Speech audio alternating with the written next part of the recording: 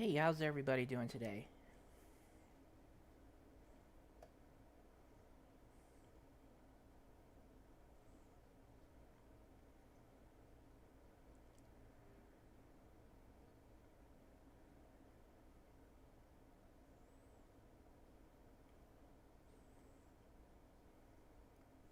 Awesome. Hello.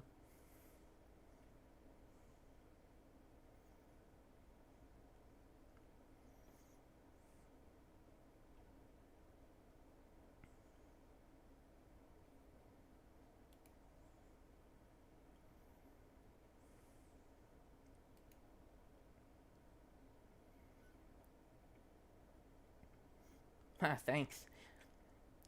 It'll be official in about 6 hours.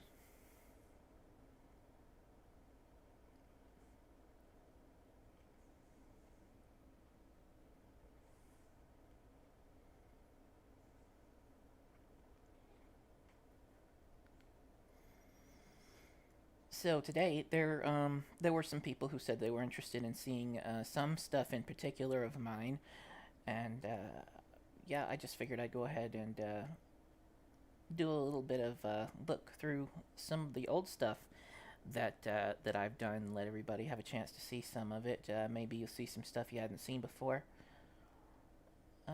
Hopefully, it'll be interesting or at least entertaining.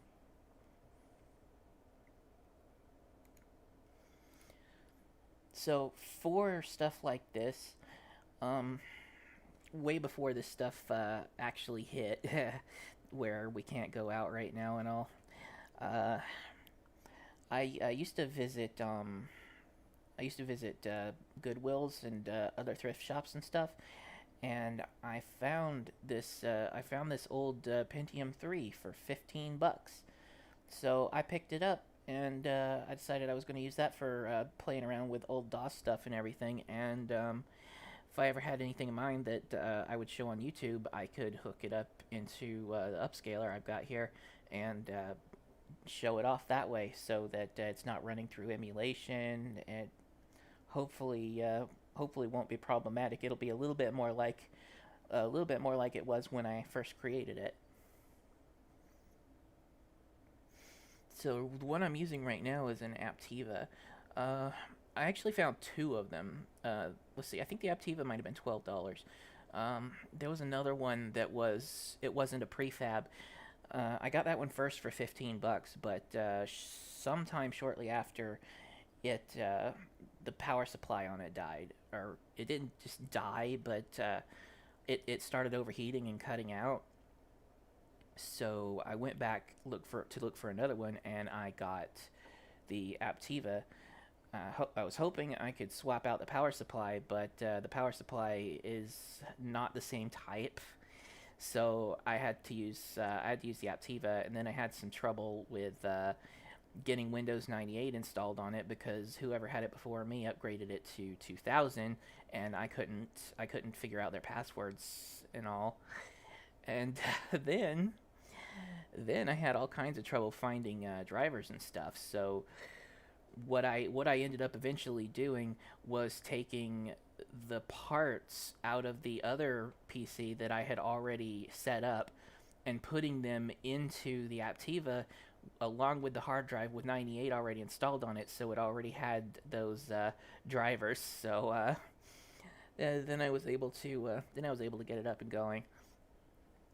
Any particular things on the docket? So I'm gonna start with some really old stuff.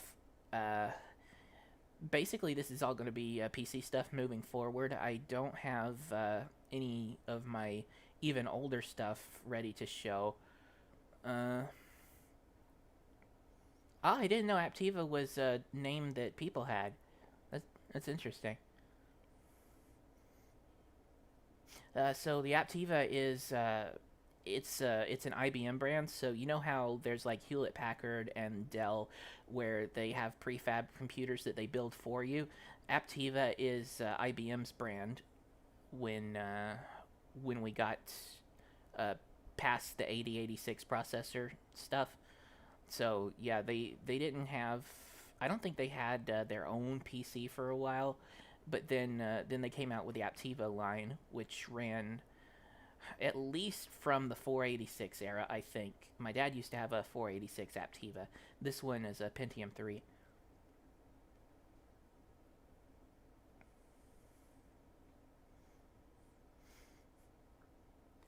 Oh, that's cool.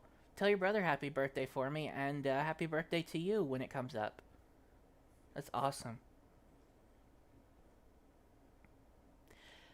But yeah, as I was saying, I'll start with the stuff that I started doing in C, which led into the earlier Sonic fan game stuff that I did.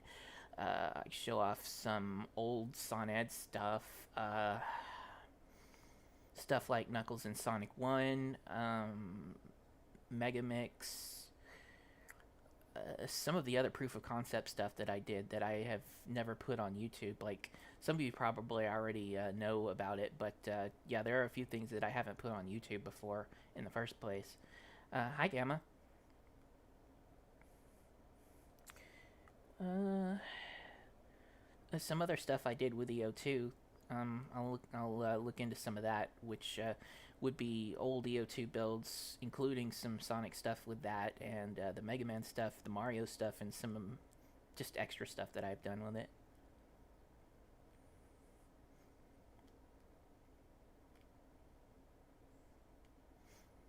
So it'll be a little bit before we get into the Mega Mix stuff that I know some people said in specific that they wanted to see, but yeah, I will be showing off. I will be showing off some of the stuff that had been done to Megamix since the last public release.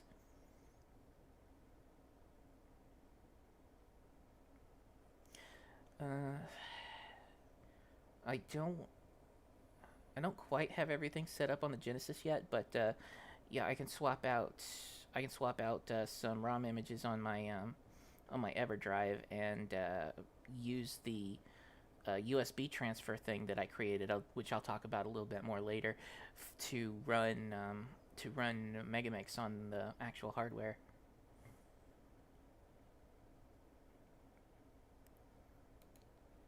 So I mentioned that I mentioned I have the Aptiva for showing off the old DOS and Windows stuff. Check this out. Woo! I just put that as my I put that as the wallpaper, and it basically sits in the same spot. Oh, $5.41 super chat from Gamma. Happy 41. Thank you very much.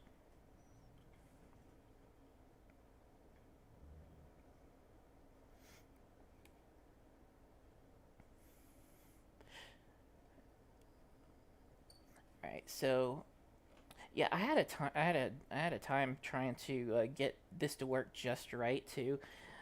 When I first installed DirectX 7, my Windows stuff wasn't working, and when I first when I first started trying to use the DOS stuff, I couldn't get sound to come out of it, even though I had sound in Windows, and that's why last time I showed this stuff off, I was using DOSBox because I hadn't gotten everything working, but I finally channeled my 25 years ago self or so, and went through the process of setting up the hardware just right, which the way you used to have to do on old PCs, so that I could actually get sound coming out of the DOS stuff. So this I think is the perfect way to actually run through this stuff again.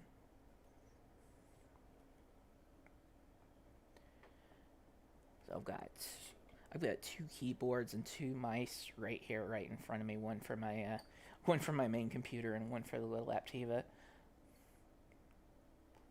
So we got a folder here, and the stuff that's in here, that's not all I'm going to show off, but this happens to be the same folder that I took with me to Sonic Fan Jam, I think 2 years ago, maybe three. It might have been three. But yeah, I took this and Poe let me borrow his laptop so that I could have that running on a table for people to look at. And some of this, as I said, I did show it off at Sage last year using DOSBox, but this is running on an actual era appropriate PC this time. Let's see what I do have in here. The very first thing I did. Well, this wasn't the very first thing I did. I got something older. I don't know if I can find it, but I'll take a look. This is the first thing that I released onto the internet, which is just a tiled scrolling test. Very simplistic.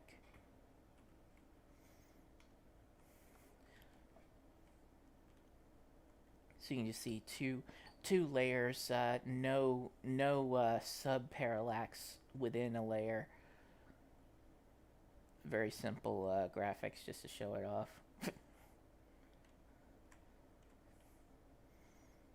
But yeah, this was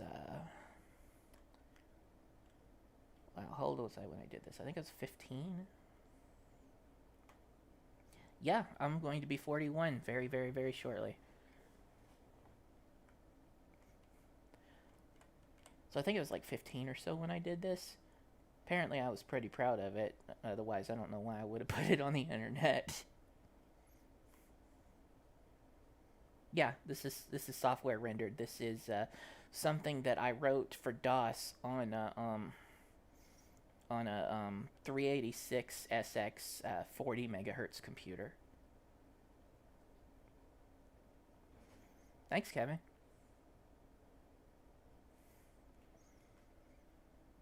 And then that's really all that does. Let's see.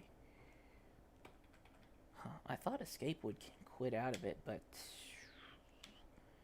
it looks like I'll just have to force it.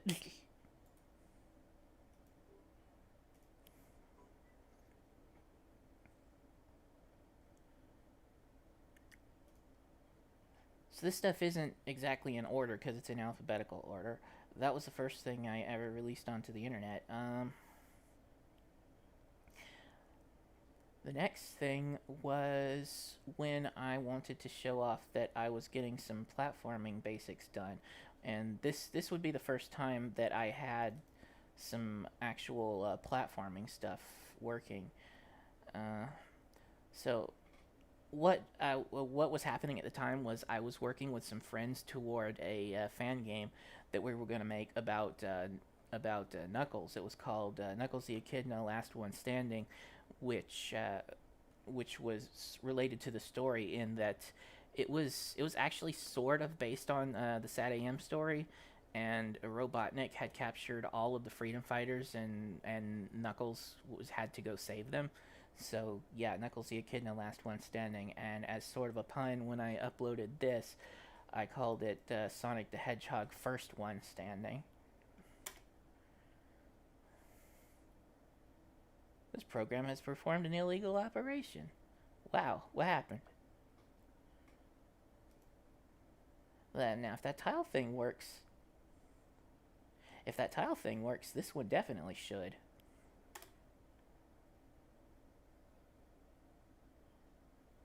That is odd. That is just plain weird. Why is that not working?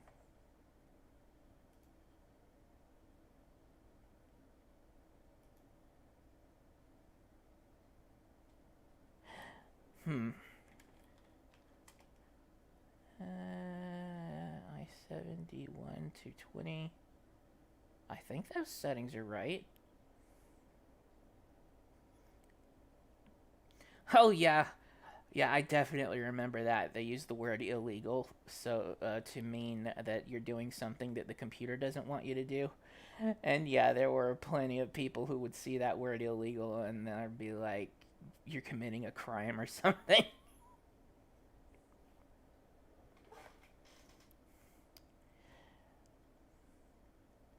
You guys might get to go through a little bit of this with me, trying to figure out why this sort of thing doesn't work.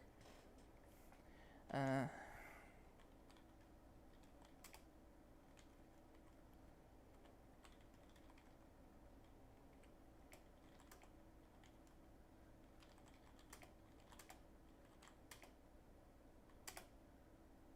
It's gonna crash again, is it? Yep, it did.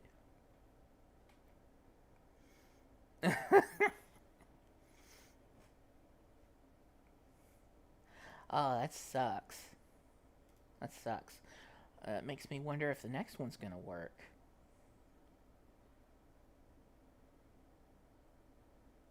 Uh, from there, I moved on and did something I called Ring Rush, which was the first game I ever released. You could call it a full game because it has a full game loop. It has a gameplay loop and win and lose condition.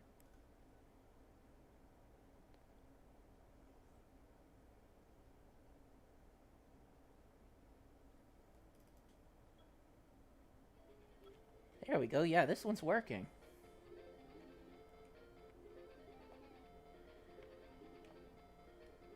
Hmm. You guys can hear that, right?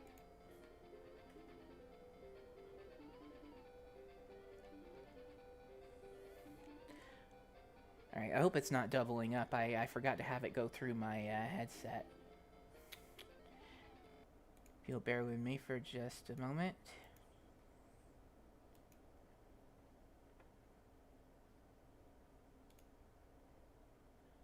I don't know why it didn't switch over when I switched the primary sound device.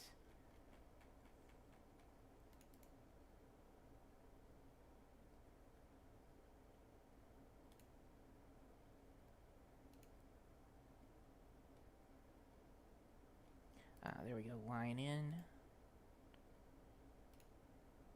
Listen. Okay, this ought to take care of it.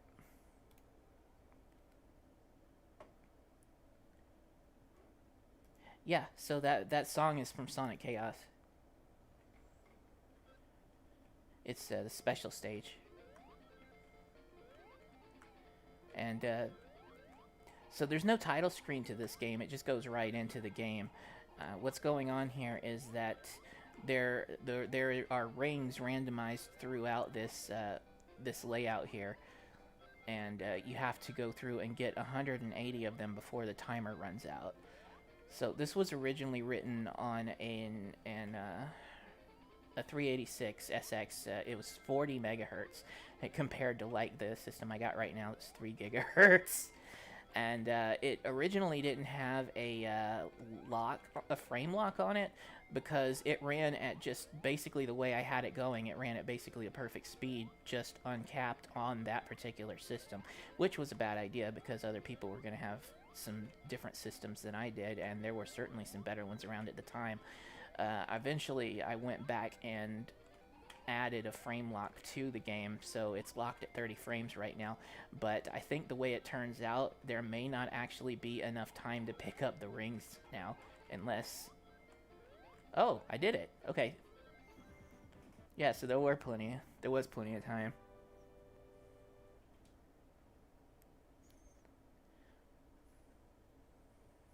And then I can let the time run out too, just so you can see the lose condition. It's gonna take an entire minute. I can just mess around. But yeah, this is the first thing that I would consider a full game that I ever released. It was on old versions of the Sonic fan game website. Once that popped up, anyway. This predated that site by, let me see. Okay, if I uploaded this in '97, I think, so had to have been 2 or 3 years before the fan game website showed up.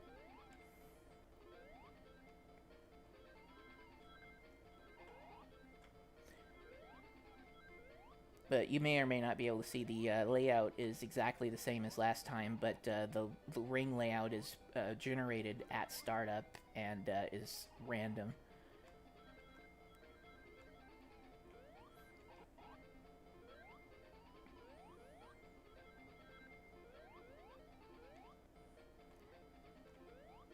Yep, definitely before Sonic Adventure.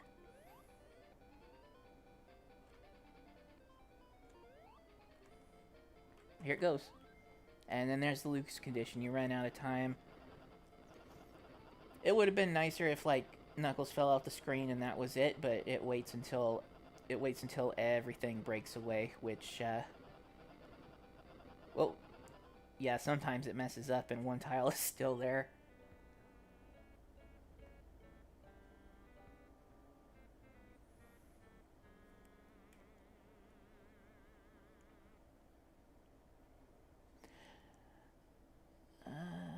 Yeah, and here's the ending screen. So I went through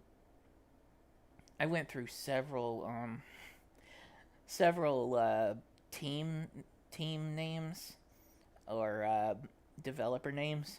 You can see here that some of my other friends are listed, aren't they?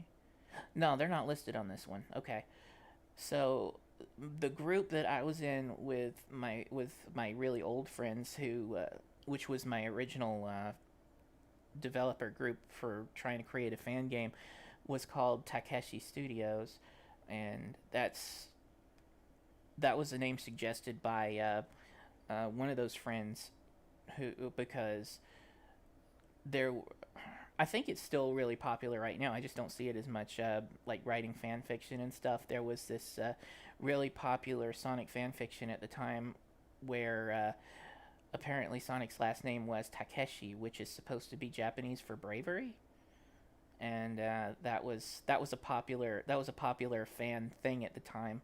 So she says, "Let's name our thing Takeshi Studios."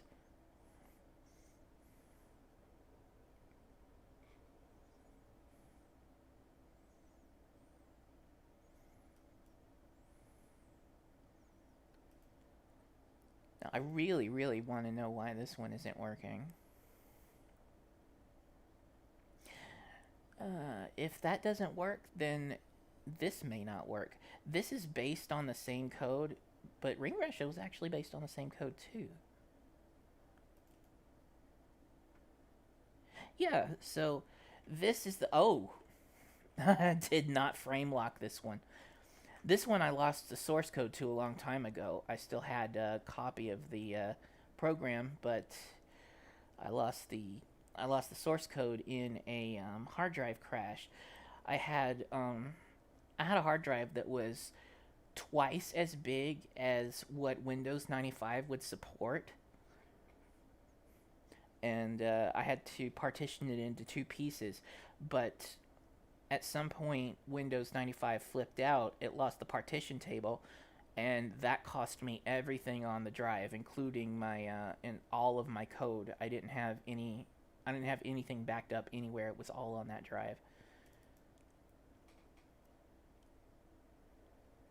So I lost this original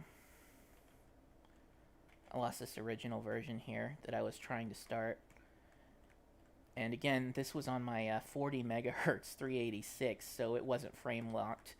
And since I couldn't find the code to this specific game, I couldn't go back and add a frame lock to it.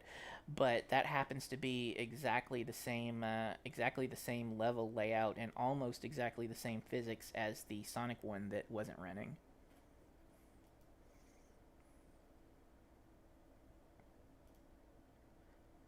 And here's some interesting stuff. These files these files here. The layout one, the level layout one. There it is. This is a custom level layout that eventually evolved into what I'm using right now with HCGE and even methyl. The same thing goes with these ITM files, which are the object layouts. Hey Yarkaz, and then we've got these are PCX files. These ones labeled .spr, they're just PCX files. I don't know why.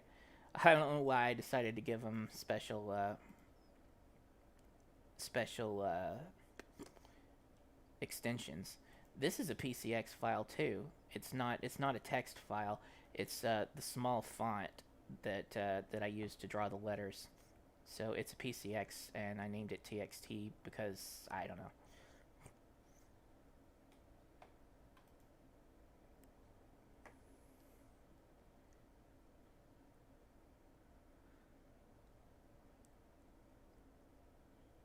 So if,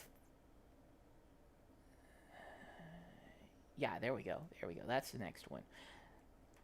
So eventually, I rewrote everything from scratch. I lost all of that code, and I rewrote everything from scratch,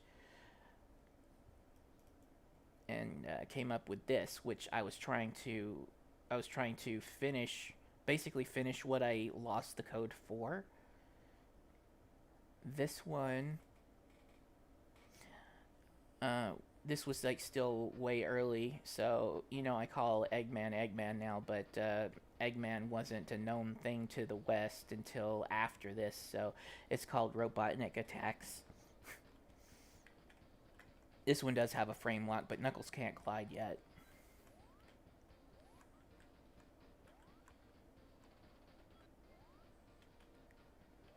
It is, in other ways, a little bit farther along, though, than the last one.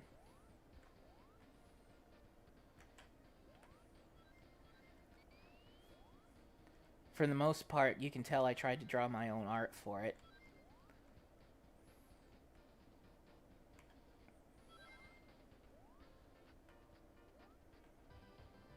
All of the music is based on MIDI. It's not MIDI through here. I converted it to wave and then played it, but yeah, it originates from MIDI's. This was later the same year, '97. You see, the slopes aren't working like they were in the earlier build either. Yep, 1997.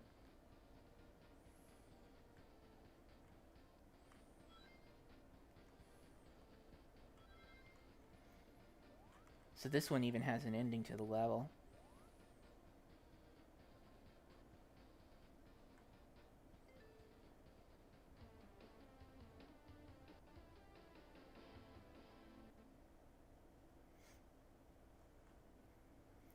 And this starts off a cutscene right here. But that's where it ends. What's supposed to happen is that Eggman had picked up all of the Chaos Emeralds and was just coming out of the special stage. If he was going to appear next and then fly off this way, and there was supposed to be an Eggmobile that you could get into and chase after him with, and then it'd be kind of a flying shooting sim sort of thing.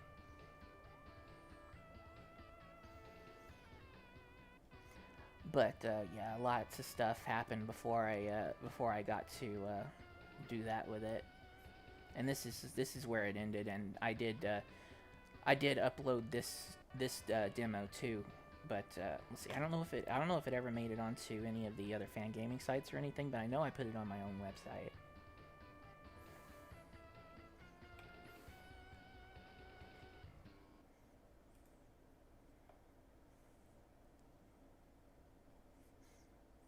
These names, huh?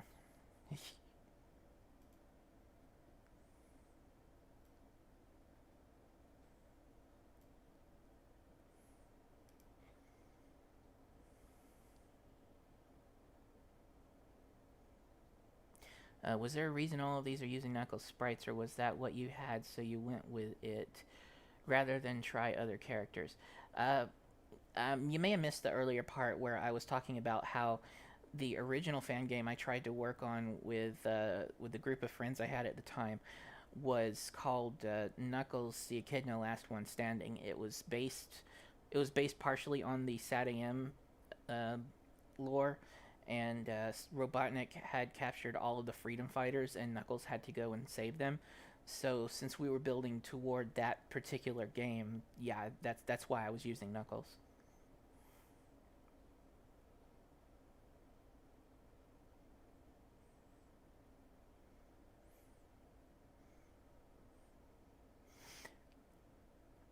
That would be interesting, I guess, just have to have a package up there at Sage for all this stuff. But I don't know if I have time to. I don't know if I have time to set it up where it'll be practical for other people to use before Sage hits. Like I know it's about a month away, but I still have so much to do with all of the stuff I'm working on right now. In particular, getting Sandra Gomez ready for Sage.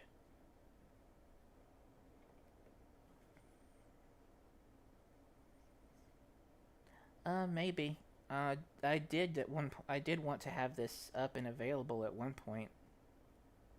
Most of these are 16-bit, I assume. Uh, you mean real mode? Real mode 386 stuff. They are not. They're using a DOS extender called what was it called? DOS 4GW. So that puts the processor into protected mode so it can run 32-bit DOS programs.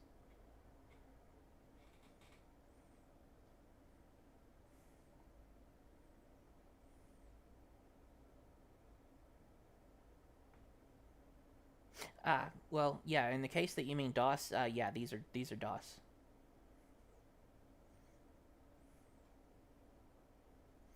No way, not without DOSBox. And when you run them under that, there's a little bit of weirdness. That's why I got this machine. I'm running them on right now. I really should have put numbers on these so that they would stay in order. All right, so I just showed that one.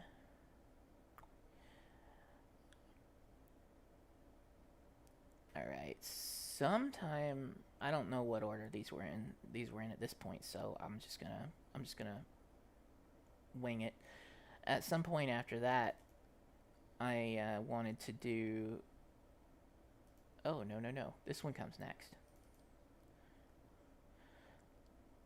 So I had decided when it had been a while since that team broke up. Uh, does Windows 95 have a sort by date? Well, that wouldn't really help because these files have the wrong dates on them now, especially the folders. The folders weren't created until 2 years ago.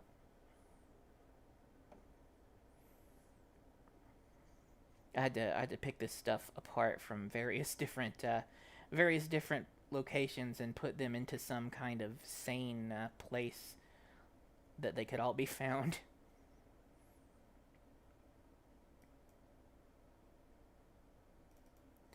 That Are you kidding? Why? Man, I remember this stuff too. This stack the stack dump crash stuff from DOS. Ooh. Not that it really helped me since I wasn't writing in assembly. All of this stuff was done in C, so this stuff, like, I knew basically what this stuff was, but the information it provided here was pretty useless in terms of helping me figure out what was going on.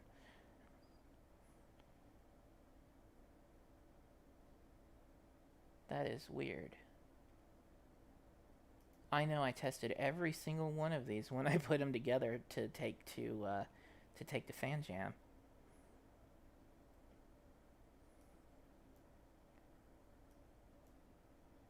I wonder.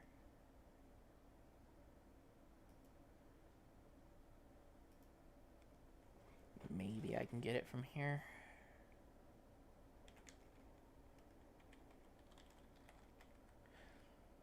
And remember when DOS was still DOS and Windows was running on top of DOS, even though it tried to pretend it was their main operating system.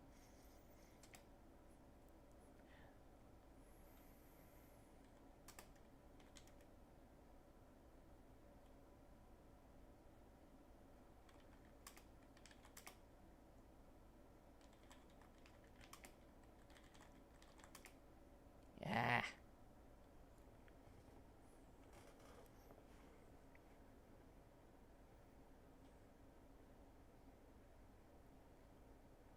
Hey Poe. Yeah, it was a while ago already, and that is weird to think about.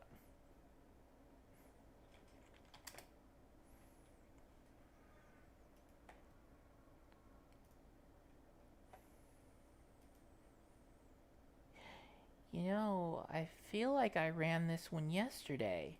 If I ran that one yesterday, I looked at some of this last night, and I think I ran that one. In fact, I'm pretty sure I had to have run that one. It's just not working right now.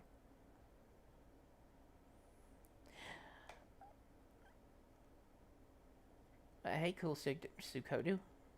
Uh, Sokudu? Trying to run some of the old stuff that I created years and years ago, back in 90, 96, 97, 98. This one in particular is when the group that I was with trying to make a fan game fell apart at the time. Um, I didn't really know what to do.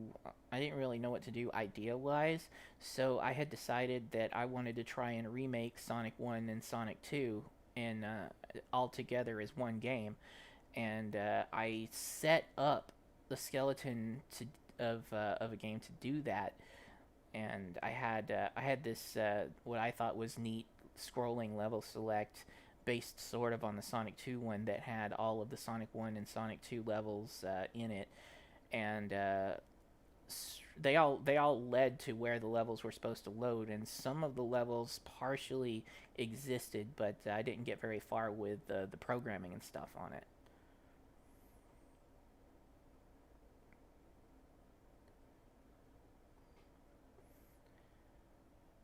It's called HPZ though because the primary thing that I did with it was, and this is something I released too on Sonic Area 51 message board, was a recreation of Hidden Palace Zone, that which it became really popular for people to do that for a little while, to try and make their own recreation of Hidden Palace Zone.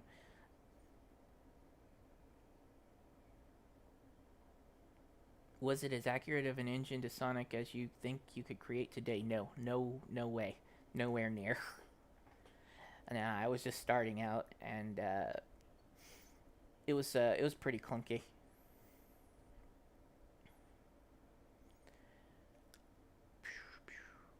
Well, let's move on to this one. Hopefully, this works.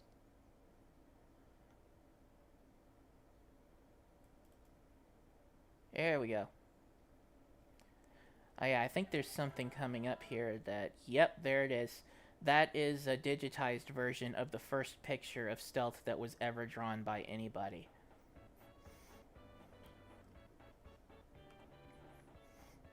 It's like a friend that I'm not in touch with anymore right now. Uh, I scanned it in. He scanned it in to show it to me, and I just took it and downsized it and converted it into something I could load here.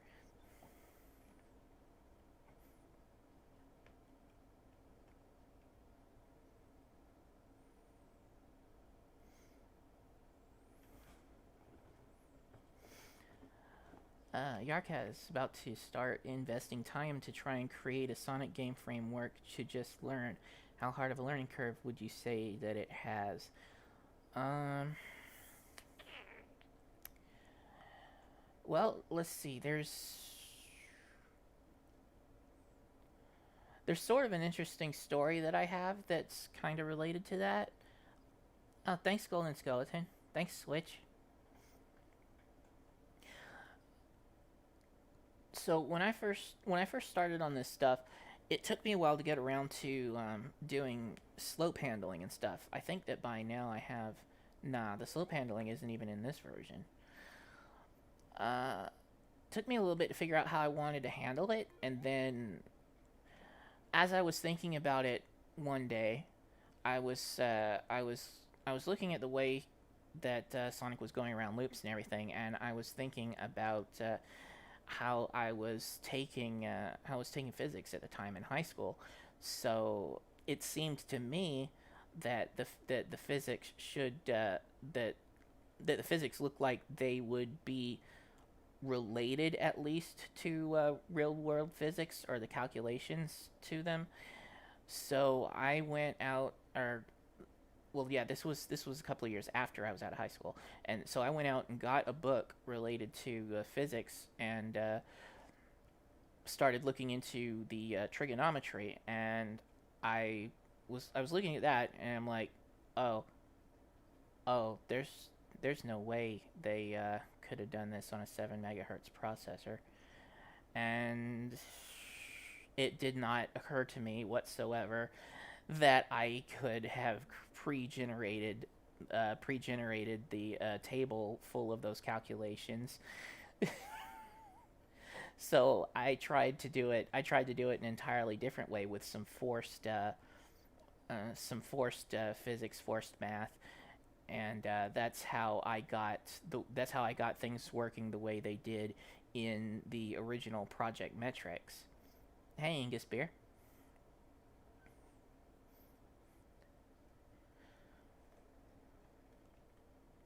But yeah, that is to say though that there is a kind of simplicity to there is a kind of simplicity to how it works, which would be what led me to believe that it functioned that way without even looking inside of it. And I just had a dumb lapse in thought that prevented me from making the connection as to how exactly that could be accomplished on such a slow system.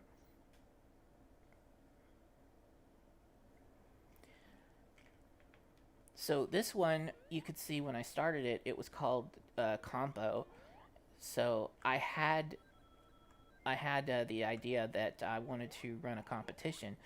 So this one came out shortly after Sun Ed, and I was living in my own apartment by myself shortly after I had moved to California.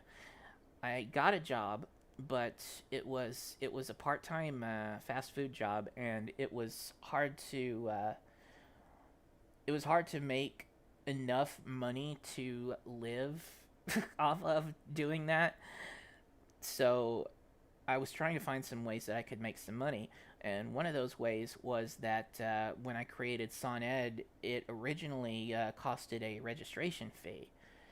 And with this one, I had the dumb idea that I'm glad I didn't go through with, that I could host a competition for people to play against each other for money.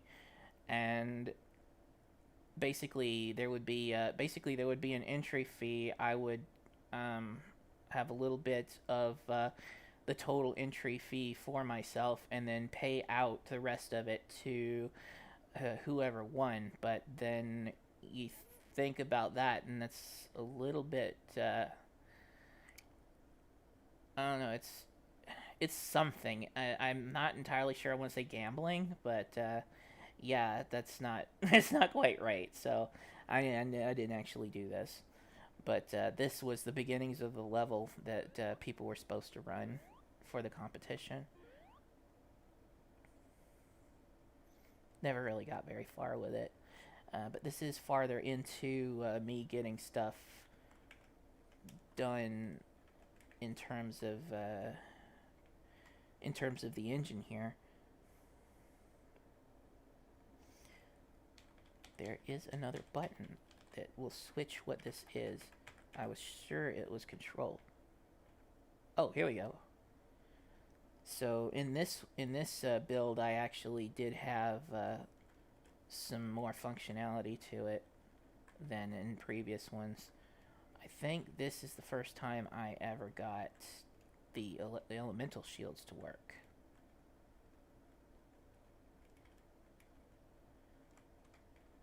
Ah, I don't want to touch that.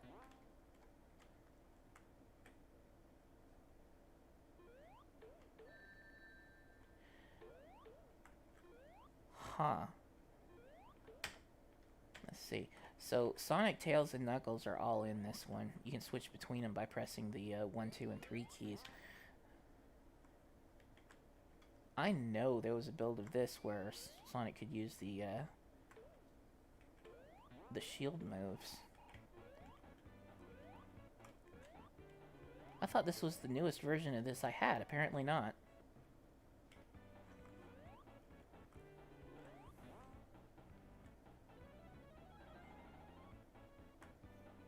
But yeah, you can see it's still got its weirdnesses. Like, look at that animation speed on the push. The animation for the walk leading up to the run isn't quite right either.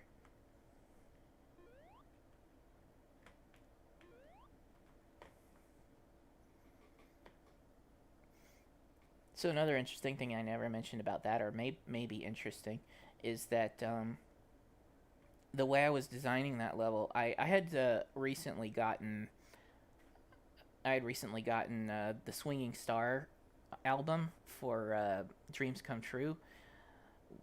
So I was living in LA at the time, and it was in a spot pretty close to Little Tokyo.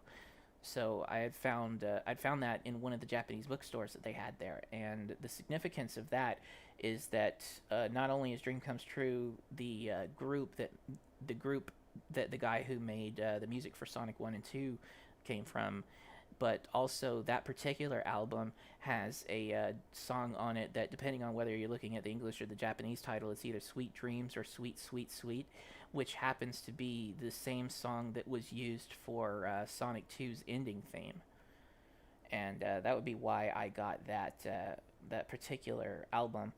And on that album is another song called Dandelion Hill that I thought sounded Sonic-y, so I was going to try and have that uh, re redone in a Sonic-y sort of way, and then call that level Dandelion Hill.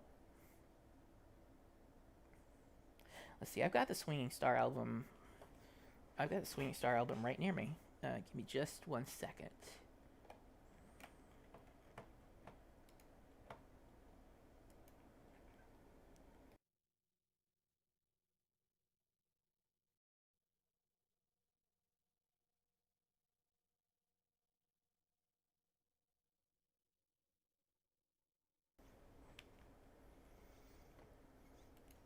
Yeah, coincidentally, I had just pulled this out yesterday along with some other stuff, but I don't know how well you can see that.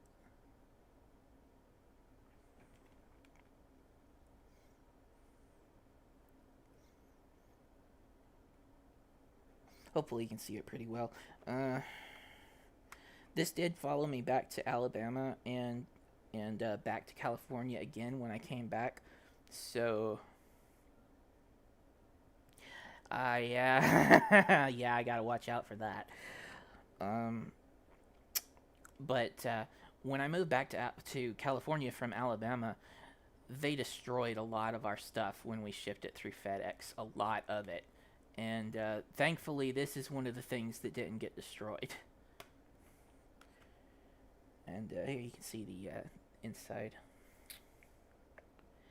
But yeah, I guess I won't play it because UMG's gonna strike my video.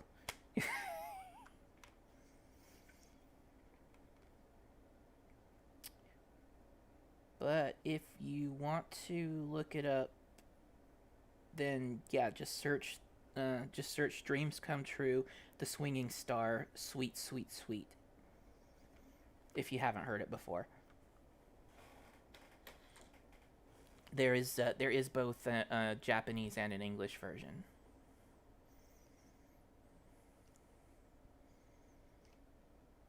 And that kind of plays into some weird stuff that was going on in the Sonic community at the time, because this song that plays when Tails is coming up in the tornado to catch Sonic at the end of Sonic 2 is originally a love song. So people people took that some weird places.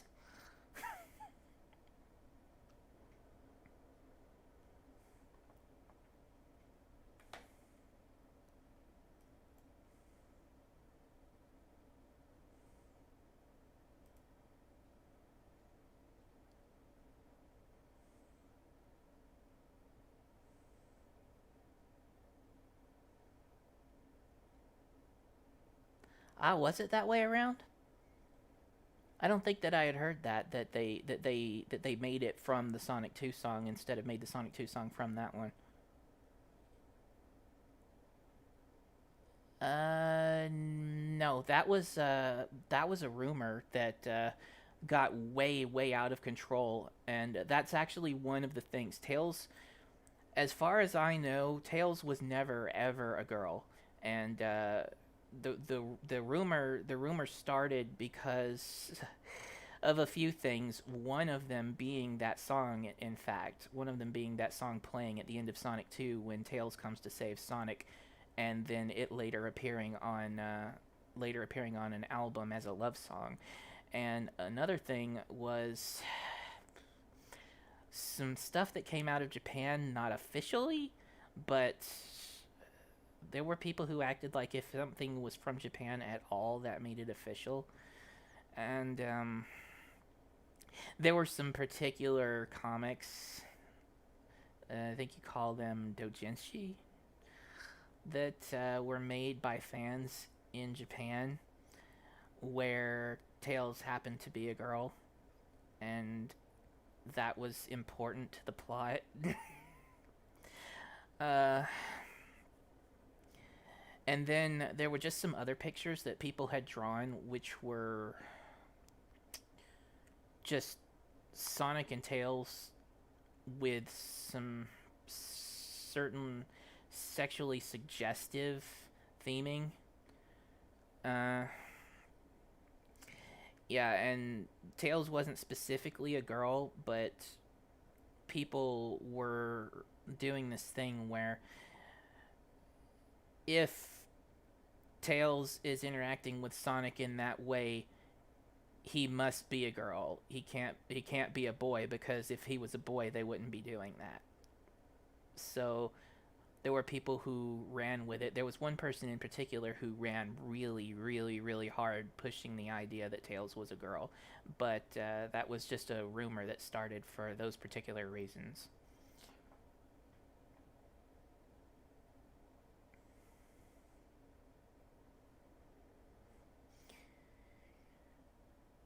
And apparently still persists today in some forms, depending on where you're looking.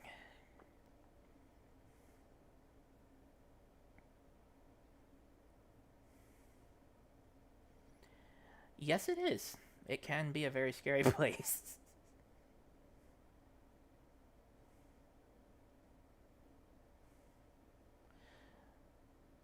Where was I? I got sidetracked. Alright.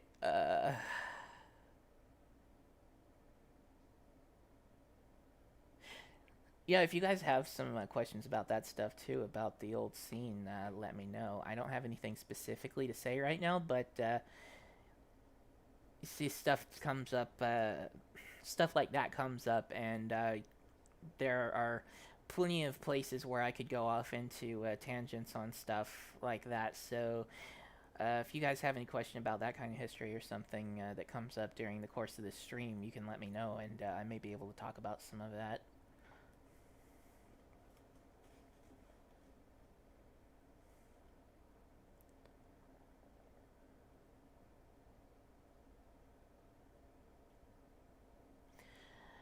Uh, I don't know anything about that, but I am absolutely certain about the things that I've said. I was involved in those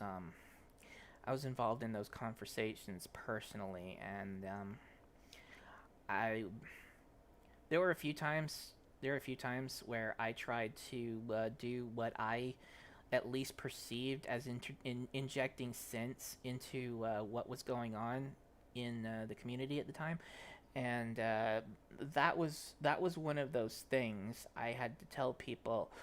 I like actually had to tell people, well, no, just because this came from Japan, that doesn't make it official. It has to come from Sega, and just because these pictures appear romantic and stuff, that doesn't mean necessarily that Tails isn't a boy. especially since they're not official. But you know that it's just it was flat out on there. This this stuff is there. This stuff is there. This thing that has Tails being a girl and that's important to the story is Japanese. That means it's official. He's a girl. And this picture of Tails and Sonic kissing. Tails wouldn't be kissing Sonic unless he was a girl. So Tails is absolutely 100% a girl. And, yeah, that's like not the only time that I had to try and talk some sense, but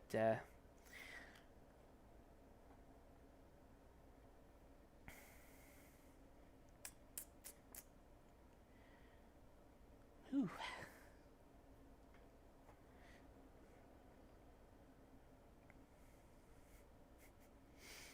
moving moving on.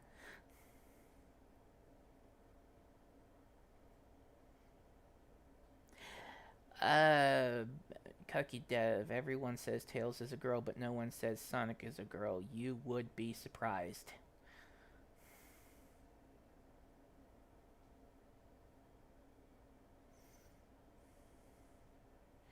Uh,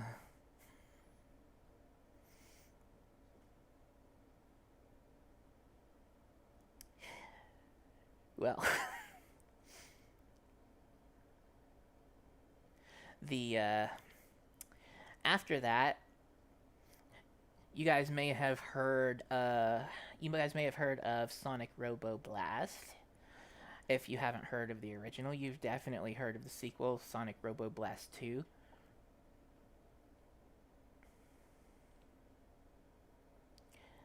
Cucky Dev says it meant more back then. Again, you would be surprised.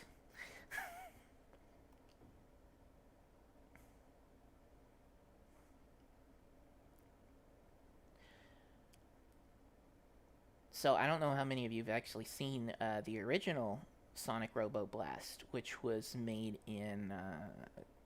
It was either Click. Oh, excuse me.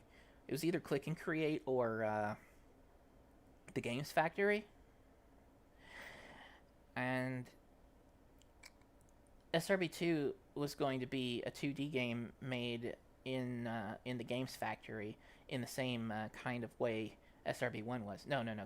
SRB1 was click and play. It was definitely click and play. That's why it didn't have any scrolling to it, because click and play did not have support for scrolling.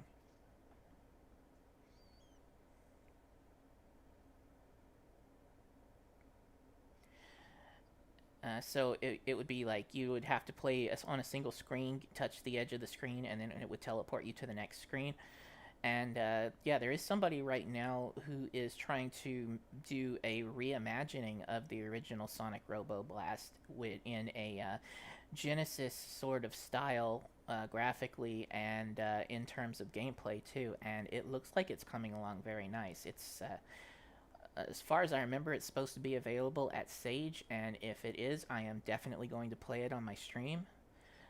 Uh, if you're interested, I have confirmed with the host for Sage that I will be streaming Sage stuff on Sunday, Tuesday, Wednesday, and Thursday. So that should give me a fairly decent amount of time to touch on a lot of the interesting stuff that's going to show up there. So when they were going to move along to Sonic Robo Blast 2, I was still looking for another project to become a part of, because I was just basically doing programming work and I didn't have any ideas. So I went and asked them, "Hey, you guys have seen the stuff that I've done in C. Would you like me to become the programmer for SRB2 and redo it in C so that we could get a little bit more out of it?" And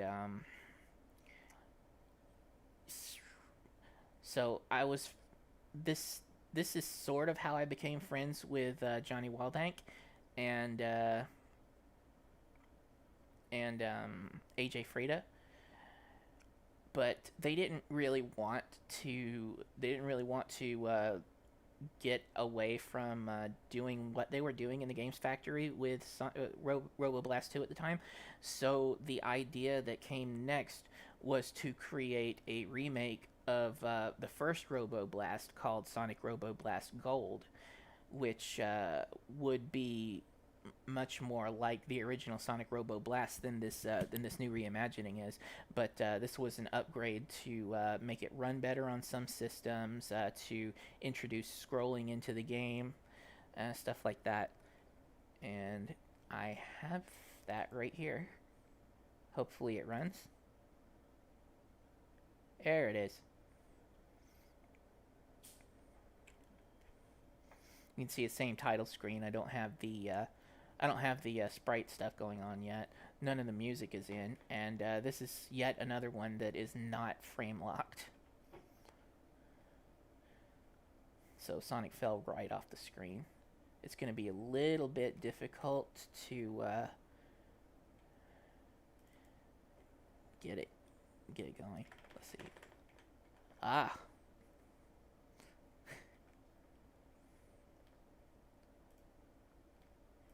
How about if I enter debug mode? There we go.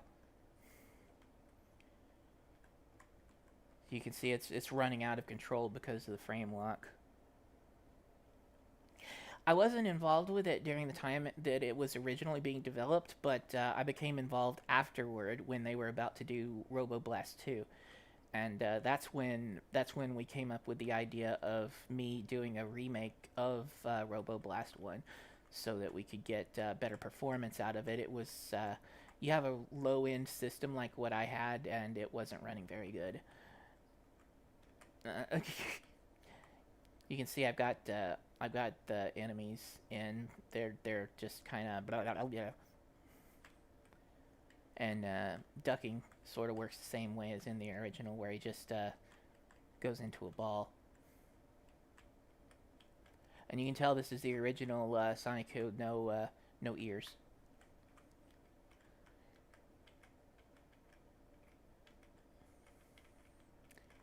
Ah. There's not much to this, but you can see that's the first screen. This is the second screen, so you can see that I have the smooth scrolling in. You're supposed to be able to break through that wall, but I hadn't got it implemented yet. This is so hard to control with this speed not working. And then here we go into the boss area, but the boss isn't implemented yet. So that's as far as that went.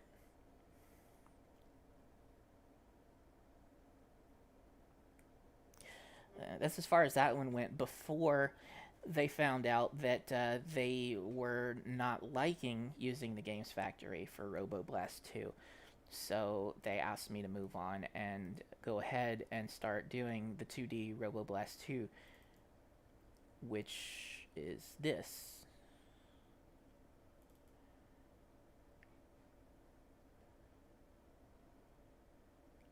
Now we've got some music.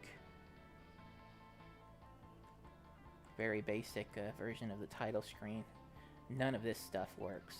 Just you can go straight into the game. Now this one has a frame lock. So this is exactly the state of the original game when they asked me to redo it in C. No, I am not. I am running Windows 98 on an actual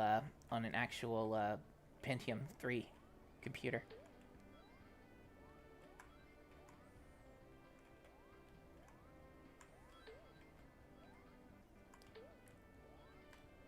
This may be on the Games Factory version of this may be on their website now for SRB2. I'm not sure.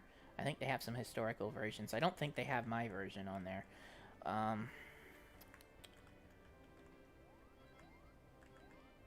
But some of you may or may not have ever seen the 2D version, and this is basically laid out exactly the same as the Games Factory 2D version. You don't have a score screen implemented. You had to press spacebar, it seems. Ah, there's that bug. Oh, check that out. So you see these. Excuse me again. I'm sorry. You see these other objects that appear when I go into debug mode. So Starbreeze 2, the 2D version was supposed to have skill levels, so you could pick easy, medium, hard, and when you go into debug mode, you can see every object that's placed in the level. But when you're not in debug mode, you only see and interact with the ones that are on the skill level that you have selected.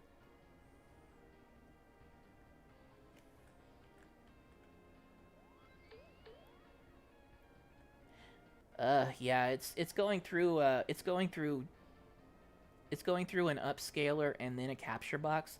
So I wouldn't be surprised if there's a significant delay between what I'm seeing and what you're seeing when I say or when I talk about it. So I apologize for that, but I don't think there's anything I can do about it.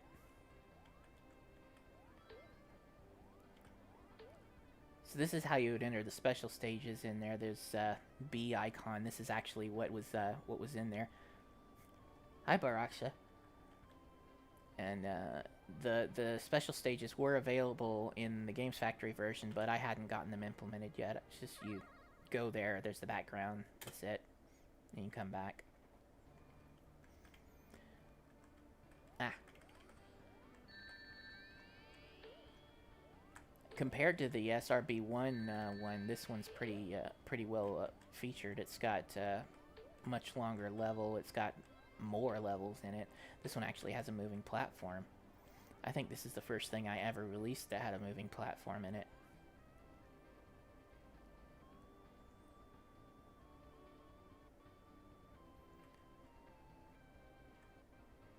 I was quite proud of getting it to work right because I saw so many games, so many older games where you would be standing on a platform and your movement would be lagging behind the platform instead of following it directly.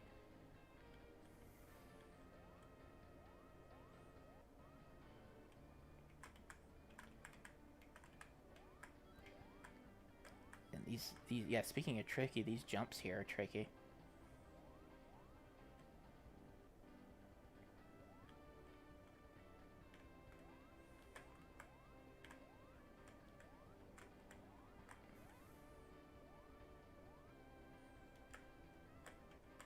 Ah, you know what? You know what? So those supposed to be water here, but I didn't have a way of adding. I didn't have a way of adding the water to a small part of the level like that.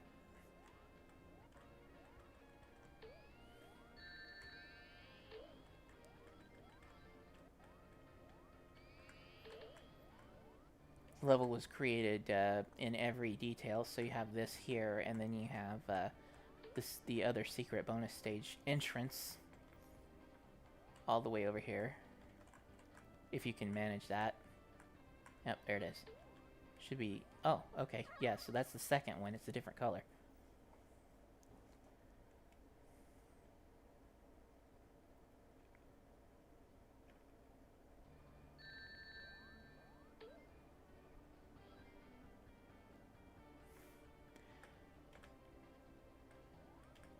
Yeah, so there was no variable jump height at the time to answer the question. Huh. Check out Sonic when I hit the Sonic. Oh.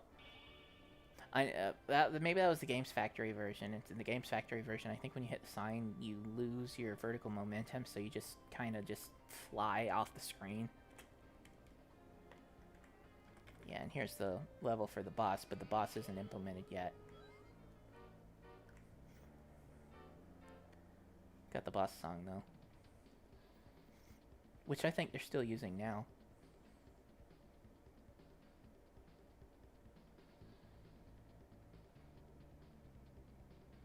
I know they at least had it for a long time.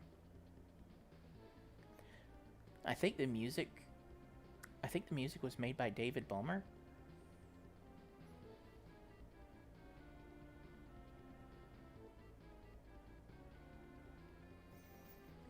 Pretty good anyway.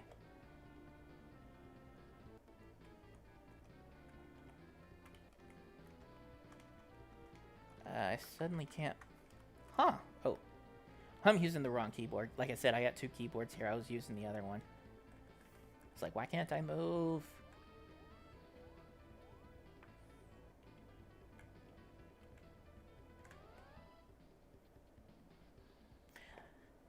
I think I was wrong about the menu too. I think there are a few things that actually do work. Let me check.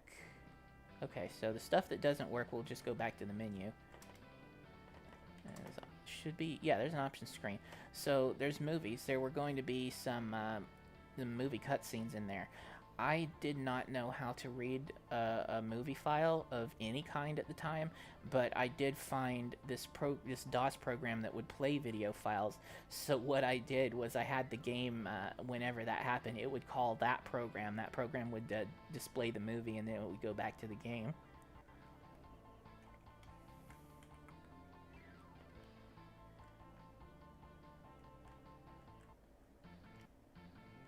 And then level select, that's another one. Oh. Okay, green flower zone. And then there was a little bit of Techno Hill implemented. Like, the boss wasn't there for the other one, so it wouldn't go straight there, but, yeah, so we got the basic layout for Techno Hill 1 and 2 in here. I think the spikes, yeah, the spikes work.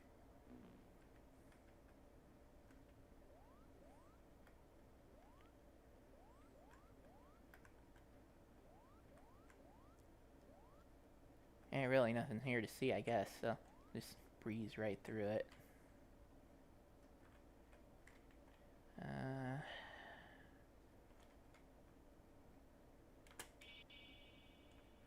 Yeah, and then here's Act 2.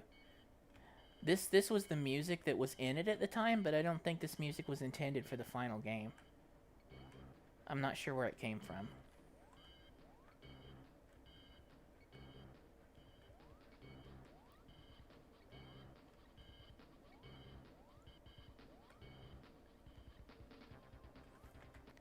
Yeah, I got the whole level here, but there's a bunch of gimmicks, in particular moving platforms and stuff that aren't here that won't allow you to actually complete it. Beyond here, I don't think there is anything. It might crash. Ah, it just stops. Okay.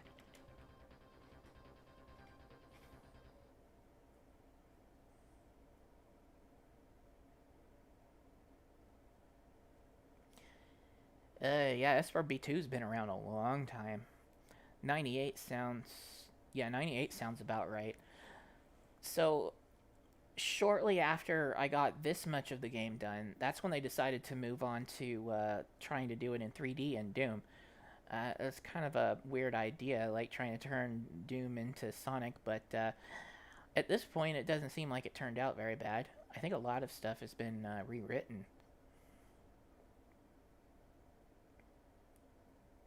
3,000 years. And yeah, it was definitely before Sonic Adventure. I came back to the team a little bit after they switched to Doom, and worked for a little while. But there was a little bit of a problem that came up, and I didn't stay with the team. So there's very little to none of what I did that was left in there even years ago, and now I think that it's probably all absolutely 100% gone.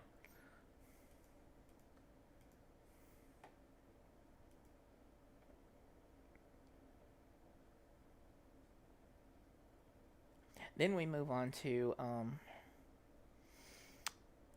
this person calling themselves Ron Echidna saw the stuff that I was doing and came to me with their fan game and said they wanted it redone in C because that one was being done in the Games Factory, and this is the game as it was when it was brought to me.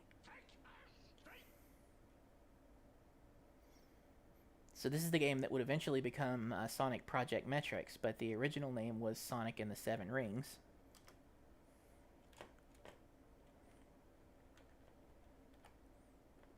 There's supposed to be music here. I don't know why the MIDI music isn't working. This is a MIDI version of Flying Battery Zone that's playing here. Okay, and then this is a MIDI version of Sonic of Green Hill from Sonic 2 Game Gear. So like you can pretend that's playing in the background, I guess. You see that the graphic design is a bit different, but some of the same stuff is there. Like there is this zone, it does exist with different tile set.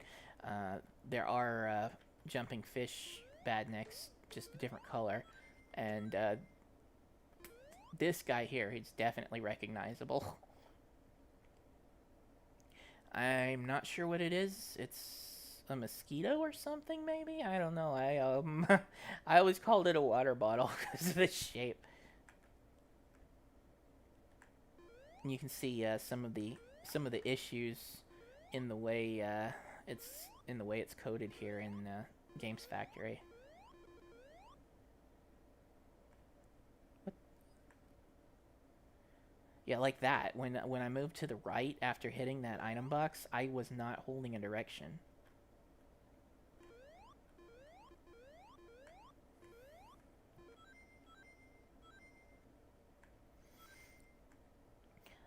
Kakisev says, wonder why so many early fan games had the exact same problems with physics. Well, a lot of people were trying to use the built-in physics, and they, in particular, were not really made for doing this stuff. The programs in general, they're not terribly well suited for making games like this. Some people by now have done some amazing stuff with it. They've like beaten it into submission and made it do something decent. So that's impressive. But yeah, that would also be why so many of the early fan games had such common problems. Like, look at this, the platform doesn't even work here.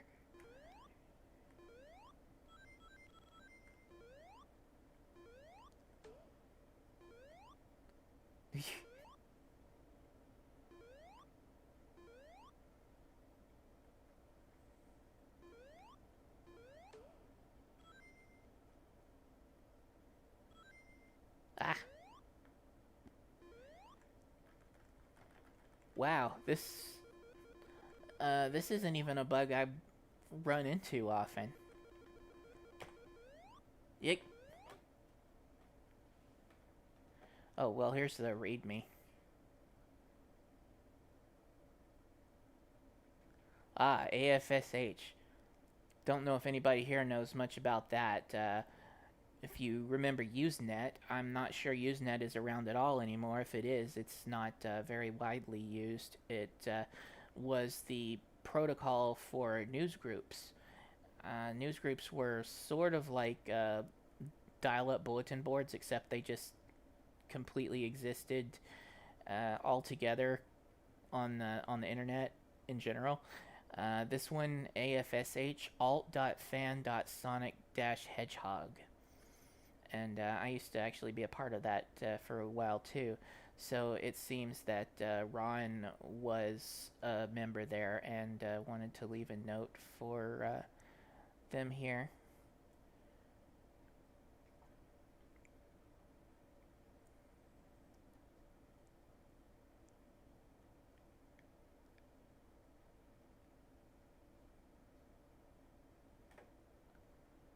So that was an accident that I brought that up.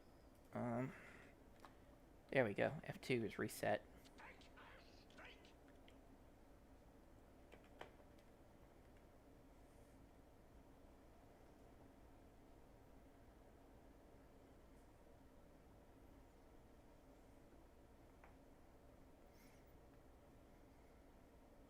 So basically, alt.fan.sonic-hedgehog on Usenet was the big place for Sonic for a while.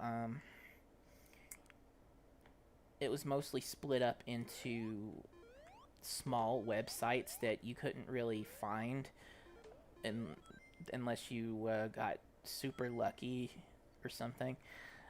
Yeah, the internet was just like a vastly different place than it is now, and alt.fan.sonic-hedgehog was a major place where a whole bunch of Sonic fans had grouped together, and where a lot of stuff happened for a while.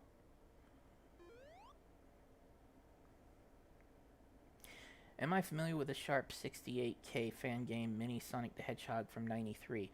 I have heard of it. Have seen it. I think I might have tried it once.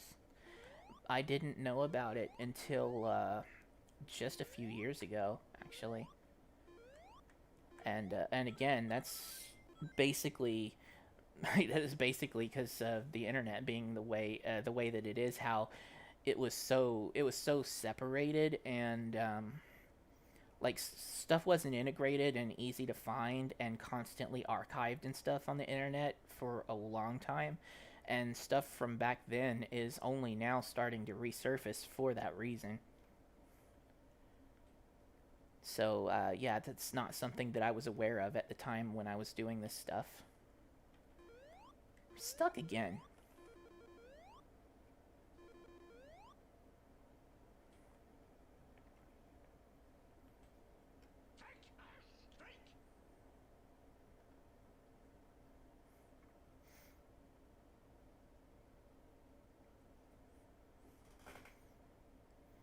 Yeah, I did feel the same way when I did feel the same way when I turned 30, at least somewhat.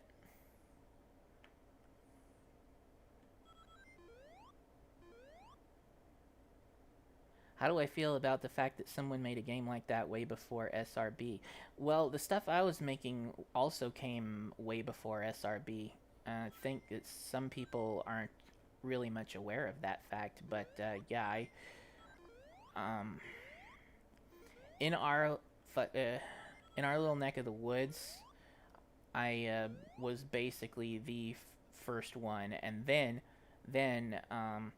sometime after the Sonic fan game page came up, it wasn't right at the start, but sometime after another one was submitted that predated the stuff that I did, which was surprising. But again, it's got to do with how stuff on the internet wasn't so interconnected at the time.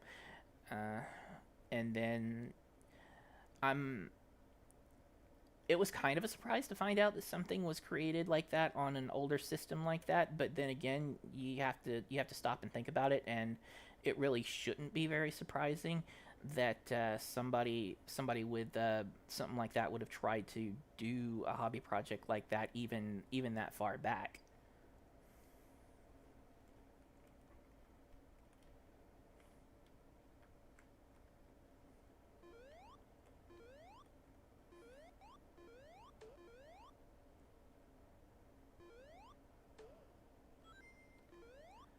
Yeah, I did hear that. So the mini Sonic the Hedgehog for the Sharp X 68K was made by the same guy that made Umihara Kawase, which is a game about a girl with a fishing hook that she uses as kind of a grapple to swing across things and pull herself up.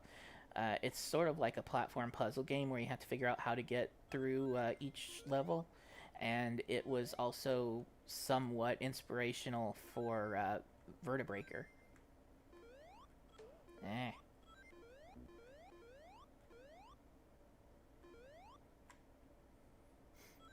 So the song for this level is a crazy remix of that Green Hill song. I can actually play it after the demo here. I think I have it. Yeesh. Really? Wait, why did I start back in Act 1? I beat Act 1.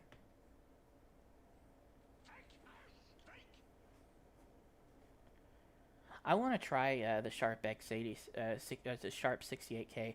I also want to try the Commodore Amiga.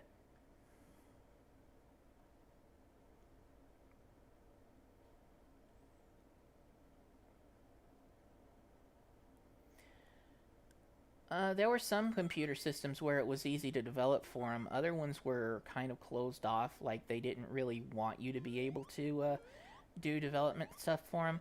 But the Amiga and stuff like the probably like stuff like the Sharp were for hobbyists and stuff. So they did give you the tools to do that. And yeah,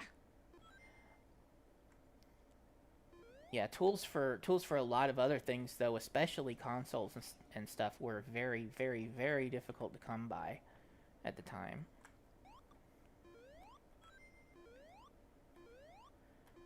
Let's see if I can finish this.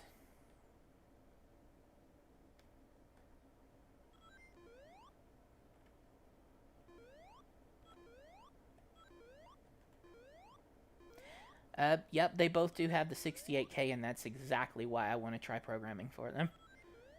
Probably my favorite processor.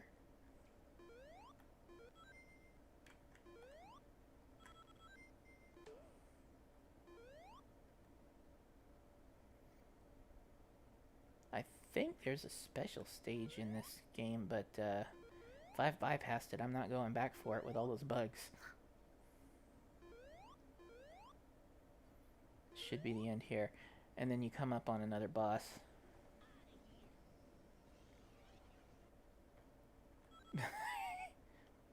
Severely buggy, I got in all the hits at once.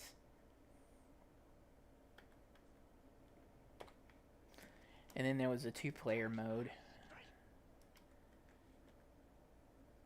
Did it restart? That is weird. It doesn't want me to run the 2-player mode. The 2-player mode is actually built as a separate game that somehow this one calls on when you go to it. So that may have something to do with why it's messing up like this. I'm not sure.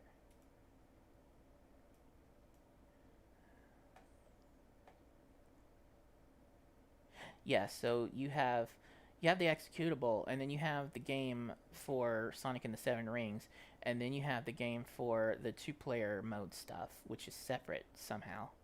I'm not really sure how that works. But yeah, that leads directly into metrics and the first demo that was ever shown, which is still a DOS game. So this is the first time I ever uploaded this for anybody to have a look at on the internet. And again, this is the name was changed, but this is an evolution of Sonic and the Seven Rings, which you can see when I get into the level. Let's do Sonic and Tails. Yeah, so you can see the graphic change, but this is the same level. And there's that water bottle enemy. Jumping fish.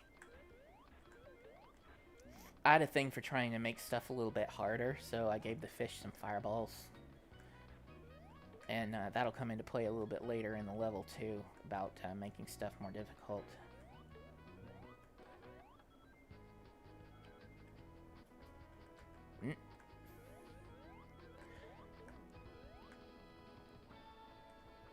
So the reason Ron came to me was I didn't know the first thing about programming, and that made me the sole programmer for this game. But Ron did do the layouts and stuff. And here we go with some working elemental shields. Let me see if I can get into that special stage that's up here. Yeah. So it's kind of like the Sonic 1 for Game Gear special stage, except you actually do go for the Chaos Emerald in here. Let's continue box.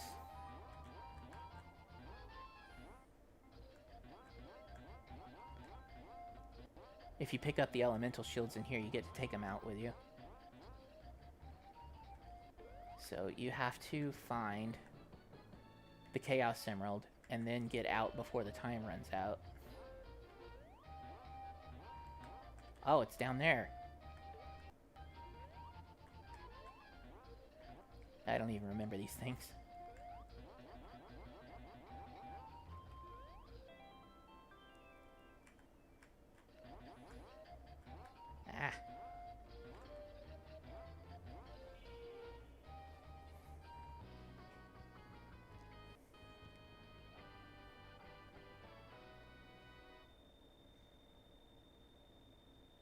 So the controls are just locked here, so no movement.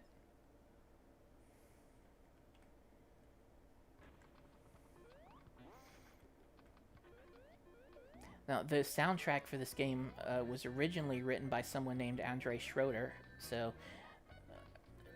did yeah, ignoring the music that was supposed to be playing in the Games Factory version, this is the first song for Shining Island Zone. It's actually the first original song that was created for Shining Island Zone. But for people who do know about Project Metrics already, it's probably not the one you're most familiar with.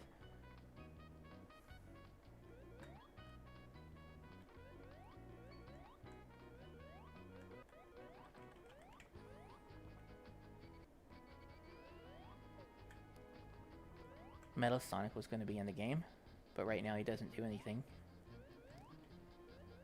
Can't juggle the sign either.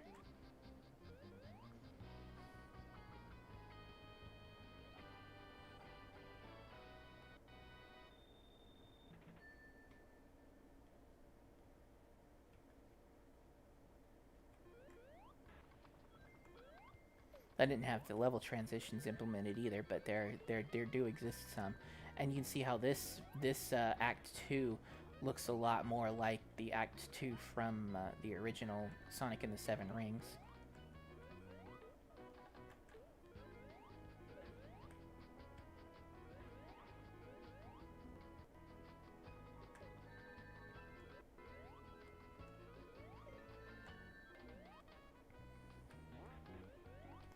And here's the boss. And as I said, I liked to make things sort of hard. I didn't want it to be too easy, so I kind of overcompensated. This boss is very much a mess. And you can see here, if you saw my Sonic Blast gameplay, then you might remember me talking about this boss on there, where how in that game the bosses have a weak point, and the rest of the boss's body is absolutely not.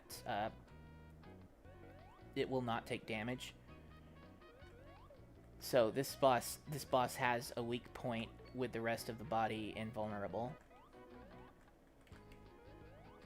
And then there's also when it does the fire shield dash, it becomes completely invulnerable, even if you use the insta shield.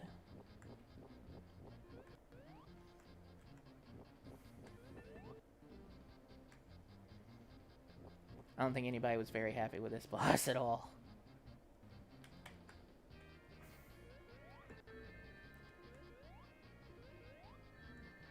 So here you have to wait for it to shoot enough fireballs that it loses its fire shield. And you can basically only get one hit at a time that way, so this is a very long fight.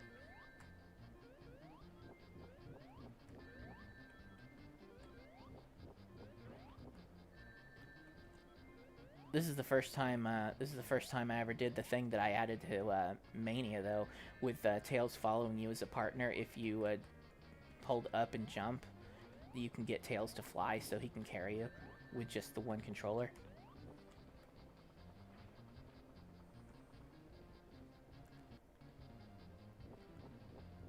Ha.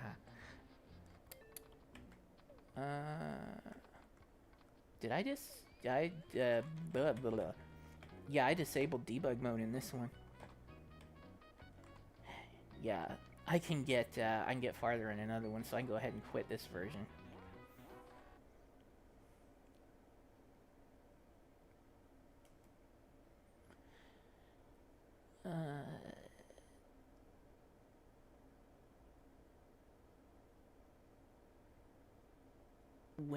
When I asked about the Mini Sonic's existence, I was curious less about the fact that somebody made it so, and more so, how he was able to make the physics that work very close to a Sonic game.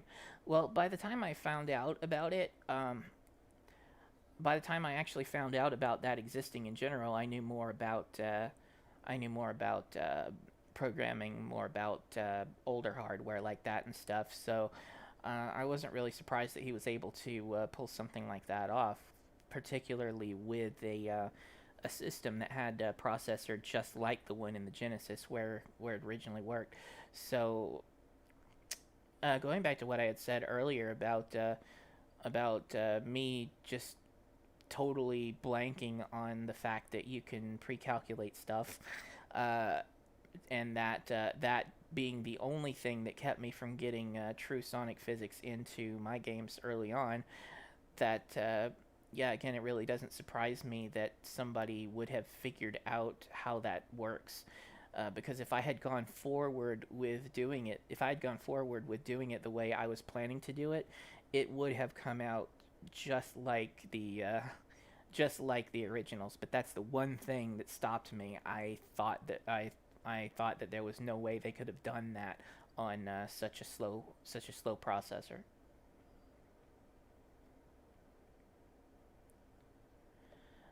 Is this version with the extra phases? That you must be talking about the boss, right? There is a second phase. There's only two there were only ever two phases to that boss.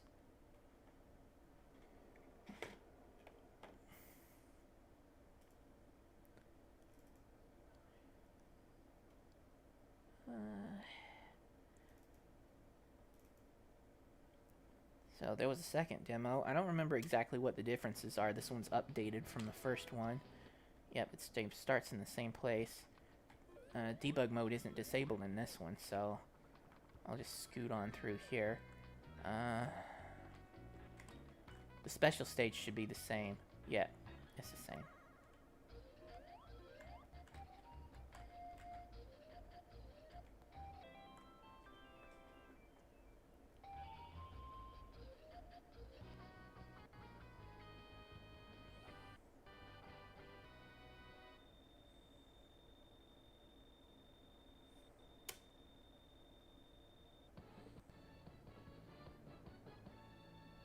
Oh, that sound too that plays when you get a one up in here. That's a sound effect that was unused in Sonic Adventure, with Sonic Adventure having come out already. Uh, that I think it had something to do with unlocking something. It was unused in the original version, except maybe on in the online stuff that a lot of people didn't really get to take advantage of. I was one of those people. I didn't really get to take advantage of the online stuff on the Dreamcast.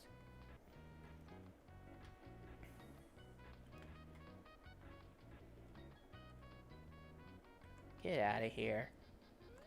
Go on.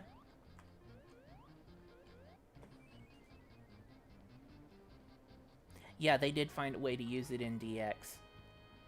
But in the original release, it was just sitting around in the sound test. I thought it was interesting, so I'm like, that sounds like a 1-up. I'm going to use it as a 1-up sound.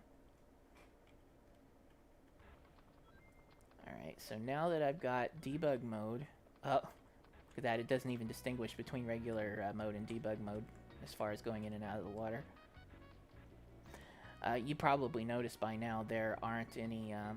the slopes work as opposed to my earlier stuff, but they don't really have decent physics, and there are no loops.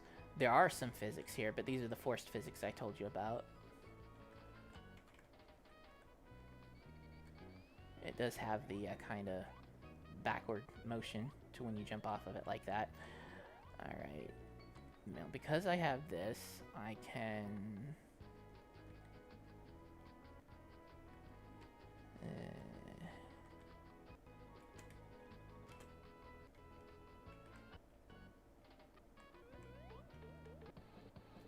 Okay, so Supersonic's partially implemented here, but not the sprites, not the music. He's flashing colors, but not yellow. So hopefully this gave me invincibility. If it didn't, I'm going to have to do it the other way. Yeah. Alright. So I can just show you this boss without taking forever. So later I toned down how fast he was moving, how many fireballs he would drop, and also made it possible to hit him in different phases. So if I stand right here, I should be able to get in a few hits.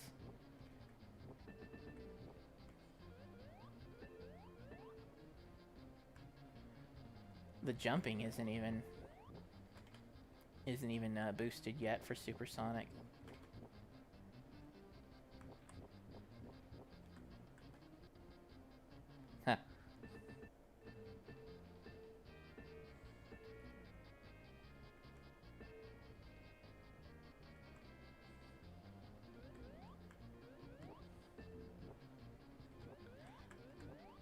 Alright, there we go. I've got 4 hits, so that's transitions to phase 2. And then the difference between this one and the newer versions is he shoots a little bit slower, and the fire doesn't stay on the screen. It just kind of goes in a wave and goes away as it's moving. And right here, it just stays there.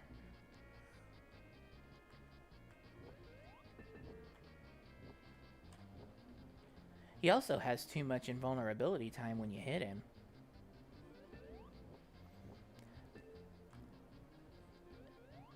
Guillerme's asking how the palette swap for the water works here. Well, in this case, it's not actually a swap, really. Let me get through the boss here, and I'll explain it.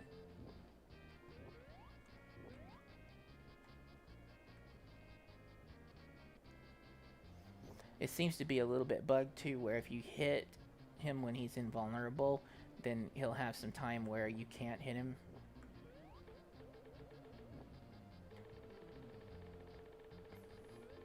This is before the story update that included the big rings.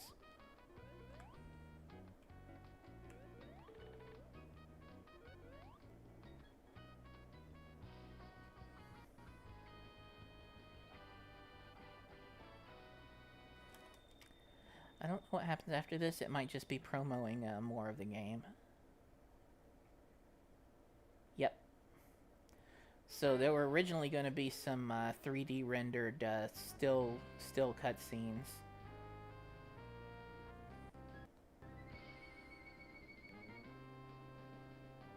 I think they were made by the same guy that made the music.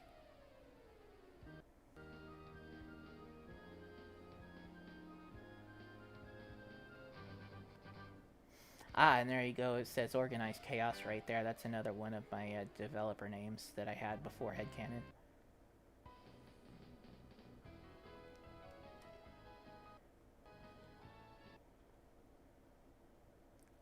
I didn't want me to start off with Knuckles.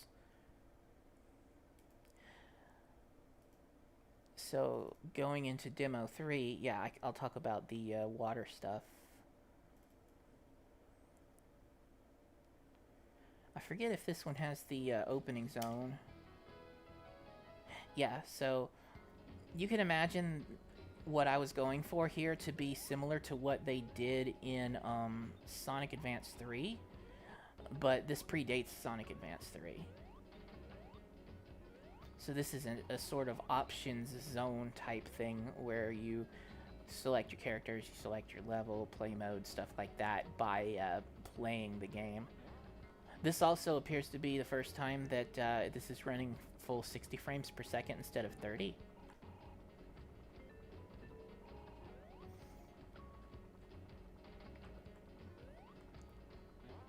So this is the save slot. You would select a save slot this way, and then jump into the big ring to start the game playing from that save. There's also a no save option, and then this area over here is a level select area. These would be closed off until you would complete them in the main game. With the obvious exception of the first level. So Shining Island is still there. Ooh, I forgot I set it to 2-player mode. Yeah, so there is a 2-player split screen mode. This does work. You can get to the end, I think you can get your score tally in this one. But, yeah, that's not what I intended to do.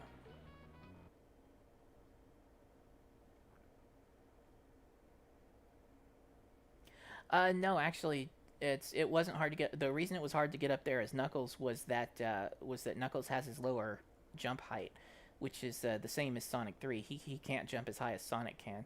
So Sonic can just jump from one of those to the next and not have to do anything special to get up there. As I can show here, if yeah, debug mode is disabled again. That's unfortunate for me. Okay, don't touch that. Don't Oh, okay, well, I did intend to come in here anyway. You'll be able to see some updates for one, there's like curves and stuff now. And these are still using the forced physics.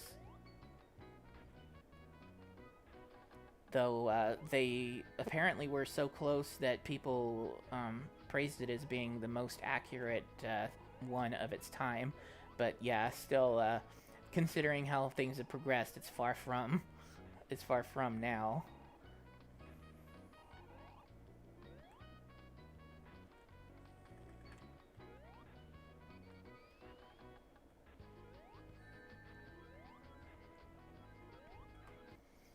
I wonder if this is the one that has the updated special stage. Yes. I was going to make a 3D special stage, and this is it here. You were supposed to have free movement. I didn't have any animations for this. Ah, come on, man. Well, there'll be another one in Act 2.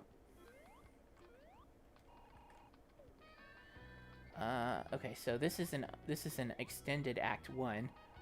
Stuff's been added since the last demo. And let me head down here, and you'll see water.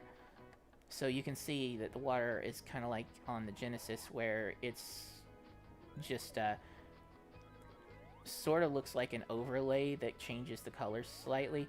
And what's actually happening here on the Genesis, they have the primary 64 color palette. The hardware only supports 64 colors simultaneously, without tricks. So what they do is they have a second palette. I can't jump out of here. They have a second palette that has different colors that represent what things look like underwater. And what happens is that during the horizontal blanking period, while the screen is being drawn, the palette is swapped out to the underwater palette when you hit the part of the screen where the water is supposed to be. And that takes a little while to transfer, so there's a little bit of an error in drawing because some stuff has updated and some stuff hasn't, and that's why they draw the water line. Well, I'm pointing at the screen I'm looking at, but yeah, that's why they draw the water line here, so that they can make that error less obvious. But for me, what's happening is I'm using a 256 color graphic mode, so if I were to use 64 colors to be similar to the Genesis, which I did, I would have another 64 colors still available to me unused. So what I did was I used the bottom, I used the bottom 64 colors. I used the bottom 64 colors as automatically generated underwater palette, and what happens is that since this game is displaying in a 256 color mode, it's not even using a higher color depth. What it does is it draws the entire screen, and then if there's supposed to be water there, it crawls down that part of the screen and looks at what color index it uses, and then adds 64 to it, and then that's how that part gets to have the underwater colors. And it looks like I can't get out up there, so I'll have to go down here anyway. But I'll go back into the special stage, because I messed up the first time and didn't get to... So yeah, the camera, it's got kind of a dynamic camera that I was working on. A little bit hard to tell where I'm going. Oh no! Blue springs were a thing too, because I wanted a much higher bouncy spring, so I added blue springs.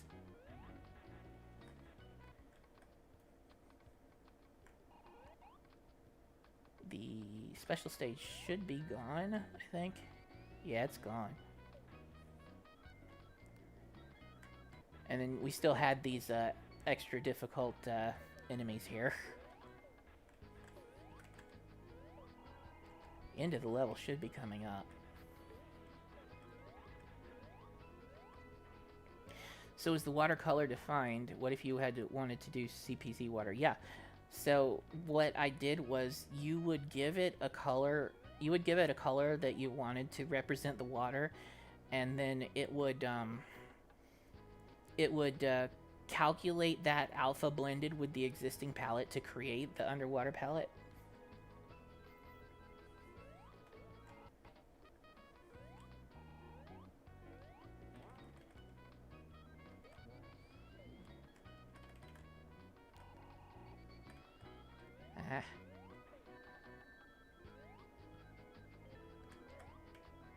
This one, I think this one might be the first time level transitions were supported. Otherwise, that would be the next demo. And it looks like it's not going to. Yeah. Okay, so that didn't happen until the next demo. I really want to try and move around a little bit in the special stage, so I'm gonna try going back in there again. All right. The perspective is hard to see.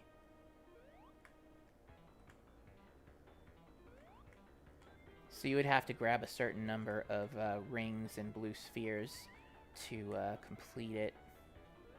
And then you have stuff like the yellow sphere, which bounces you up, and then the red sphere, which sends you out. But yeah, I did better that time. You get the idea. Hey, Plastic Wizard, I'm doing good. How are you?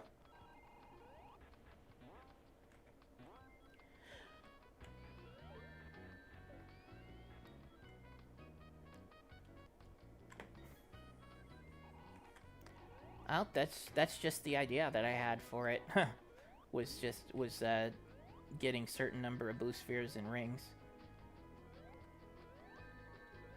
There was probably more to it that I actually don't remember, but that's basically the gist of it.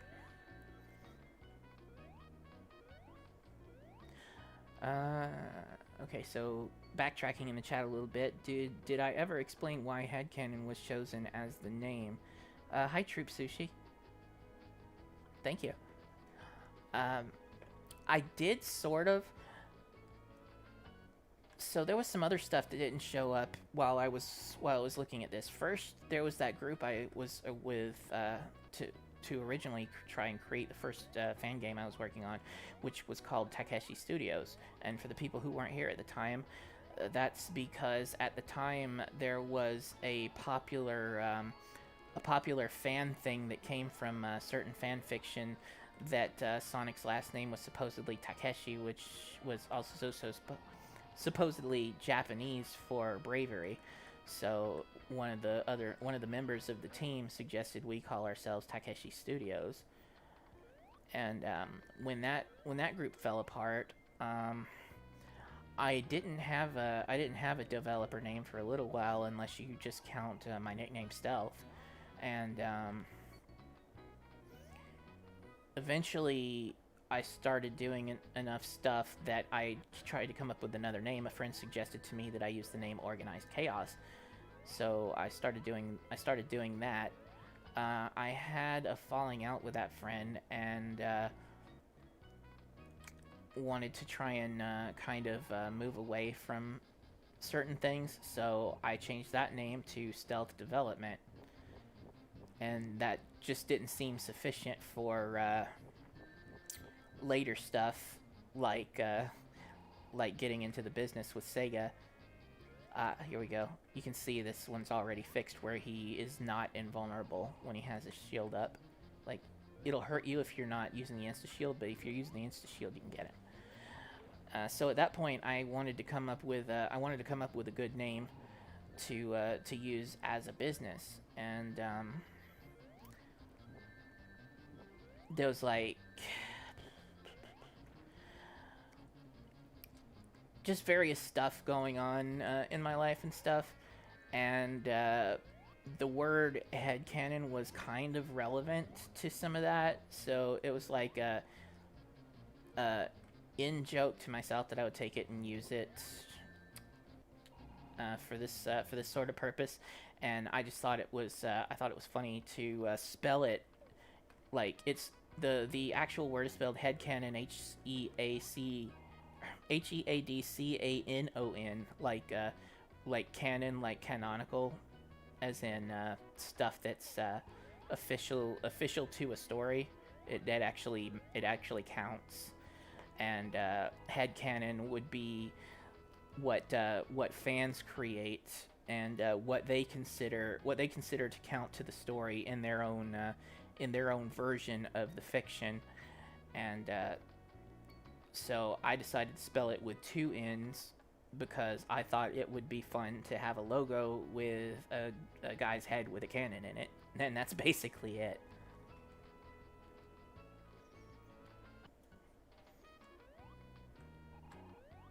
Well, aside from the fact that, anything that I would do, anything that I would do for a company like Sega would be, it would be made official, but it's kind of coming from a place like that too. So it would start out as a sort of headcanon, or anything that I wanted to bring into them would start out as a sort of a headcanon thing.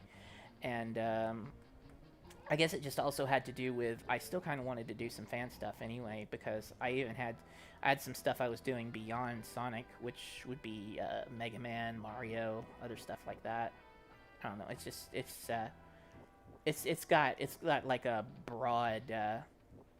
Oh, yeah. So this was produced under Ron's name, Ronscape Productions.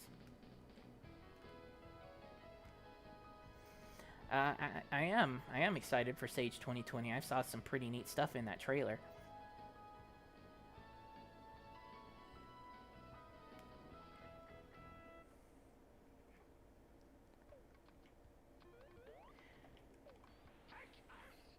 Come on, come on, come on. Okay, so this one's not going to do that.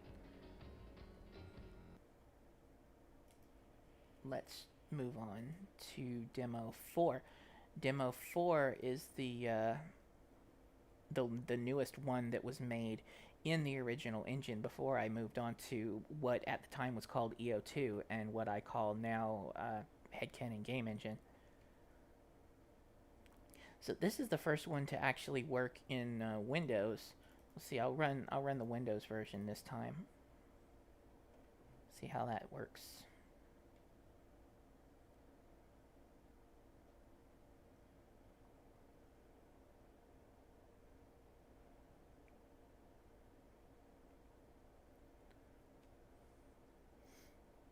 How's Ben working on Sandro?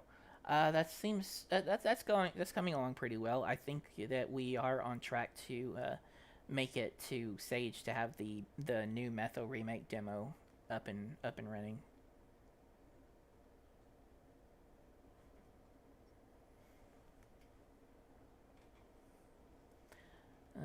TJ can't get the Discord link open. That's weird. Uh, it's case sensitive. It's definitely case sensitive. It should still be working. What happens when you try to use it?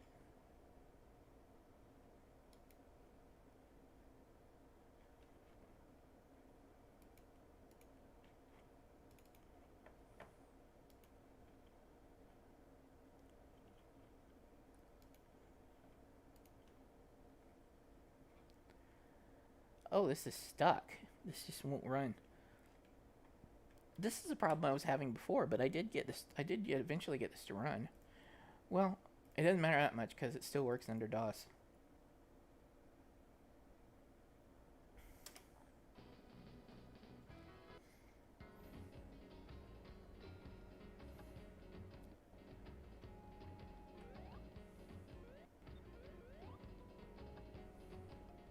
I wonder if this one has the. Yep, that has that menu in it. Ha. I forgot that I actually put that into metrics. I was going to revive that level from that supposed competition thing. Although all I did was import it, there's nothing new to it at all.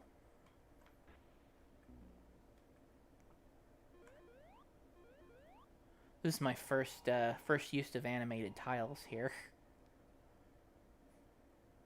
Not not very impressive, but it worked.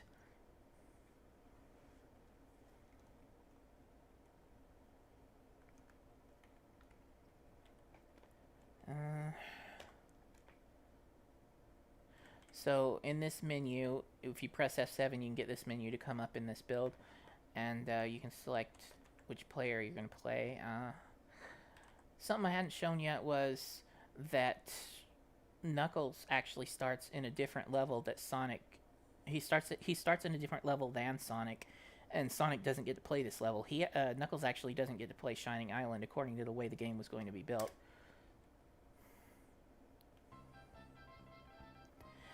This, I was told, this zone concept came from Sonic the Comic. I'm not real sure. I don't know. I don't have a lot of Sonic the Comic knowledge, so I don't really know what its relation is. But it's got something to do with a castle that is related to Knuckles in some way or another. This again was after Sonic Adventure, and yeah, you can see there that things were going wrong with the special stage, and I didn't include it in this demo. That Knuckles' early levels, at least, were based on tracking and searching. So in this level, you have to find 3 golden egg robos, and the radar down below helps you figure out whether or not you're getting close to them. So it'll change to green for if you're sort of near it, yellow if you're getting close, and red if it's basically right there. So you have to just kind of follow that sense, and there's one. There are several places that are predetermined where they can be, and it's randomly chosen which 3 places they're actually in when the level starts. So it won't be the same places every time.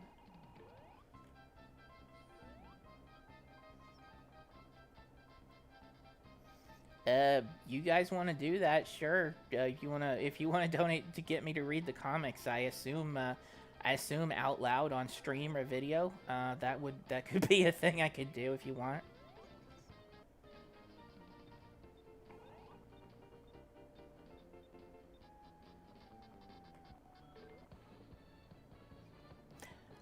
Switch mentions Dark Fortress. This actually has nothing to do with Dark Fortress, like, whatsoever. I never even thought of the two as having anything to do with each other, or I never thought of them in relation to each other. But now that you mention it, there's kind of a similarity. But yeah, the ideas came from 2 different people, and I have for whatever reason never thought of them in comparison to each other.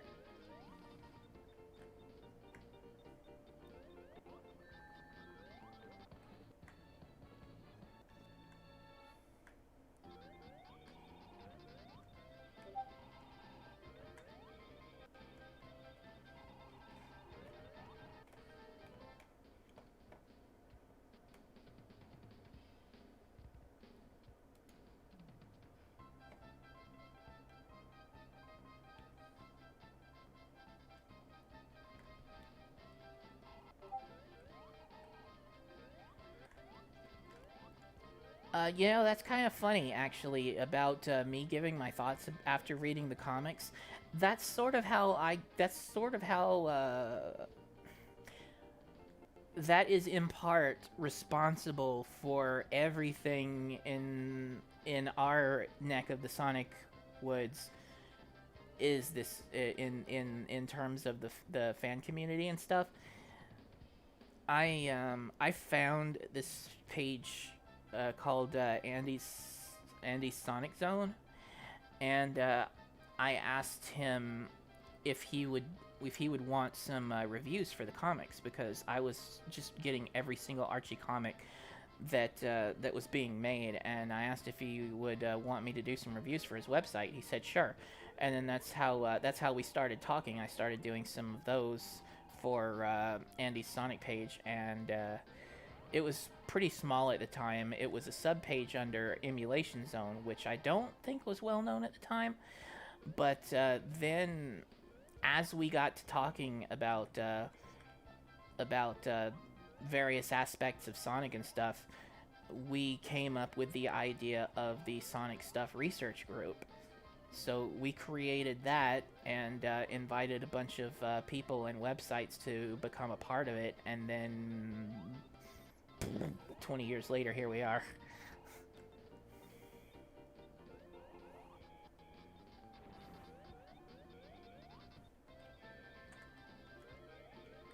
Where is that other one? There he is.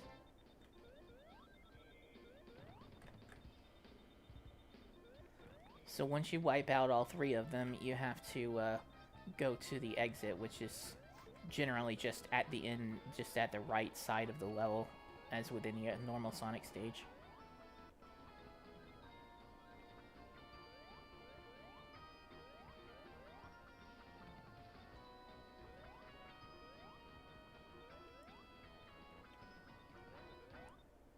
So you'd get over here to the end, and you'd see where the screen would stop scrolling before you'd actually be able to progress.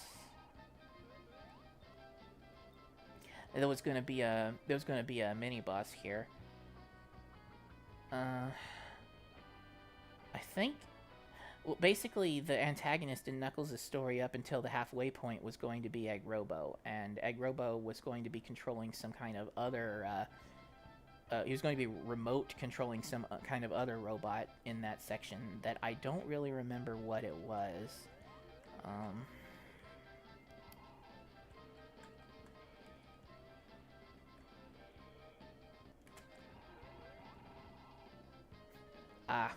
I only got rid of one of them. Okay, so I have to legit look for the other two.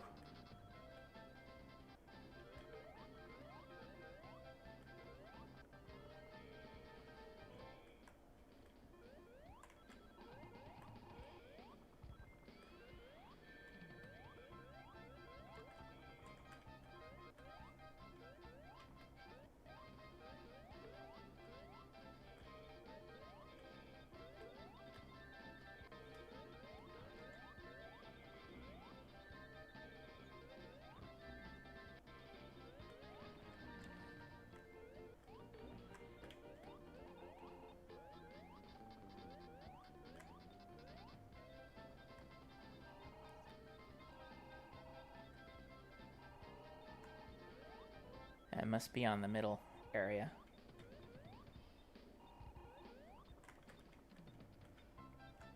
There it is.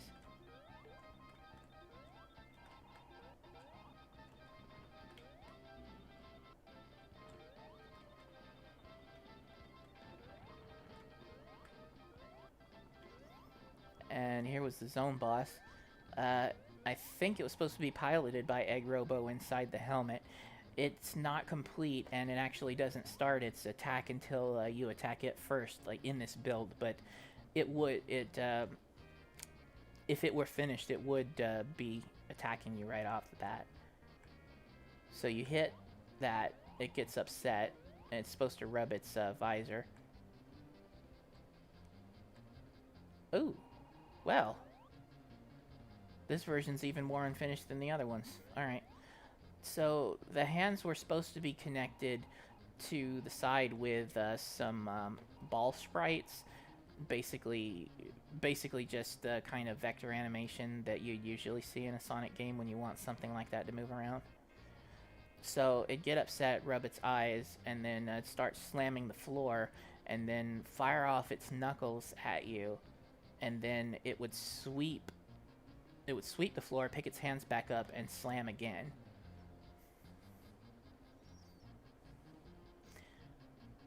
Do I know what the composer of this game is doing nowadays? No, I do not. So the only three people that were ever involved with this game are, well, there would be four. But originally the only three that were ever involved with it were me, its creator Ron, and the musician. And Ron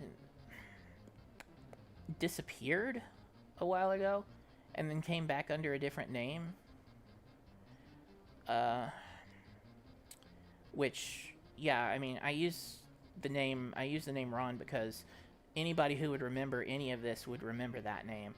The new name, I don't think was very widely known. I don't think that this person really got into anything after coming back other than just doing some more work on metrics, but when they disappeared again, that was pretty permanent. I have not heard from either of the two people who were working on this game, unless you count when I eventually brought in Wiffle to do the an updated version of the soundtrack.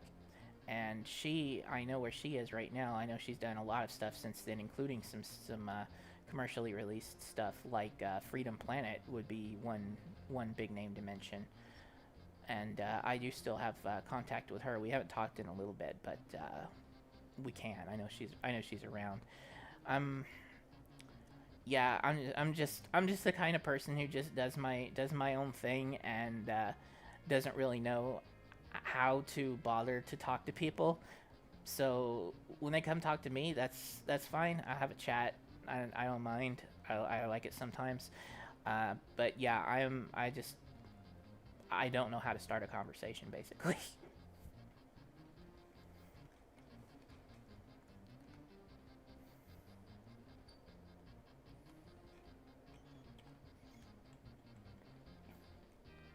And then this is where I was on the verge of recreating Shining Island Zone for a second time. Not much to it. That enemy up there. That enemy up there was a new one we added.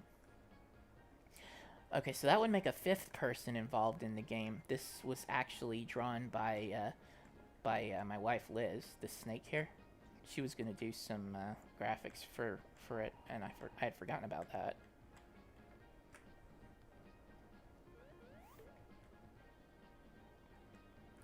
And you can see that I was trying to do some interesting designs. Ha. ST plus LT. Like, take a guess. Take a guess what that is. But yeah, I was trying to do some more interesting things with the design. I guess it could be considered to be Sonic CD-ish. I don't have a lot of details filled in on the walls right now. This is as far as this update of the level ever got. Which is also why any later re-releases of Metrics still use the old layouts, because they were the only ones that were finished.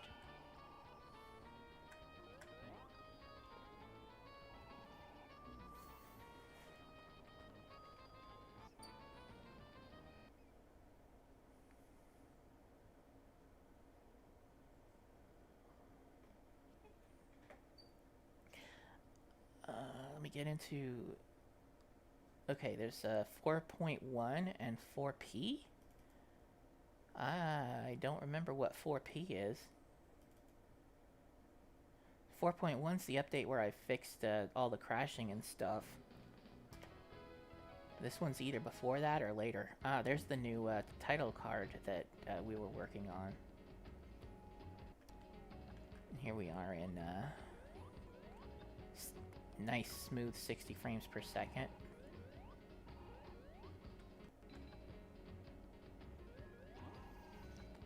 And as we were talking about before, you can see Sonic can jump this no problem. Let's have a look around here. So, that was the first island, the first level for Sonic. He starts in Shining Island Zone, progresses to Aqualung, which was a water level, Nightlight Heights, which is a mountain level, and then from there to Neo Sky Chase Zone, which you're flying in an Eggmobile, and it's kind of a shooter sort of thing. And then to Zoom Tubes, which are another thing that was supposed to be from Sonic the Comic, I think, which I had imagined would play kind of like Scrambled Egg Zone. And then naturally you got Hidden Palace. And then there was another Echidna Ruins City, Timeless City Zone. And from there you would go to Steel Fortress, which would be Eggman's primary base, or his front base, and then the primary part within there is Metrics, which would be the actual machine called Metrics. I'm not entirely sure why that name. I think Ron came up with it. But that was the name of the actual final boss machine too. Then you got Guardian Castle, which is where Knuckles starts. And from there, Knuckles goes to Dust Hill, Bronze Lake. Dust Hill is same one from Sonic 2. And then Bronze Lake is kind of a prehistoric sort of water-ish level. I don't know what these are. I don't know what these are. But then from there, Knuckles would end up in Zoom Tubes and continue the rest of the levels like Sonic and Tails.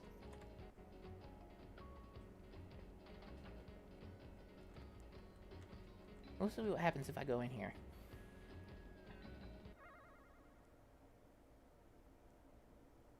Just one of the non-existent levels. Wait, Power Source Zone wasn't in the rest of the list? Yeah, so...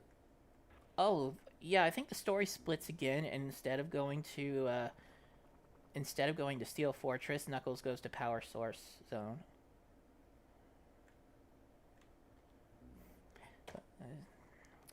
I don't think... Yeah, that special debug menu doesn't exist here.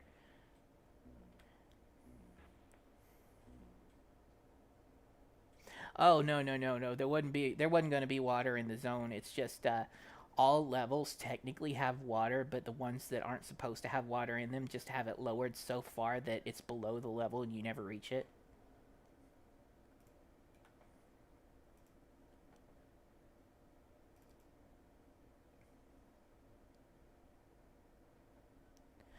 This is probably the most featured one that I have.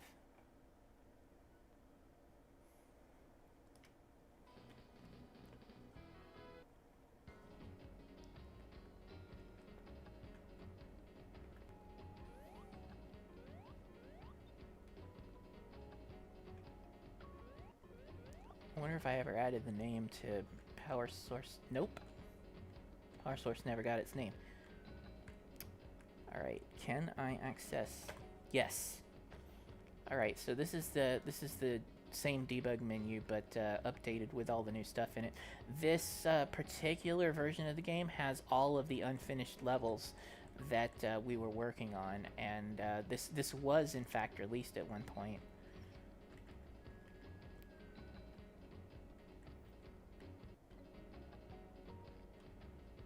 Neo Aqualung Zone was going to get a redesign, which again was done by Liz, and I'll show that to you. City is something that I was messing around with because I wanted to get rid of Wood Zone as the options zone. I don't remember if I was going to do anything else with it, but I wanted to have an original options zone kind of thing. So I did what little I could do in the way of creating something, and I tried to come up with a city, and this is what it looks like. Just very very basic, but you can see how it was related to the options zone too by looking at these icons. We've got in order from top down on the left side, then top down on the right side. We've got Guardian Castle, Aqualung, I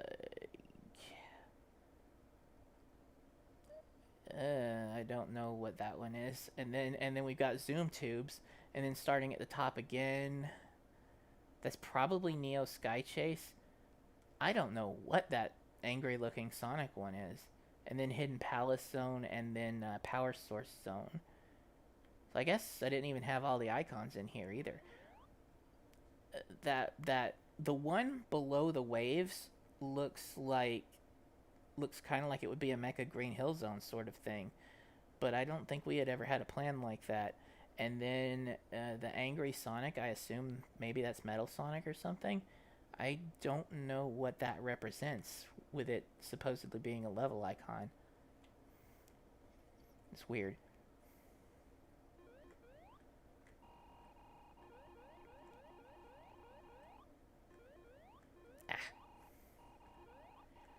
And then this is all there is to this. Just, yeah.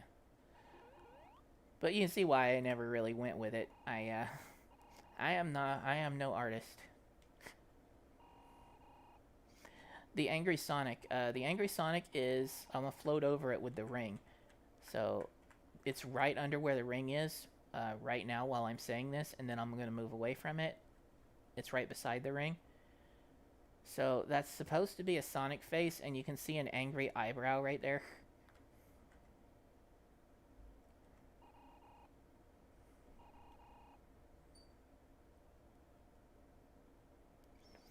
Yeah. Let me do a quick run through here. Something else about this, I think that there is a fourth character available here. Yes. So it was planned that you'd be able to unlock a playable Metal Sonic. So I'll have that, have him set up when I go. Shining Islands Acts 1 and 2 are the same. Aqualung is something we haven't had a look at yet, so it partially exists. And you can see that Metal is based on Sonic, sort of, but and not completely implemented.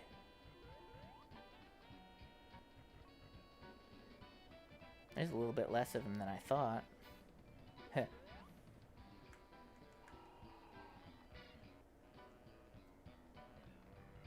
I'm not sure, but I think Liz was doing these sprites too. I originally had some from Michael Stearns, who was doing another fan game in which Sonic got roboticized. He told me that I could use the sprites, and then I think Liz was updating them later, and she was going to make a complete set for the boss fights and to be just to be playable.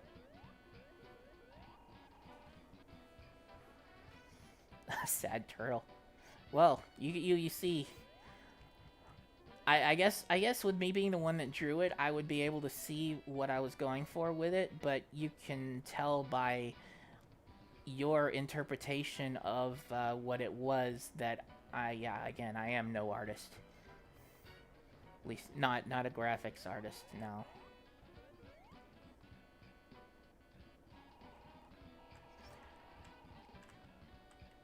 There were supposed to be these arrows right here. Those are supposed to be speed boosters. And then you have crisscrosses, like in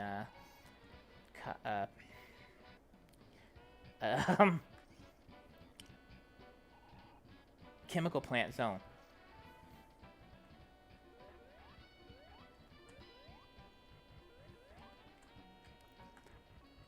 Then there's a note that was left here to say what happens. Metal Sonic's supposed to show up in a cutscene and drain the water away from this part.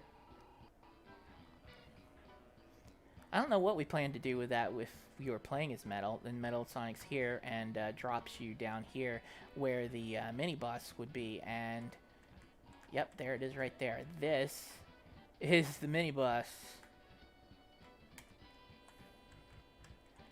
Can't even be placed, but yeah, you can see it was supposed to go right there. That's what it looks like. I actually don't remember much about what it does. It does take place underwater, but I don't know. I think it creates whirlpools and suction and stuff. I don't remember. But this place in general was supposed to be a water treatment plant sort of thing. So it looks like it was kind of part of the treatment plant that got overgrown with stuff and modified by Eggman.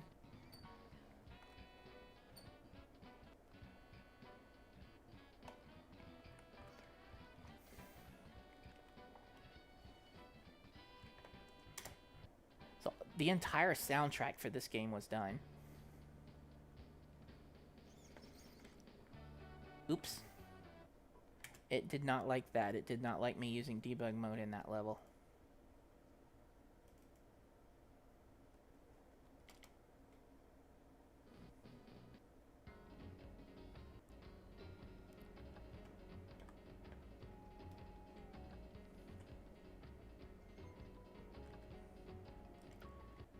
It's probably going to do the same thing to me if I try again. Unless that just had to do with me being on a differently selected object. Yeah, in the previous level, there was a bug where selecting a different object in debug mode in a previous level, it doesn't put the selection back within bounds when you go to a different level. So this one was supposed to start at the bottom. You would come out of the water from Aqualung Zone, and yeah, there would be transitions. So this is sort of a mountain kind of level. There's actually a lot of the layout that was already done. but we didn't have the enemies or gimmicks or anything ready. So in that sense, I don't think we knew how well this actually would work out by the time we got it finished.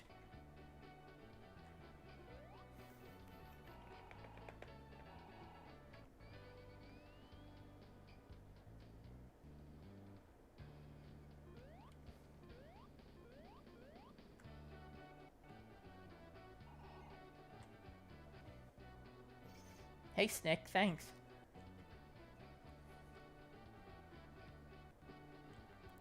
Yeah, so you get the idea. There were supposed to be some kind of ground-based gimmicks here, like earthquakes and stuff. The boss was supposed to be some kind of driller machine.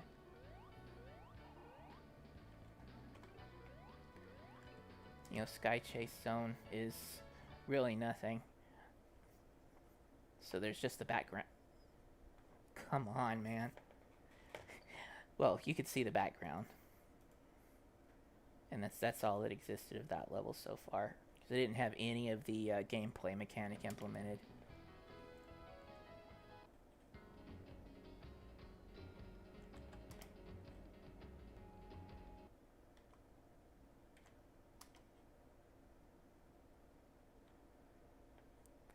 Did it have any of Zoom Tubes? No, Zoom Tubes wasn't ready at all. Hidden Palace, naturally, that's in there.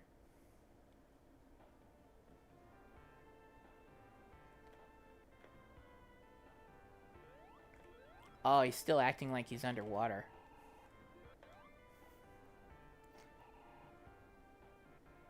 I don't think there's any way to stop that other than going underwater.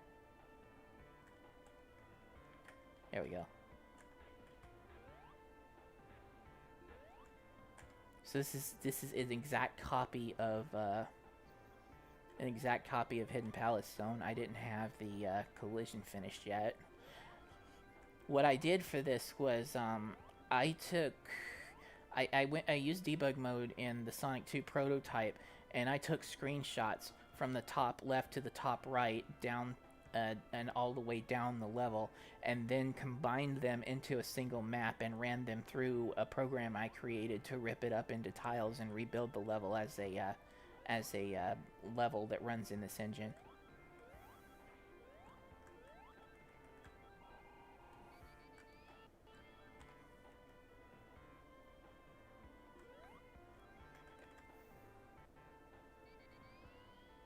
You see, I did get the parallax in. Yeah, that's the same thing I did for the background. I just moved around the level, took pictures of it, and stitched them together into a whole thing.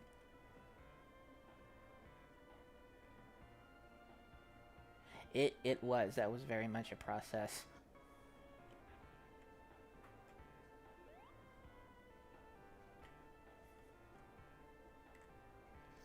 Yeah, this was before I had created the parts of SonEd that would actually let me read the level data.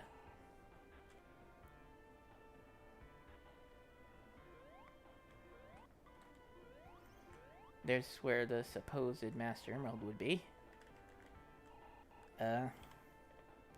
Timeless City should have some art too.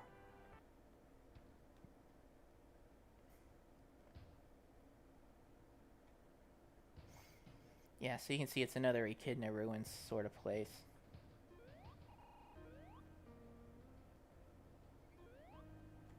I bet if I go into debug mode to try and get anywhere else, it will, No? Okay, it didn't crap out on me. There wasn't very much of this level done yet. But I think the design was pretty much finished.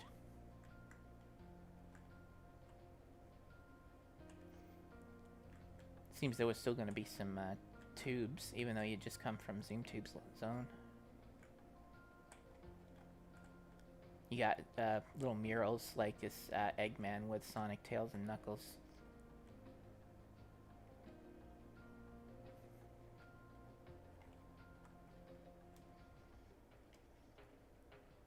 Steel Fortress got renamed to Egg Fortress.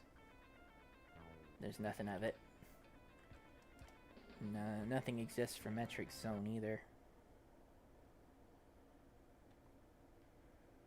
And there was Guardian Castle. There's Dust Hill Zone. I think this is based on art from Yarharhar's one. Yeah. So me and Yarharhar were friends. He had made a Dust Hill Zone demo himself, and said that it would be okay for me to use the graphics that he made for that in metrics.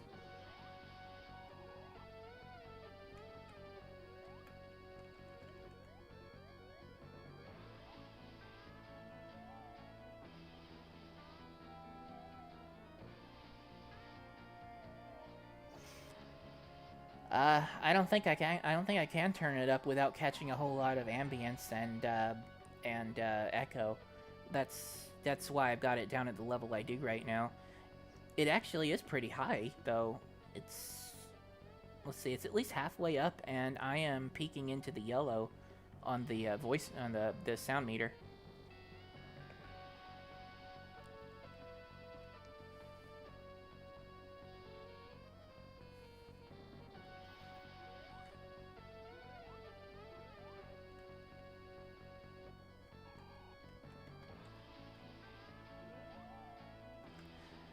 See, I had some plans for this level too. I already knew what I was going to make the mini boss be at least.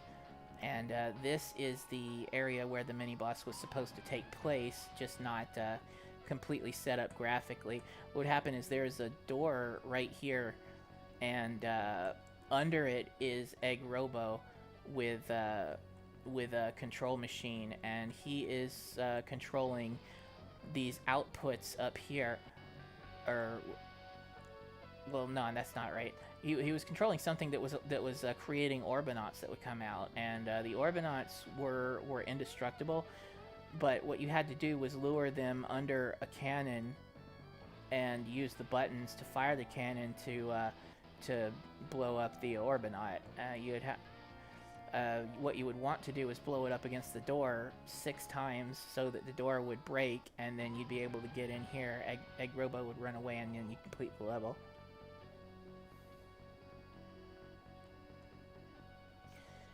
No hack, this is a fan game. This is Sonic Project Metrics.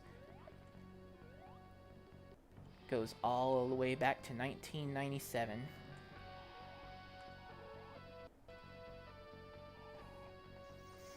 This particular version... 2000? 2001?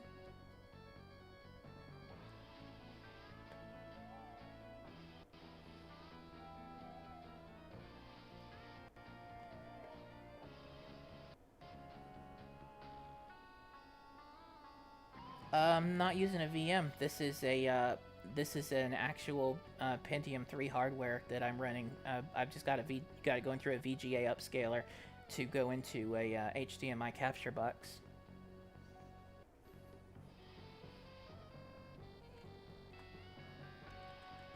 Bronze Lake. Bronze Lake made a comeback later too. That's when Ron came back and started helping out with it. So there wasn't much to the level here, but the level got a redesign a few years later, which is something that I'll be able to show you. Yeah, we see there's nothing in Power Source, and then Neo Aqualung is just the redesign that was being done by Liz of Aqualung Zone, which you can also hear Wiffle's music. So these are the kinds of updated graphics it would have had, and some of these. This is supposed to be like a filtration system. Some of it you can ride. Some of these were supposed to have like carbon in them as part of the filtration system, just for us, a decorative sort of thing. But you've got the water flow going in all directions. You've got some empty pipes for travel. You've got the grading, some clean grading, some rusted grading, and some mossy grading. And then the hazard striped floor. That's a necessity.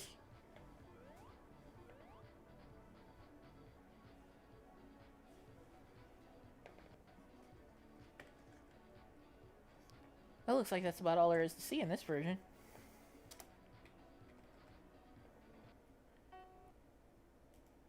Except for the fact that I had made it possible to make levels for it. So there was at this point I was using an external level editor. Um, Now I build the level editor into the game engine, but when this was made, the level editor was a separate application. I made that available to people and added a way so that they could create their own custom games with this. Not as advanced as stuff that they could create with EO2 later, but you could make your own levels and set up the progression and set up what objects appear in that level. That's what some of these other folders are. I think I can use the launcher to 8-bit graphics are not fully supported. Please try 15, 16, 20. That's that's weird. That warning shouldn't have been triggered. Um, so you can pick a custom level. You got to know the name so you can type it in.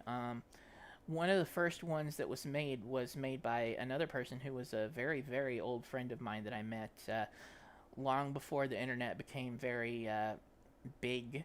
It was somebody I met on some message boards on AOL. Uh, so think I think I can start this. So he made a level called Magma Caves.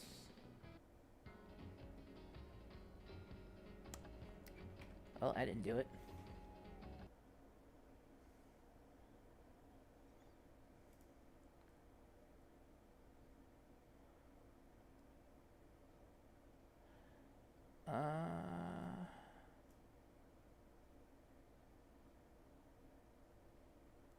Nope. Let's see. Maybe I gotta do this manually.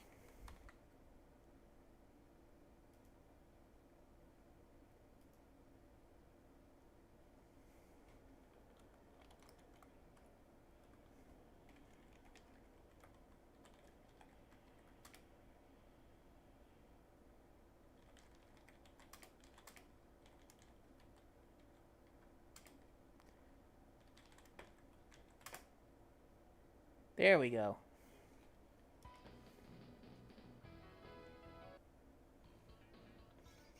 And we've got this remix from Sonic Spinball.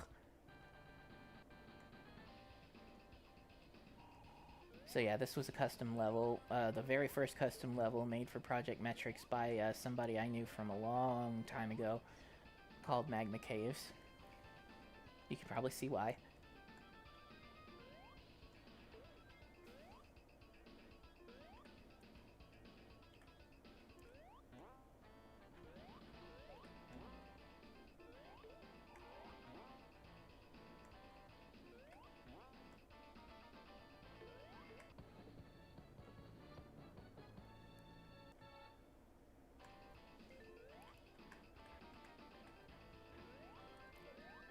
That I think that's a special stage ring up there. In this version, it shouldn't. Yeah, it doesn't do anything.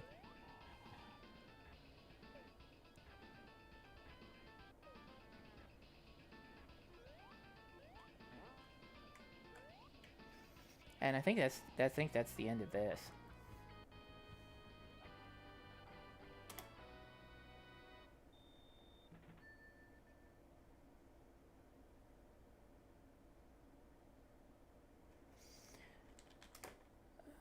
There were a few others.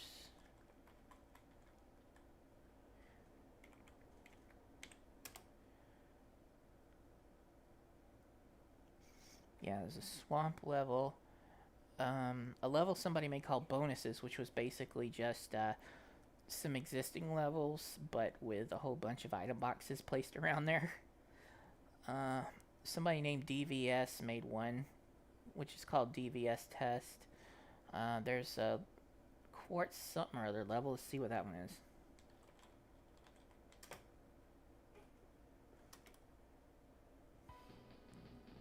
Quartz mines. Hey Nathan, thanks.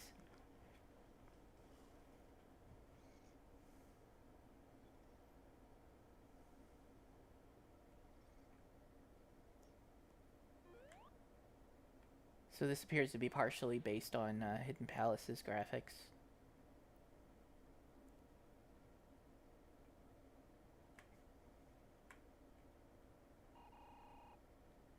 Ah.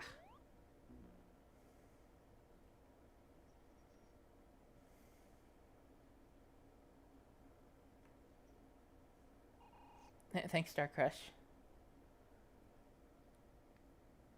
I am. Hope you guys are enjoying yourselves too.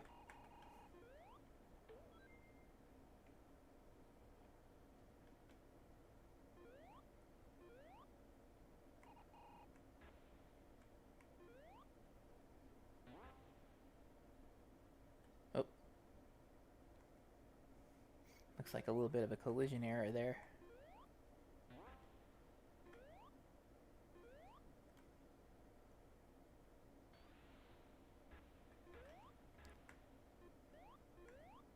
Ha.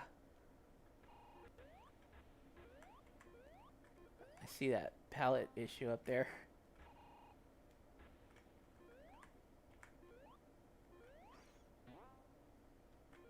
Yeah, so the pallet rotations and stuff were hard-coded, so whoever made this level may have intentionally taken advantage of that to do whatever this is.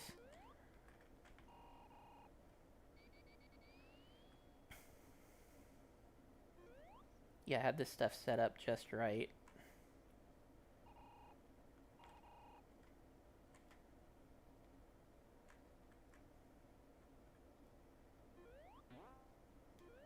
I wonder what the long-term plans were for this. This is the last version of this that I got, but it's a whole layout, but it's got really nothing in it.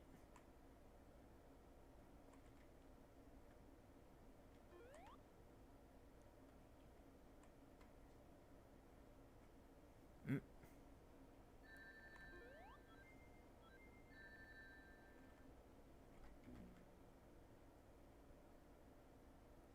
I don't know why it has a few of Nightlight Heights' tiles in it.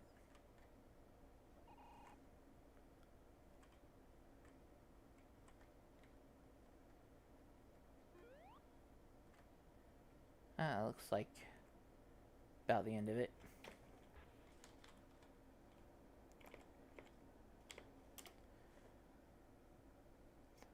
Somebody made a Scrap Brain type level. It's not quite Scrap Brain.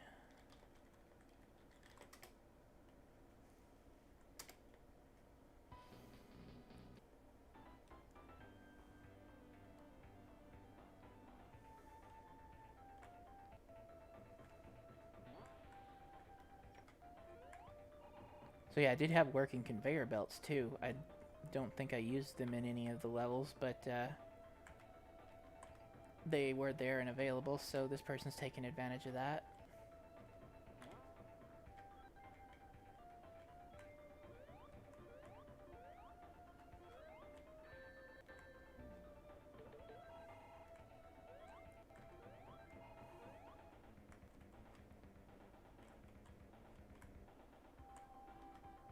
Oh, a pitfall right there.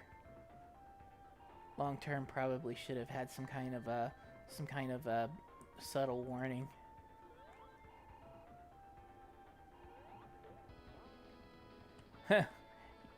Yeah, just straight into the spikes pitfalls.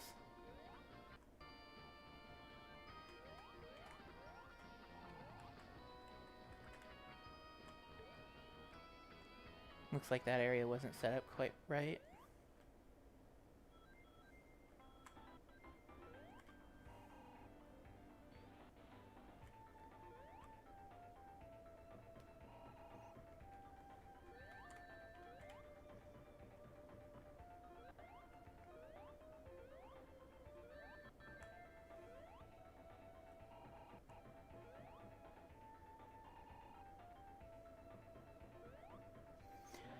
What I'm surprised about though is like how many custom levels I got. Like it wasn't very many at all, but how many custom levels I got for the original Project Metrics versus how many custom levels I got for the Sonic example on EO2, which in fact is 0.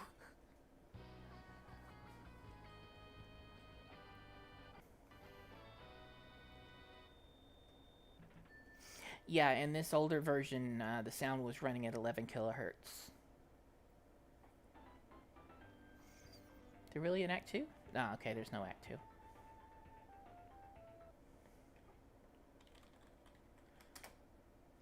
I'll take a look at just one more of these. Somebody made a custom level with custom graphics here. This one looks even nicer than that first one.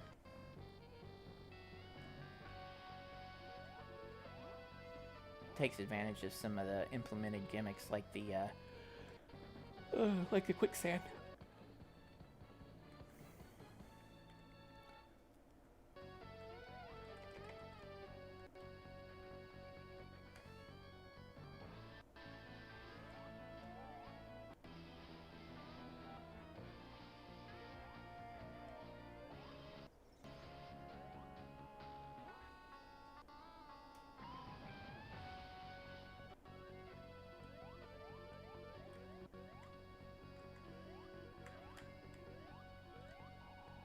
This one's pretty short too. I think it ends about, yeah.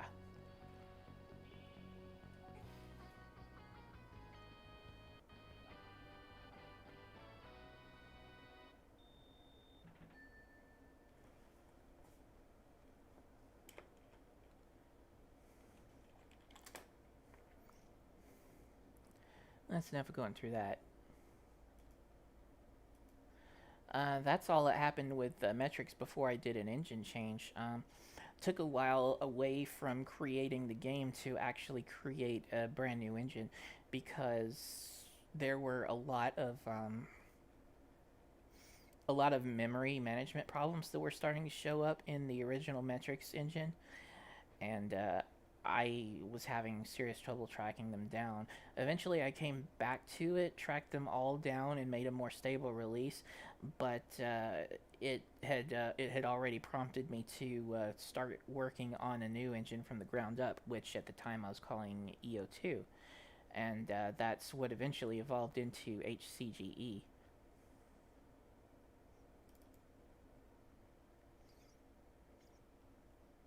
So there were 6 older test versions that I released before before I started releasing fuller games, and you can tell when I started it with intentions of doing Sonic stuff, so the executable is still called Sonic. I'm gonna try running the Windows version. There we go. So this is the very first one I released, and it was just supposed to show off the scripting engine. Uh, well, primarily the scripting engine, but also the new scrolling stuff that I had implemented because my earlier scrolling had only had tiled horizontal scrolling for parallax. So I added the vertical tiled scrolling and horizontal and vertical line scrolling at this point.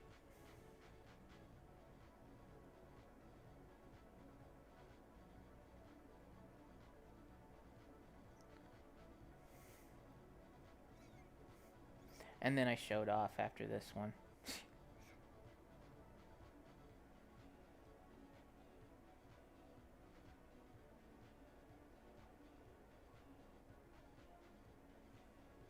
So all of this is done with well, all of this except for the internal stuff like drawing the scroll planes and stuff is done with the early version of the script engine that I created.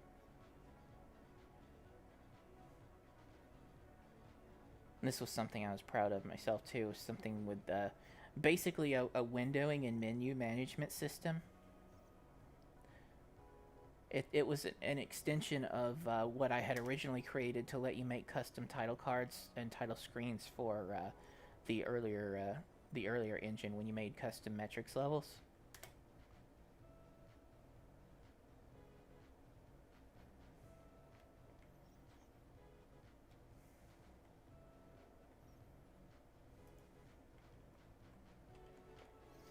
Yeah, so this is just loading. This is just loading in levels that were already created for the original engine. Uh,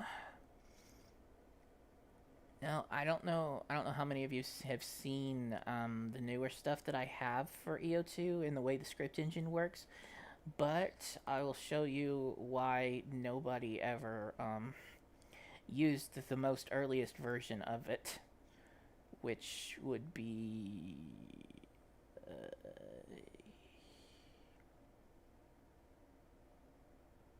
huh.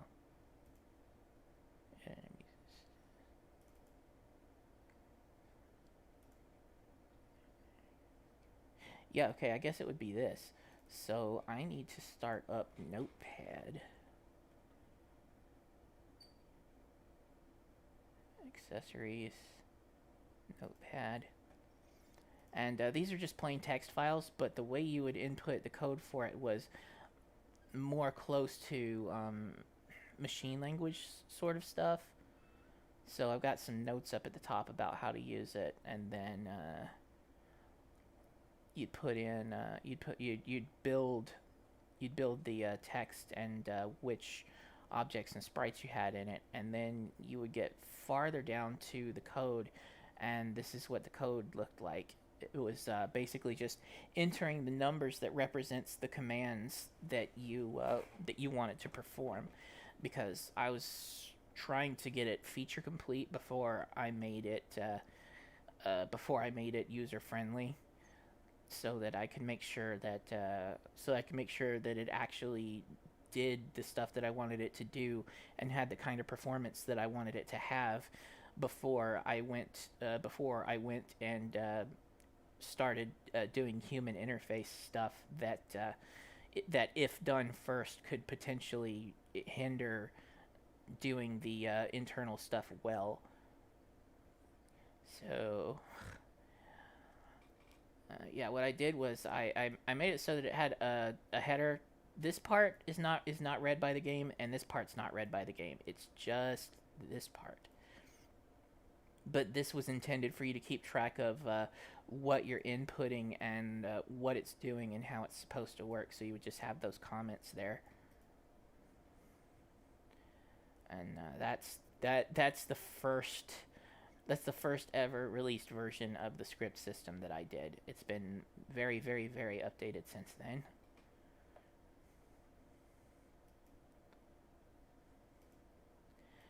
There were some other versions. This test 2 is probably pretty much the same as test 1. Huh, except that it doesn't run. Okay, how about the DOS version? Oh, okay. I got some Sonic stuff in here already, it seems.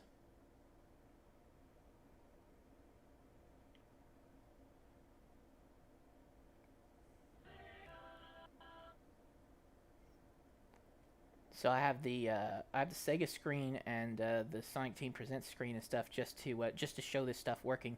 All of these were created with the script system. All of the screens, the title screen, and it got level select implemented.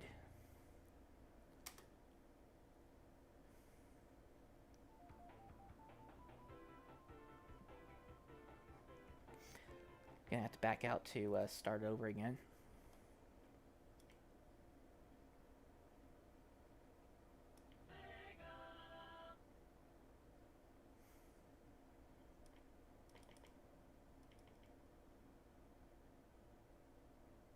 So if you just press start, you go into the test level. At this point, these Sonic physics are still hard coded, and they're ported over from the original metrics.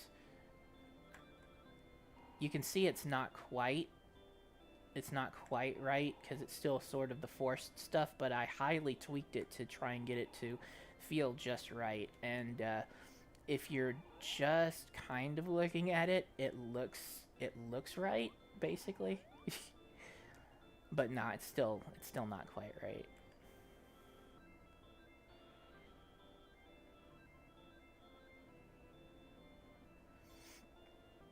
So this is the first instance of a Sonic test level that I had. There would be many more after this. The Sonic doesn't even have the spin dash implemented yet. So the only way to get up here would be to exploit this. Which is what this structure is here for, so that you could do the same thing that you would do in Spring Yard Zone.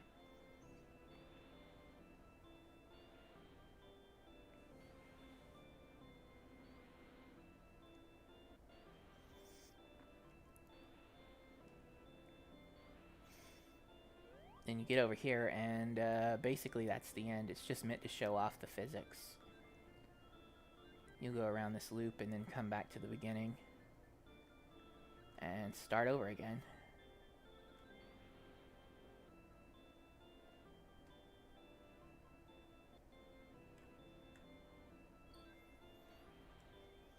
You can enter debug mode, and there's very little you can do. There's the collision changers, there's the ring sparkle, the ring itself. So is demo 2 of EO2 that I put out to show off the Sonic stuff that I was adding back in to the engine and improving. And again, at the time, this was hard-coded and not part of the script system like it is now.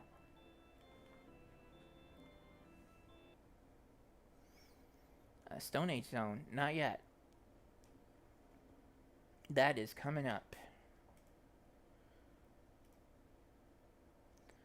Test 3, I think it's going to look a lot like Test 2.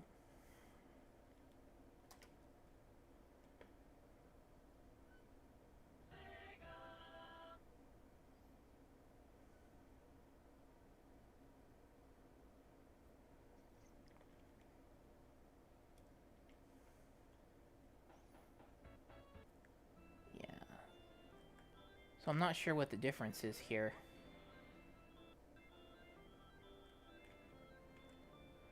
I still don't even have the spin dash implemented yet.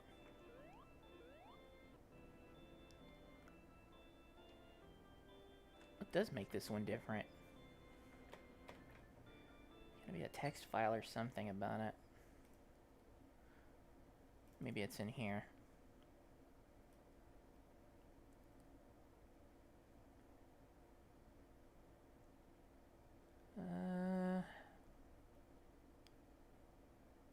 No. No, I don't have a list of what's new in this one. I don't know. So this is the first one that shows use of multiple games, though, because you can see the Sonic test is in Sonic 1, and then there's the original EO2 demo, which is over here.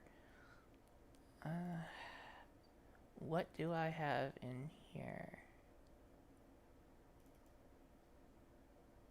Okay, this is going to be another text file. I think at this point I got the scripting working.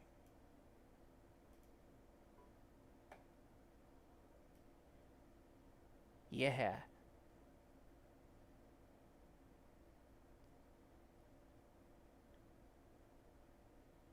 Looks like I had already started to work on the scripting engine for player characters. And in this case, I think that the characters' physics were still hard-coded, but the animations were not. And then you would implement them with the script in this way.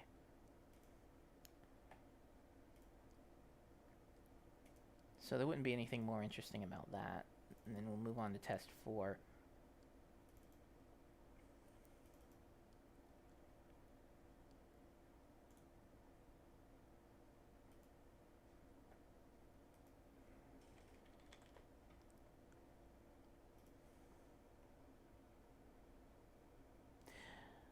Do you need to be really good at math to work on engine and stuff?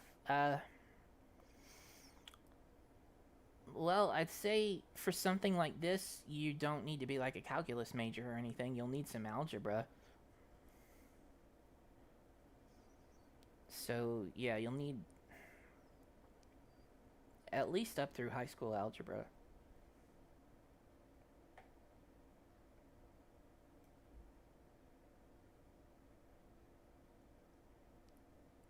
Alright, so this one appears to be very similar. I won't bother to run it. How about test 5? Metrics. Okay, so test 5 appears to be the first one where I tried to rebuild Project Metrics in any way. It's got Sonic, Tails, and Knuckles. So that would seem to indicate that... Yes. So the player characters' physics... The player characters' physics are scripted in this version. They were taken... All the hard-coded stuff was taken out, and all the Sonic stuff was completely rewritten using the scripting system.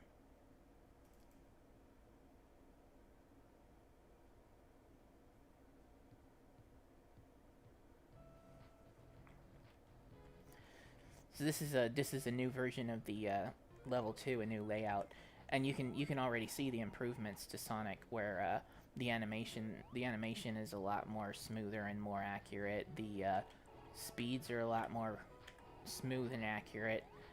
Um, and this is using the real physics this time instead of the forced stuff.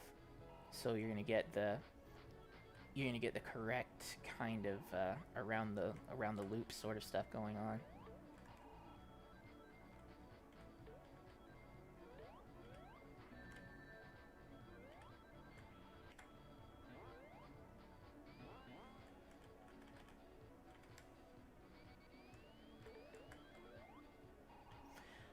So it took a lot of work to get from demo 3 to demo 5 with the new character stuff.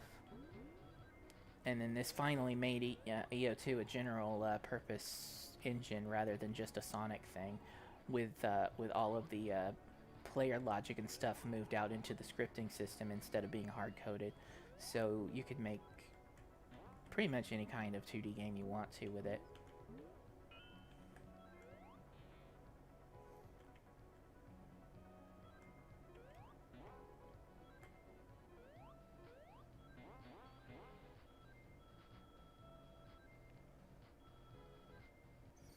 And then this was meant to show off everything there is, so which is basically the physics in the elemental shields.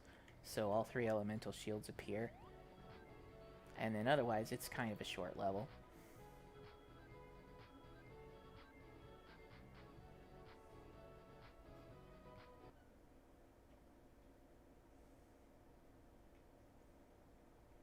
I was still calling myself Organized Chaos at the time, it seems. Oh, here we go. Here's something that a lot of people haven't seen because they didn't really see through this part or this particular demo because it wasn't ever released anywhere else. There was an intro that was meant for Project Metrics, and I had created it in EO2 and left it to be seen at the end of this demo. So this basically has to do with the story that Eggman is using his metrics machine, which involves using the giant rings. So this is just telling part of the story. Right now, he's using it to teleport the animals away and replace them with robots.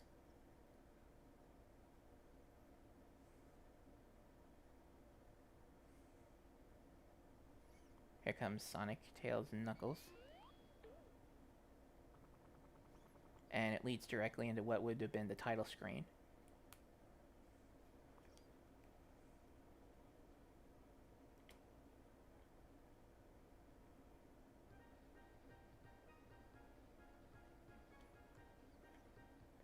And then a remade version of Shining Island Zone. It's still the updated layout that I was working on from the original engine, and I don't think there's any more to it than there was there. Like it's got even less because those rock objects are missing, and the item boxes aren't placed here, and it just ends abruptly here. Yeah, it doesn't even have the blue spring that was supposed to be here. Or was it supposed to be? Yeah, it was supposed to be here. There was supposed to be a blue spring there.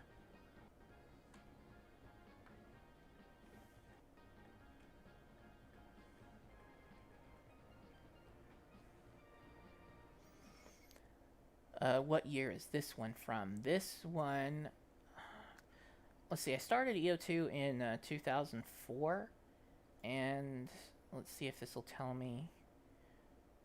This appears to be from 1990. No. No way. 2005. Okay. July 5th, 2005 is when this build is from.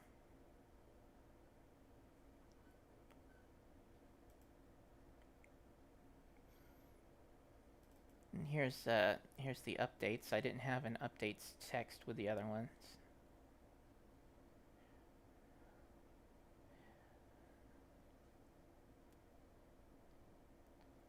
And a lot of stuff people can read for themselves when I put this up finally somewhere.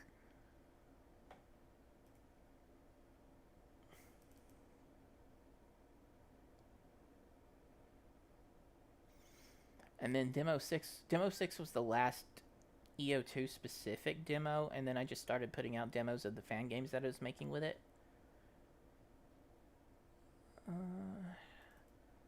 Let's see how this one progressed. Oh, so it gives you the option to be able to play any of the characters in any combination. Here's a fan favorite. Oh, okay. Yeah, I forgot. When you select two players, it does the two characters. It does the 2-player mode.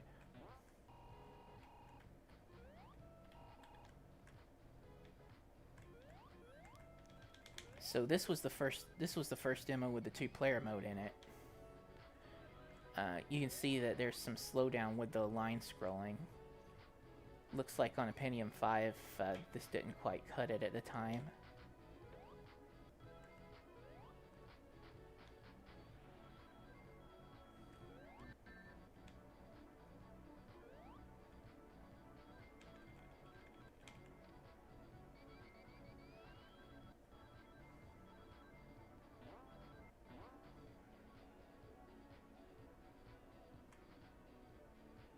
Well, no, this is a Pentium 3. Sorry. Well, like 5 because it's 586. This is a Pentium 3. I think 500 megahertz. And knowing that, I have vastly improved the performance of some of the stuff since then too, because well, it does in fact work on the PSP, which is only 333 megahertz, and also has a slow memory bus, so it's worse than a regular 333 megahertz machine.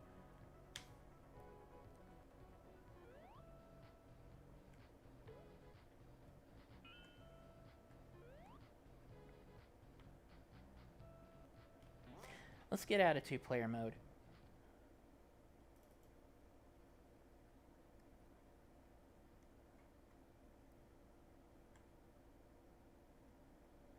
Tails hasn't had a chance to do anything.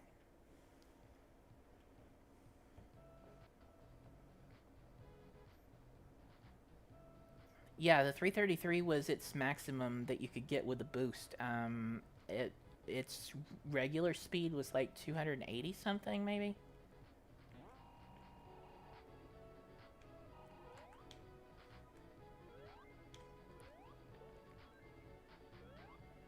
You'll see it'll do a lot better in 1-player mode, but in general, line scrolling for vertical is very, very, very, very, very, very slow.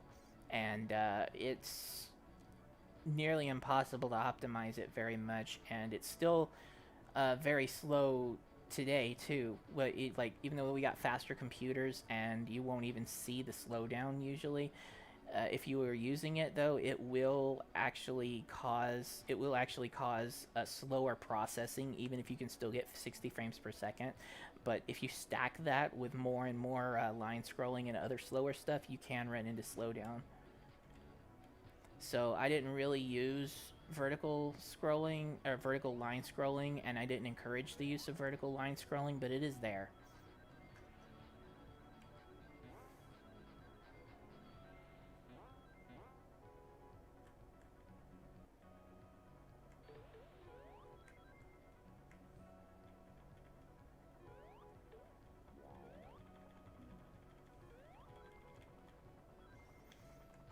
So at this point, everything you see here, Tails, all of the enemies, all of the items, what's controlling the background to do what it does, all of that is written in the script system.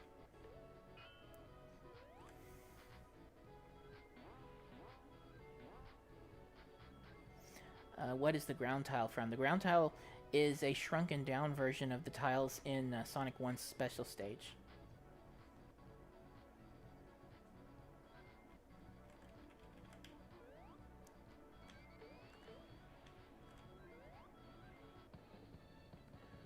I wonder if this one still has that, Oh! This is the first time I did this. So, yeah, I created this to show off how powerful the script system is. That you could create a game that's like not like Sonic, even though this is part of a Sonic game. It's not like the normal Sonic gameplay. So I created it to show how radically different you can make things using the script system. So none of this being this special stage here is hard coded. This is all done using the script.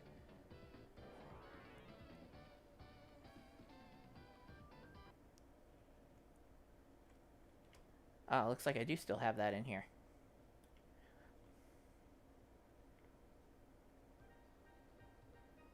This might be a 2006 version. I'll have to check. Yeah, looks like I can check right now. Yes. Yes, this was released in 2006.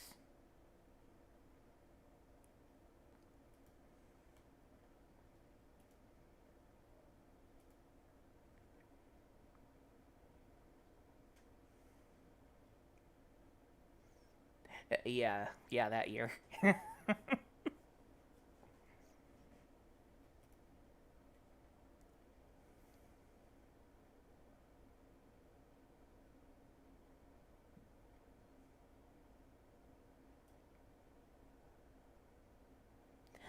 Yeah, what is this about a Switch port now?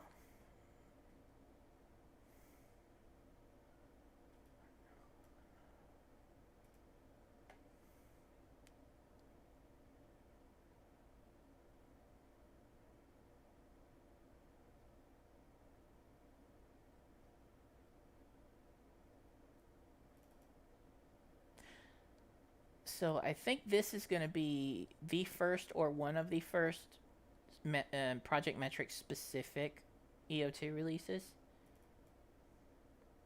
Looks like I was already calling it HCGE by then.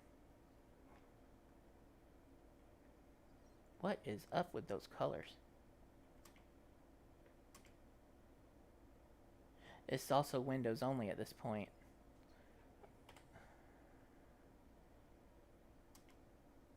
Ooh, there is something wrong with the colors.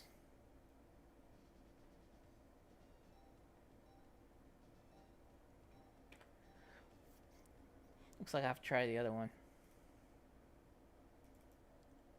I hope this one... D3DX943. DirectX 9. Oh, the update! Yeah, okay, so... That's the difference between these two. This one is the one... This is the one that I originally released that used DirectX 7. What the hell did I do? Okay, so this is the one I originally created that uses DirectX 7, and then this is the one that is exactly the same thing but updated to use DirectX 9, because DirectX 7 does not run well under Windows 10. It doesn't have direct support for direct draw, so it emulates it. So you get this really crappy, stuttery, crap looking visual when you run it in Windows 10. So I did the update so that I could have a version that would run in Windows 10 properly. And that's what this is. But even though I installed DirectX 9 just yesterday, it seems to be telling me I did not. Don't know why.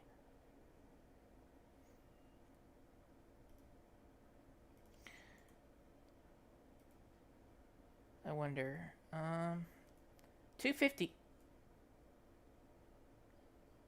That's what happened to the colors. It got switched to 256 color mode.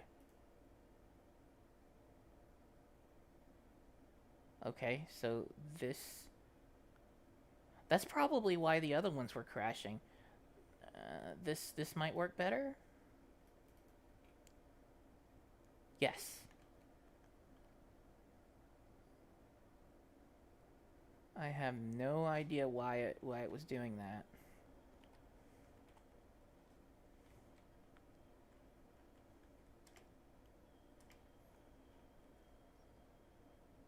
So this is the old DirectX 7 version, which won't look like crap on a system from the relevant era that it was created.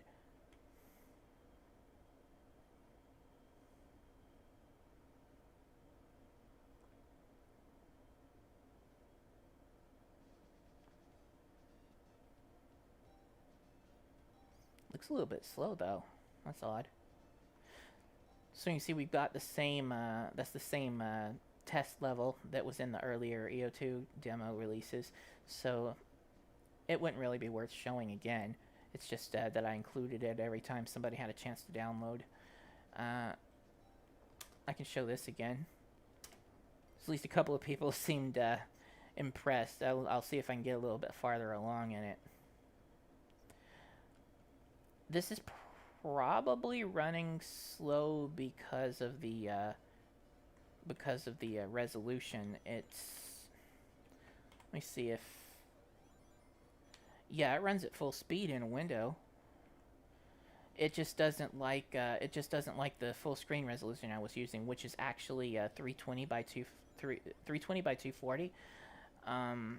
But some graphics cards don't like that, some newer ones, and I guess the one I've got in this system here is one of the ones that doesn't.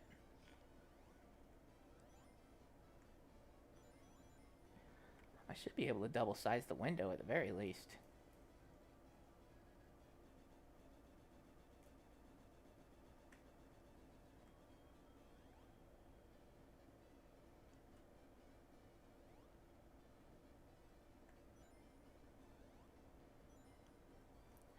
Yeah, I did release a Wii version of this, so some of you may have seen that.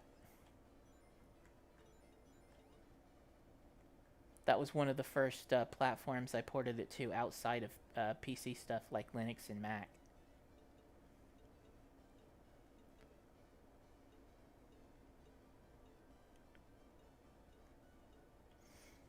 Yep, it acts as a one-up here. So what I intended to do with this was use it as a bonus stage in Project Metrics. So you would come in here, you would get rings, extra lives, and some items like the elemental shields.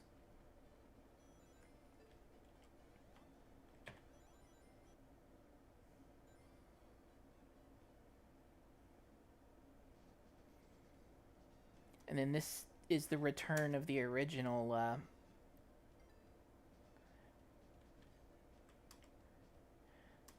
This is the return of the original Shining Island.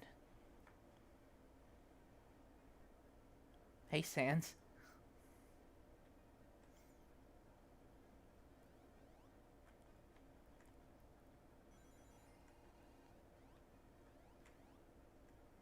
Yeah, you can see this is the layout that was in the original C engine for Project Metrics.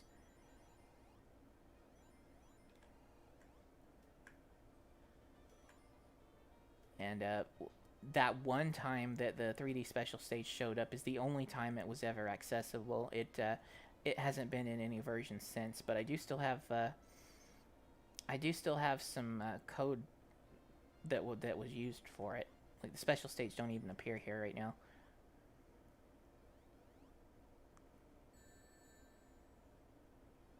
Hey, Bartholomew.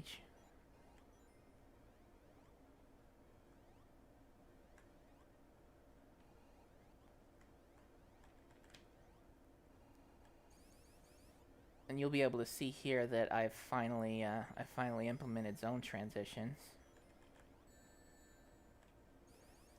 Oh, that wasn't the end of the level yet.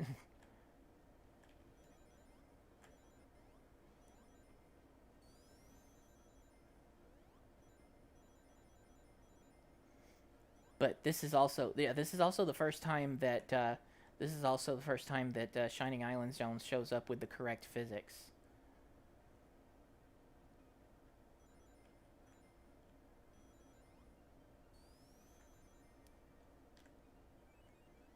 You can finally toss this around too.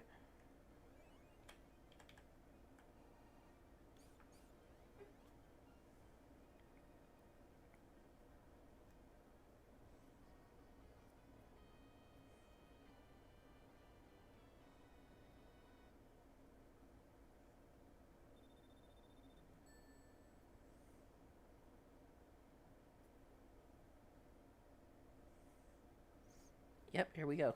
Straight on to Act 2.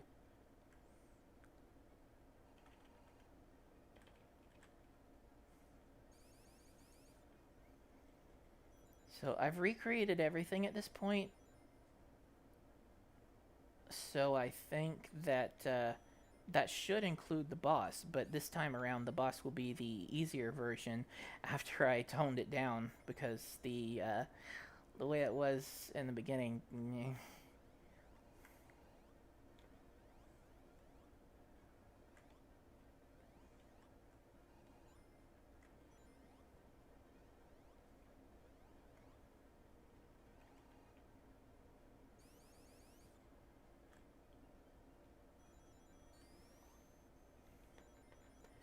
See, I don't have yeah, debug mode isn't enabled here, so I can't just skip straight to the end.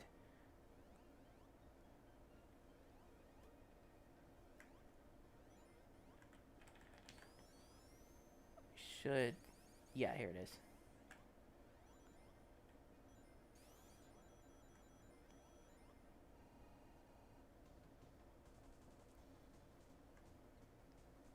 Yeah, you see the fewer fireballs come along much slower, and I still got hit. I think he's still invulnerable on the bottom of the ship, but you can hit him with the insta shield while the flame shield is up. Or if you had the fire shield, you would be immune to the fire, so you'd be able to hit him then too. Shield goes away sooner, fewer fireballs come out. Invulnerability lasts for less time. Looks like you can hit him all over the ship now. Oh, here's phase 2. And you can see what I meant about the fireballs. They just cause a trail and then go away.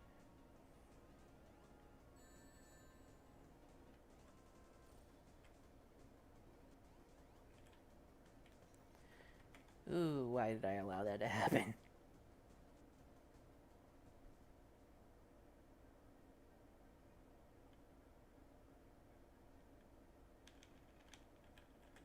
I didn't even touch the last checkpoint.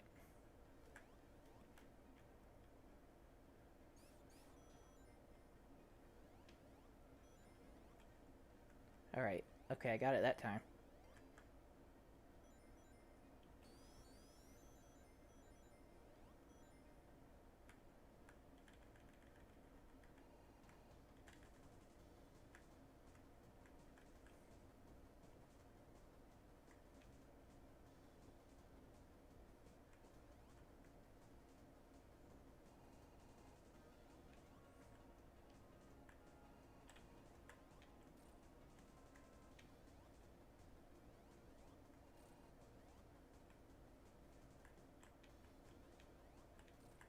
Ah, thanks, Tails.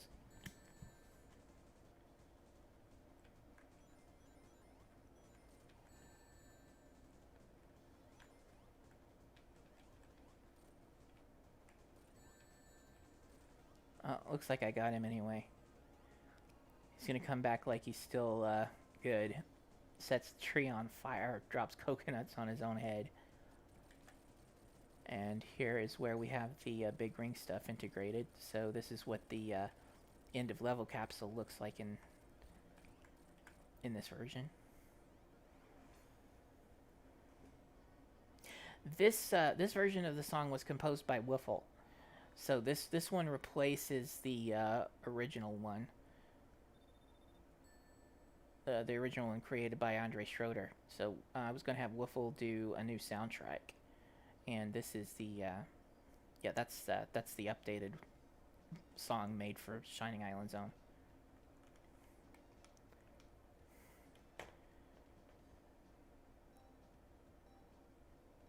Before I show Bronze Lake, I'm gonna go check and see if the because it's gonna be exactly the same as this. So I'm gonna see if the DirectX 9 version. Why would I think that? I just saw it not working.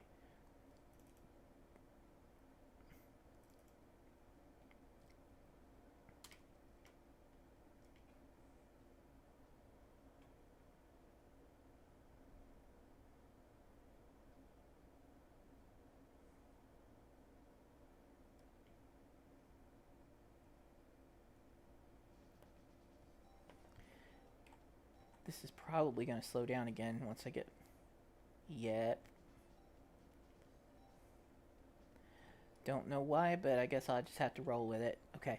So technically this is the Knuckles only level as far as the actual Project Metrics game goes, but in this demo you can play it as Sonic and Tails.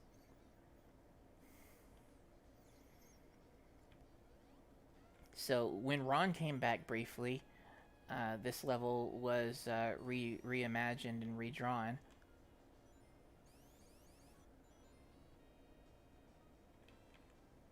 We got a whole layout done for it, all the enemies and gimmicks, and part of the boss. This was released for Sage, and we didn't have time to finish the boss before Sage actually hit. So that's why it's pretty underwhelming when you get there.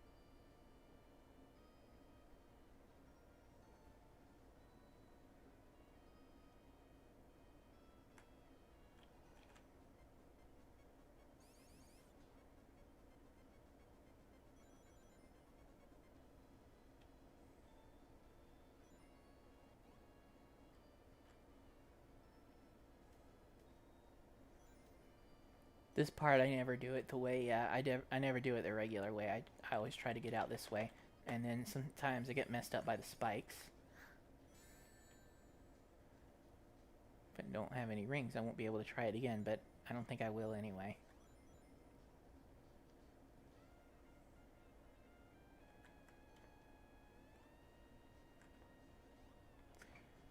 Oh, missed it.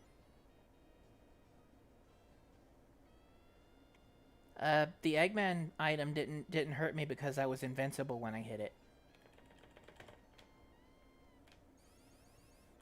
There we go. That works. Some other enemies you didn't get to see underwater. Stegosaurus. You gotta hit it from the front or use the insta-shield to hit it on the back. There's a pterodactyl here too, but if I don't get above the water, you won't be able to see it.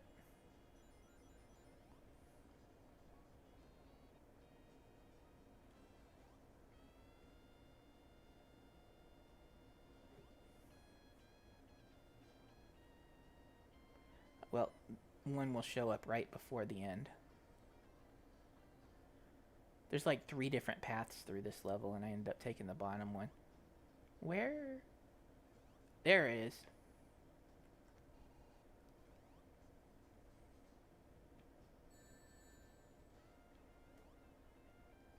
And then here's the boss.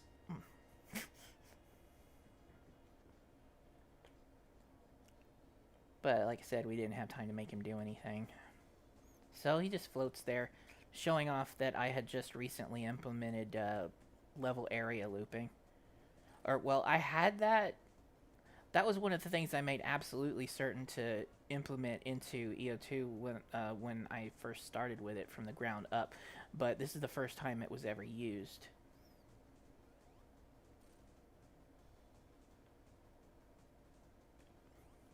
So he's supposed to be dropping bombs. Not entirely sure what pattern or anything. We never got a chance to try anything out, see what would work out well. But he's supposed to be basically dropping bombs on you while you're going through this area trying to hit him. If you're playing as Knuckles, the only opportunities you'd have to hit him are when the ground goes up like that because of Knuckles' lower jump height. And then you hit him for the last time, and he's supposed to spin out into the background and fall into the volcano that's right behind where Sonic is. And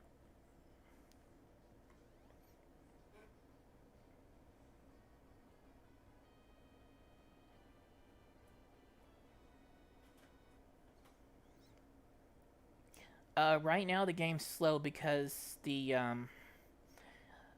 Nvidia card that I have in there apparently doesn't like this trying to run at a 320 by 240 resolution. Newer cards axed that resolution, and eventually I had to make it so that all of my stuff used 640 by 480 as bare minimum.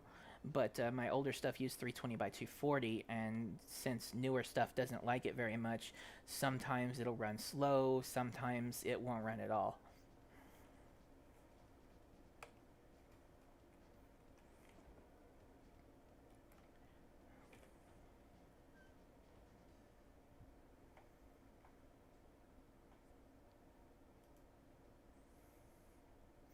And then that's also roughly the time that I came up with the Sonic example game. This was probably going to pull the same thing.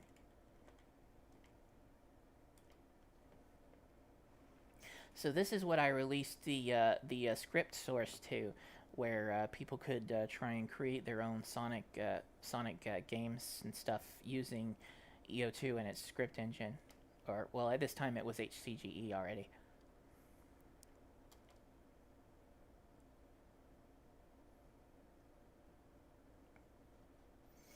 Ah, yeah, it's the same thing.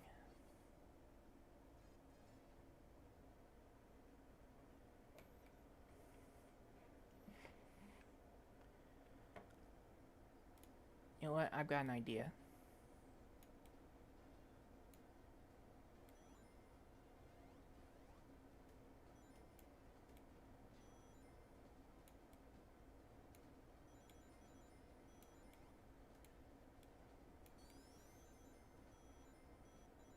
There, temporarily, so you guys can see it better.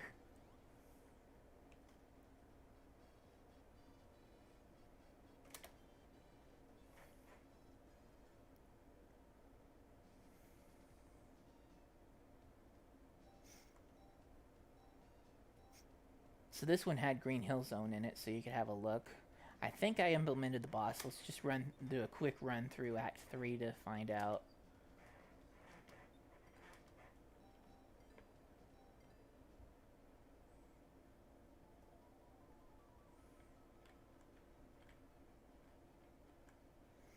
Now we get True Team Knuckles and Tails.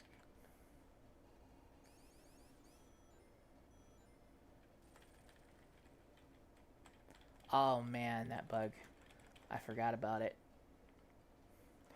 So, in this version, uh, you can only collide with the springs when you first hit the very edge of them.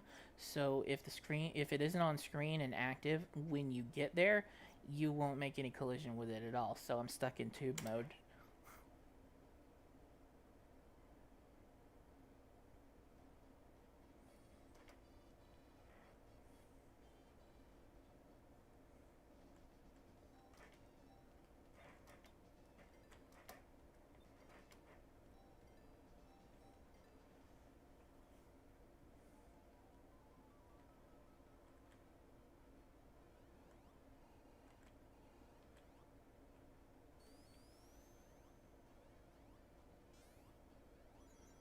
All right, I'm gonna risk it. I'm gonna see if I can make that jump.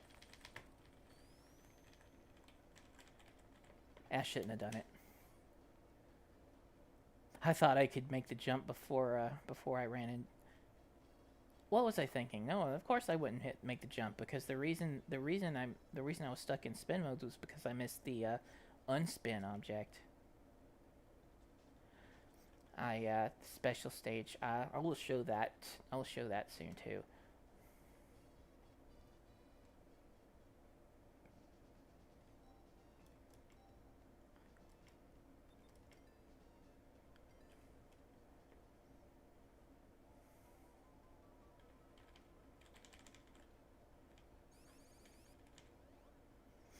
Now, I do have a lot of stuff that was in between some of this too that I didn't get to show yet because I hadn't figured out where it was and thus couldn't put it in the same group as all of the other stuff I've been running, but I may be able to dig some more stuff up.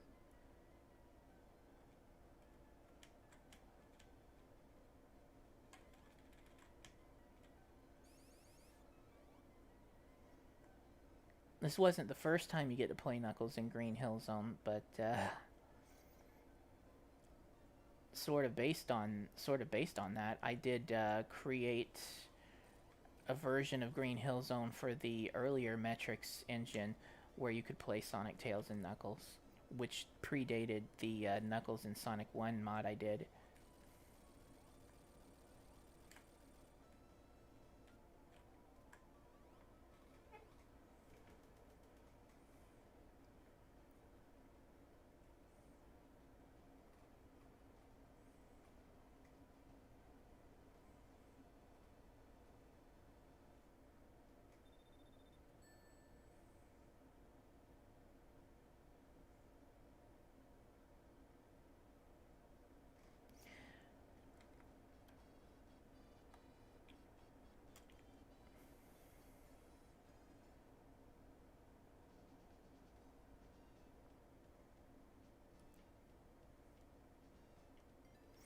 Oh, that sucks.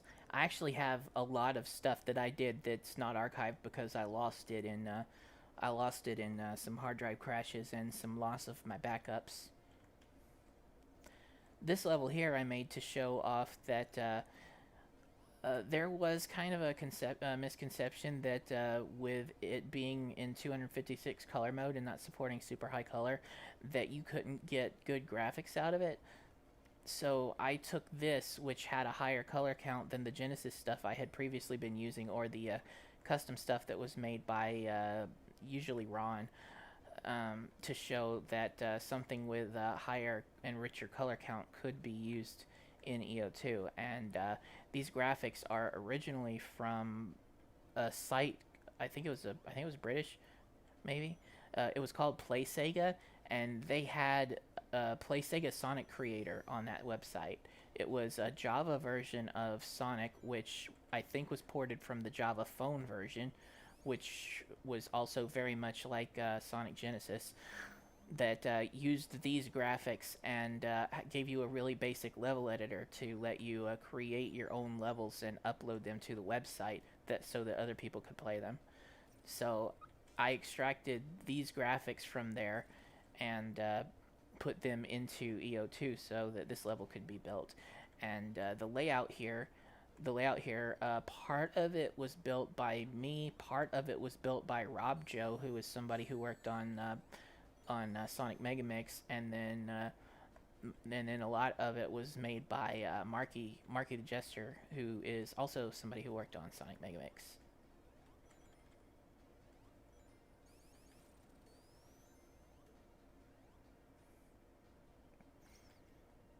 So the scripts for this were fully open. You could see exactly how Sonic worked. You could modify it. You could see exactly how everything else worked, including these custom bosses I made, which are basically they are. There's two bosses. There's this mini boss, and then there's the boss for Act Two, and each of them is a combination of two other existing bosses from Sonic One and Sonic Two. This one here, if you can't tell, is Emerald Hill Zone and Mystic Cave.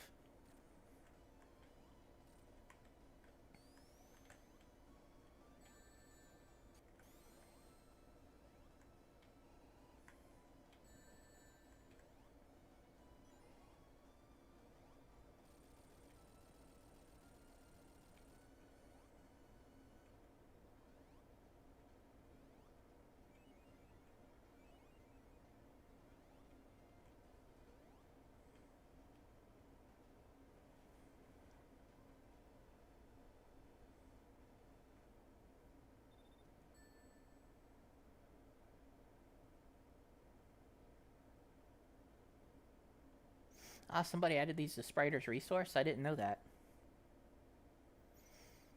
You can see the level transition cutscenes that just basically, yeah, you can make it do anything in that regard that you want to using the script. So all of this was basically meant to show the potential and what anybody could do with this to make their own Sonic game.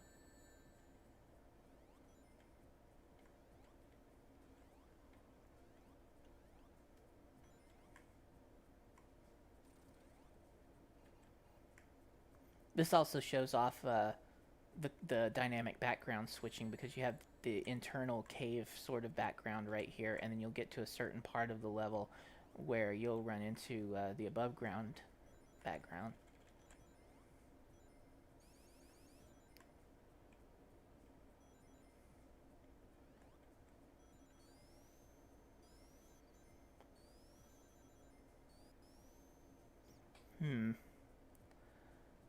Let me see.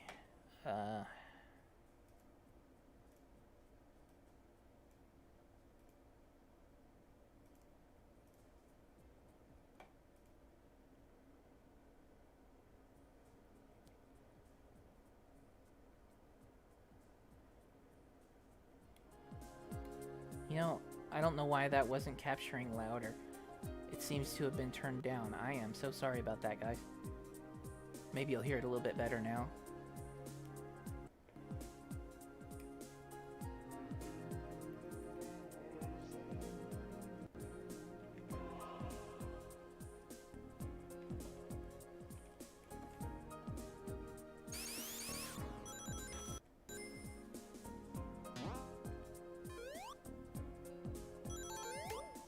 And so I added a special stage here too, to show not only that you can add a special stage, and if you do complete all the special stages, you will get all the Chaos Emeralds and be able to become Supersonic, which is programmed into the script.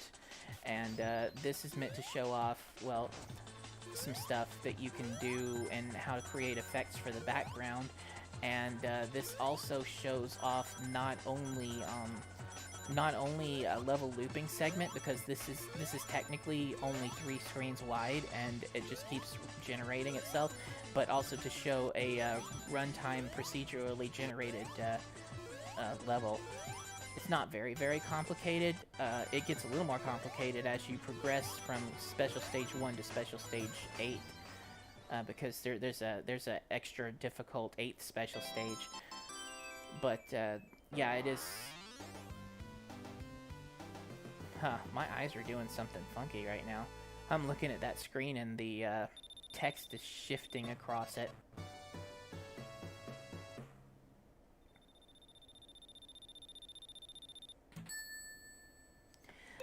But I will show you how much more complicated the special stages can get to. They go up in difficulty bit by bit as you get toward the last Chaos Emerald. But once I get out of here, I will show you what the very last one looks like.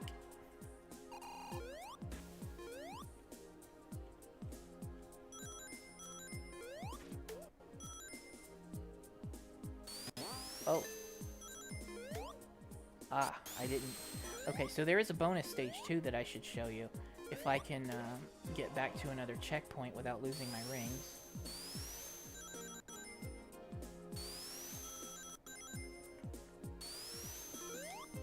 Of course I lost them.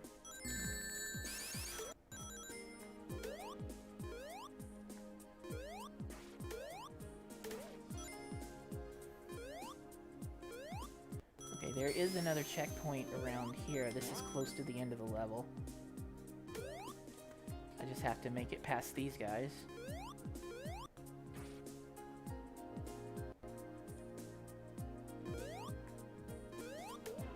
I think I only need 20 rings, but I'm gonna go ahead and get the full 50.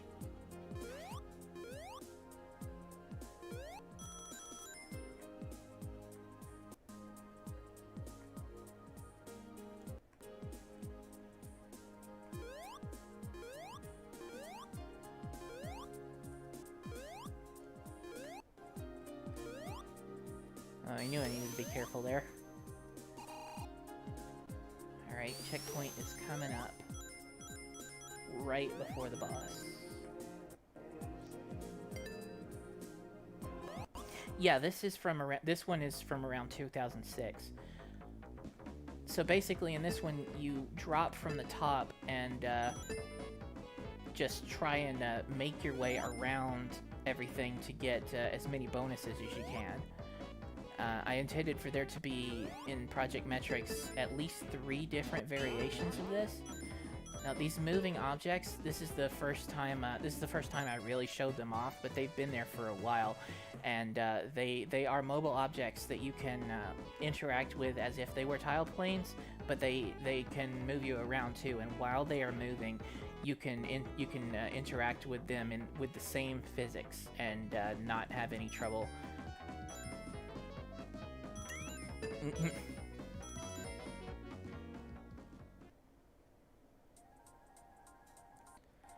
That was another one of the things that I was real happy with in EO2 was to be able to create those things so that ultimately it would lead to mobile level segments and stuff that you could interact with in as if they were like a stationary part of the level, yet they were moving. This is a very difficult boss, and let's see if you can guess which ones it is, because it is a combination of 2 other bosses too.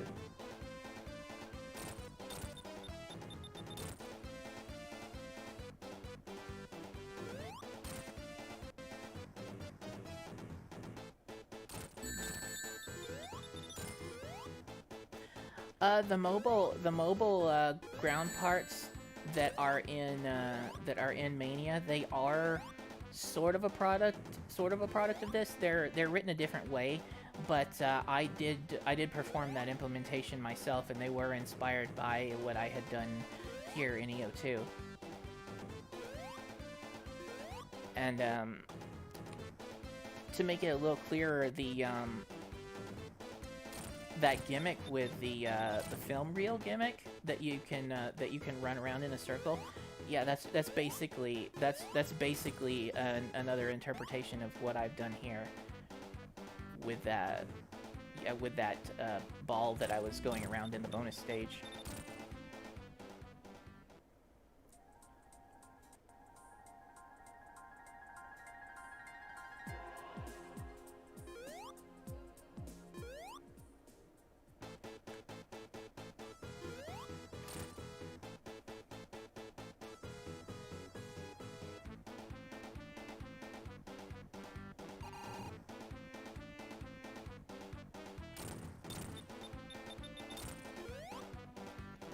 Oh man. This boss isn't as unfair hard as the first one I made for Shining Island, but it is, especially if I don't pick up any rings, it is difficult.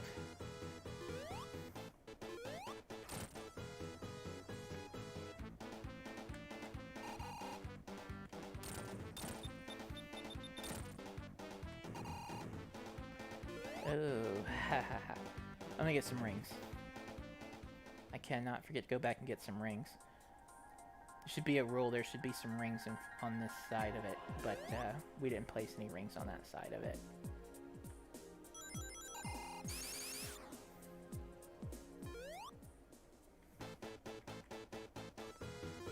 At this size and from the distance that I'm playing it from, it's hard to time when I want to use the insta-shield.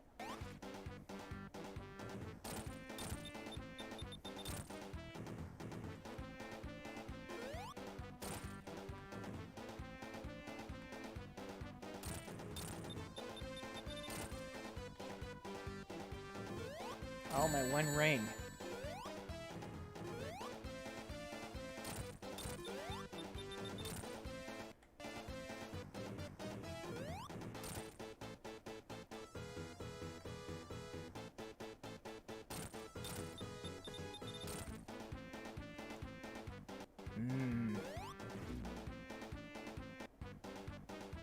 Oh, that's cool. Happy birthday, Jordan.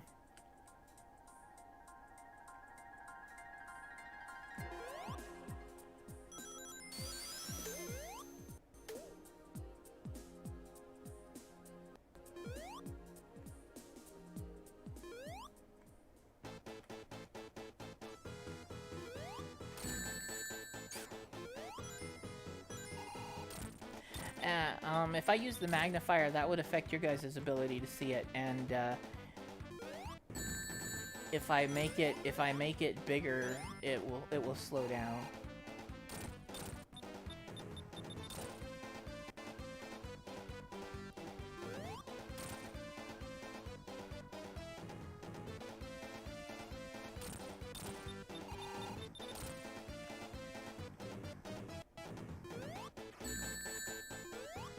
Got it.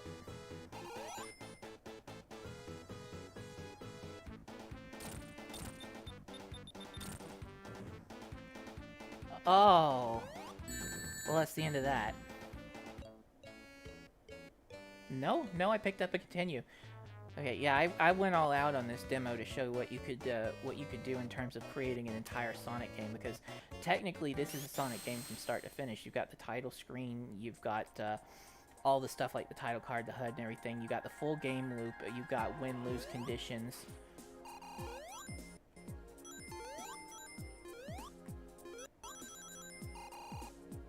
The continue started me back from the beginning. I'm not going to go through it again.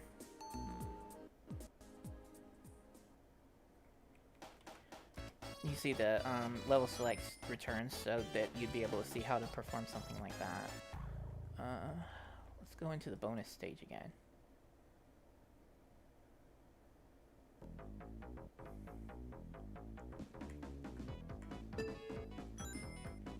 Ah! So you can get all the way back up there from down there if you do it just right, but I didn't, obviously. And it's gonna repeat because I didn't come in through another level. But yeah, this is I think that what happened last time was that I ran out of speed and I wasn't going fast enough to continue going up the wall. But yeah, you can see this. This is a product of the way that I have collision working. I called it a path tracer, where in the original Sonic games, to save speed in the original Sonic games and like a lot of other games too, you would move by taking your position, adding the speed, and then checking for collision when at the new location. And what I'm doing here is, since there's more processes available on a computer like this, I'm testing collision the entire way. I'm not just moving and checking if I'm touching the ground. I'm following the ground. So it breaks movement down pixel by pixel and moves along the ground and traces it to see if there's an upward or a downward motion, and that's how you stay stuck to it instead of running into the bugs you do on, for example, the Genesis, where sometimes you go flying off you go into a wall when you're trying to go up a concave curve, and then convex curves usually didn't work very well at all in the Genesis stuff. But you can see here that he's gripping this just fine. Oh no, he's not clipping into the circle. That's let's see. I don't have frame step on this, but yeah, he appears to be in the circle occasionally because of how fast things are moving. But if you were to stop him at any point along there, you would see that he is in fact on the outside of the circle. So he's tracing the edges of it and staying on the outside. Let's see, slowing it down.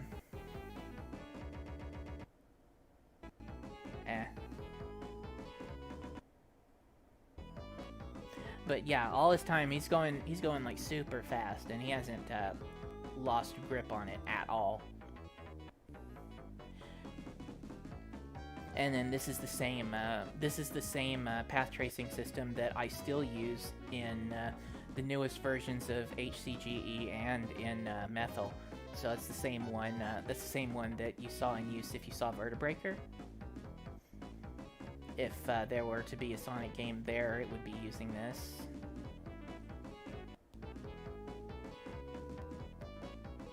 It'll just go forever.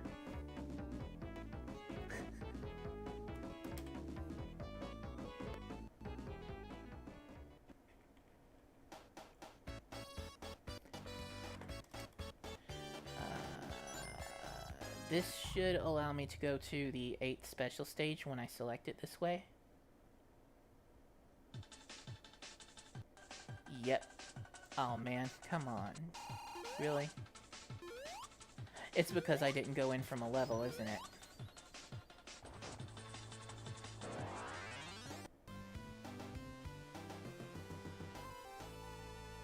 I think when the level starts over, it's going to do it again.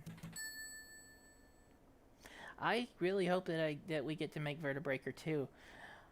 That's why we've moved on to some smaller games, though, because we need to be able to raise the capital. We need to be able to raise the capital to be able to spend the time making Vertebreaker. So, hopefully, we can make good enough smaller games that people will want to buy enough copies that we will ultimately gain the funds that we need to be able to create something as big and ambitious as Vertebreaker.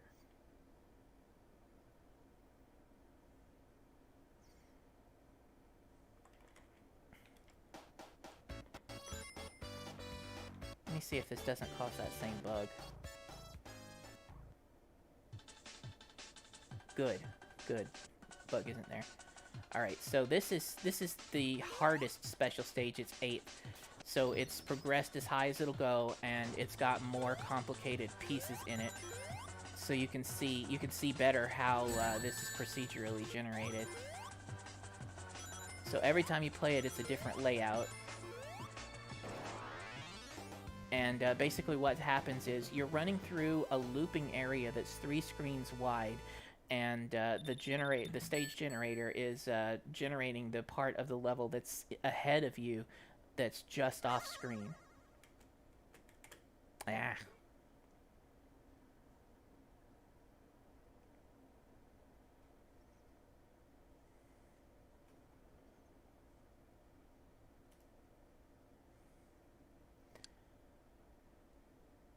Uh-huh. Try this one more time. Nope. Well, that seems to have done it for all the stuff in here. Time to go back in time just a little bit again and talk about some other stuff that happened concurrently, because I had like several threads of stuff going on at once. I had the stuff that I was doing as a fan game. I had Soned as a project, and I had the mods and stuff that I was doing on the Genesis. So, with this being 2006, one thing we can look at is we could go back 1 year to 2005 when I released Knuckles and Sonic 1. And for that, I think I can use the real Genesis hardware. Give me just a few moments to switch over the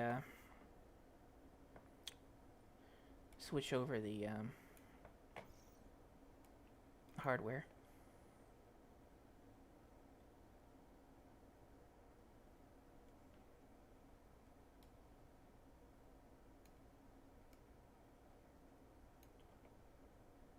What do I think of the current state of Sonic Megamix?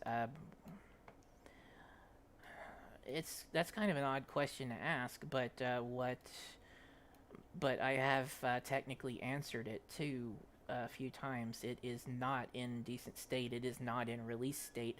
The newest versions that are out there were never supposed to be out there in the state that they're in, and I absolutely do not agree with them being out there pretty much because of that state.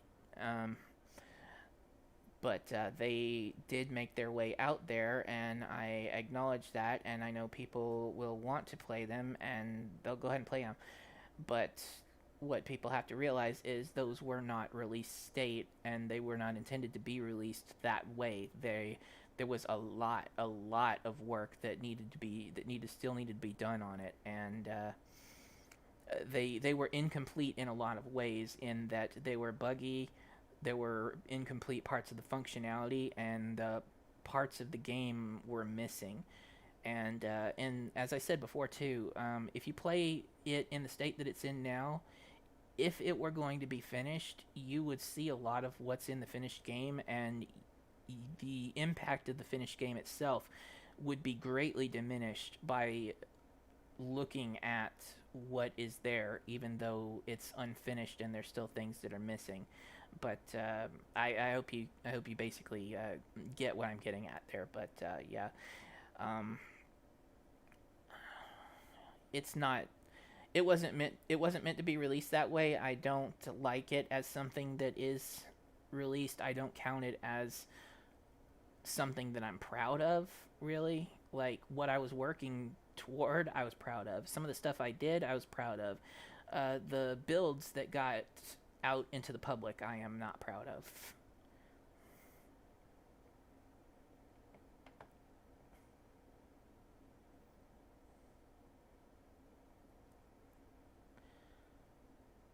How do I feel about that Roblox game that uses the level assets from the tutorial level from one of my old fan games? I This is the first time I'm hearing about it.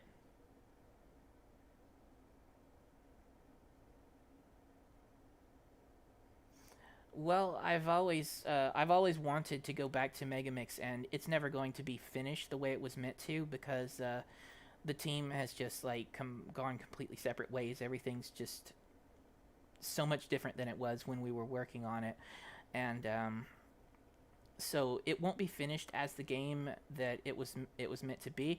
But what is there, I want to go and clean it up and make it presentable. If that makes sense. I do want to make one final release that's just this is cleaned up. This is what we had, and it's cleaned up and in a presentable state for you to look at it, appreciate it, hopefully not have it fall apart on you while you're running it.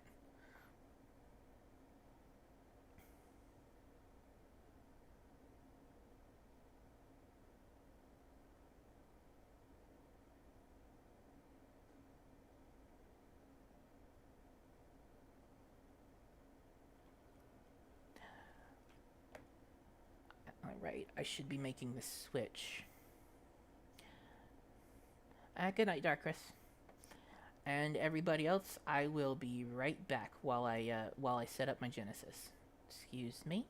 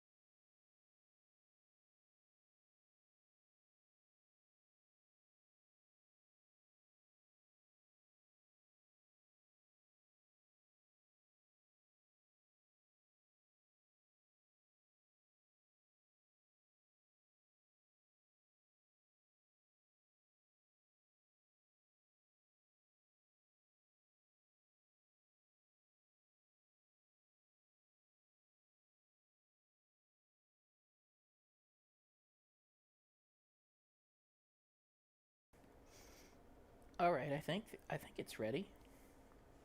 Let's see. One moment, please. Great. We're doing this again, are we?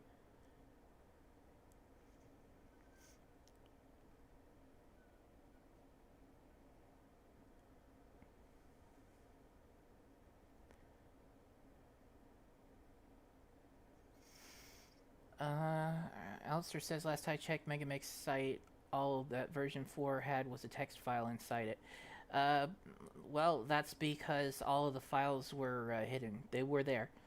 The only thing visible was the text file, but all of the data was there in the ISO. You use that exact ISO to play the game.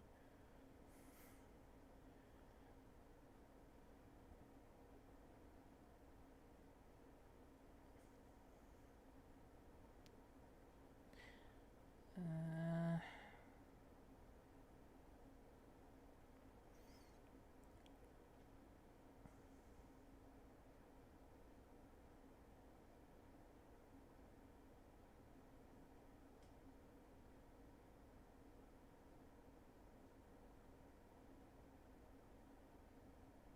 ha, thanks, Saturn. I still got about 2 hours myself.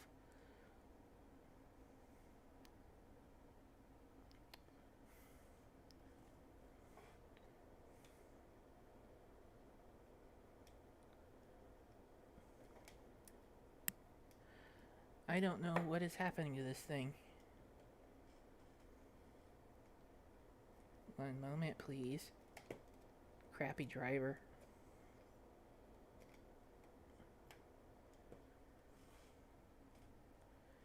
Did I watch the Sonic movie and did I like it? Yes and yes.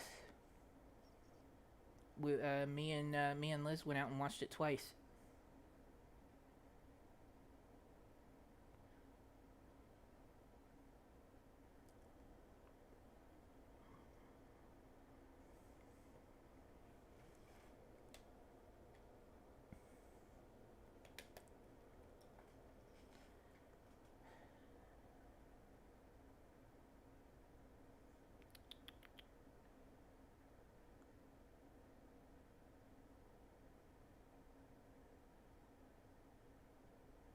Yup, same goes for us, actually.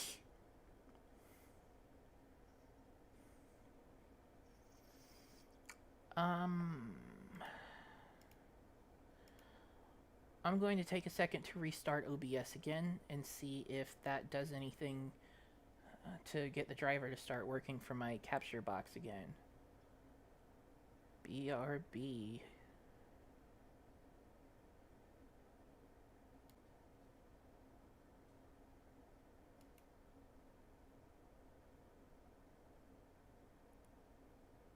Am I back?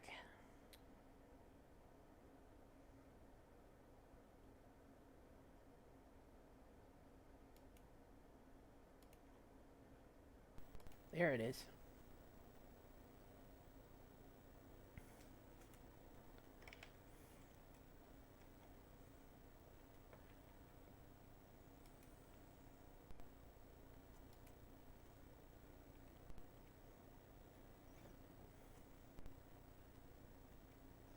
Yeah, it will come through blurry, unfortunately.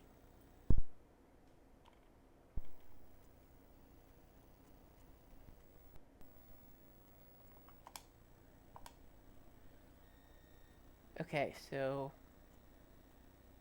Sonic 1 and Knuckles. The the original disassemblies of the Sonic games started coming around 2002, I think. Nemesis started it with Sonic 2. And then me, DRX, and Highbrain simultaneously were working on ones for Sonic 1, and then Highbrain combined the best of all of them together to create the one that exists now. Um, Sometime after that, I did my own disassembly of the Sonic 2 and Knuckles portion of the Sonic and Knuckles game, and used that to backport Knuckles from it into Sonic 1, and then ultimately ended up creating Sonic Knuckles the Echidna in Sonic the Hedgehog, as it's called fully, Knuckles in Sonic 1. I released that sometime in 2005. I think it was like October, maybe. Oh, what is this thing's problem?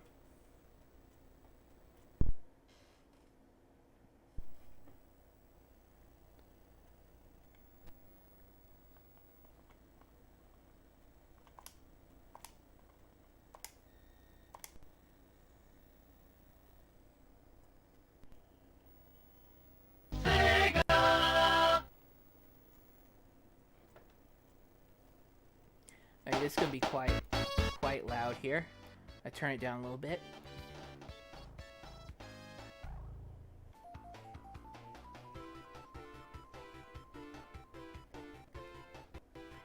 Yeah, that should be better, right? I think that's why it was turned so low to begin with, because I was capturing stuff from the Genesis, and I guess the output from the other PC was just quiet.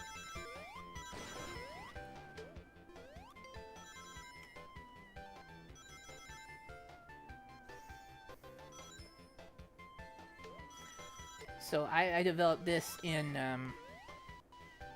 basically complete secrecy and just sprung it on the world one day. Again, I think October. Pretty sure it was in 2005. Yeah, it says so right there.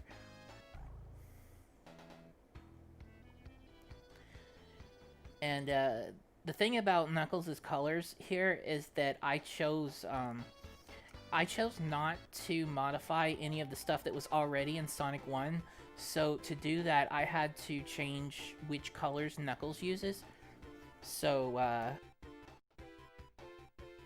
he's got differently colored shoes for one, and the reds that he uses for his body are different. So they're the same as Sonic's shoes, and Motobug, and some of the other enemies. But yeah, since this was Knuckles in Sonic 1, then basically I wanted it to be Knuckles in Sonic 1 and not Knuckles, Sonic 1 succumbing to Knuckles or something like that. Like, I wanted as little changed as possible, and the only changes that I made to it were ones that were absolutely necessary to allow Knuckles to complete the game. So a couple of places where you jump and stuff, but otherwise, even some funky collision stuff that you can run into by moving around as Knuckles is still there. I didn't add any new routes or anything for Knuckles because, yeah, I just wanted just Knuckles in Sonic 1.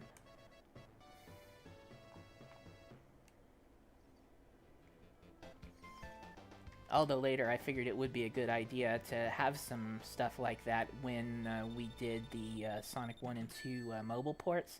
So that's why I decided to create those extra areas for Tails and Knuckles to go through, under the assumption that basically canonically speaking, those things were always there, but you would never see them because Sonic can't get there.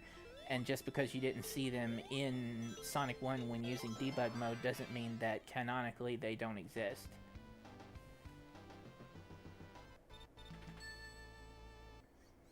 Because none of it changed any of the actual in level stuff that you would ever run into as Sonic. It just added on to sections that that if you were playing as Sonic and weren't cheating, you would never ever see it.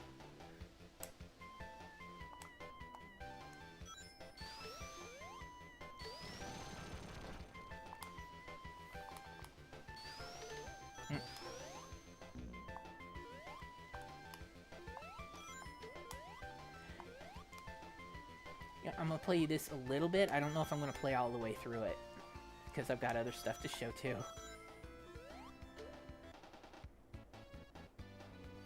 It does go a lot faster with gliding over stuff and using the spin dash, though.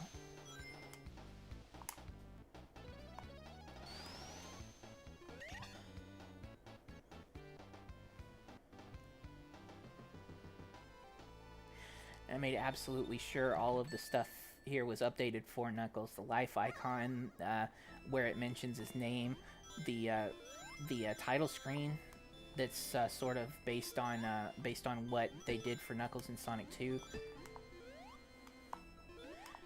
If you could see it, I'm pretty sure that I even made the Sonic 1-Up icon in the special stage have Knuckles' face on it. Even though it doesn't show up in normal gameplay.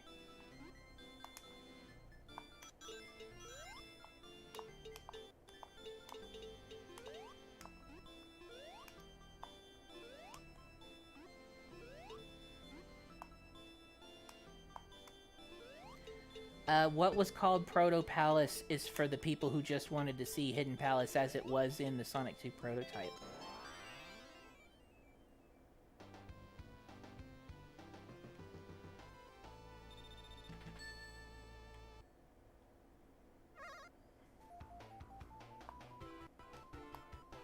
And Knuckles can't even jump high enough to get that.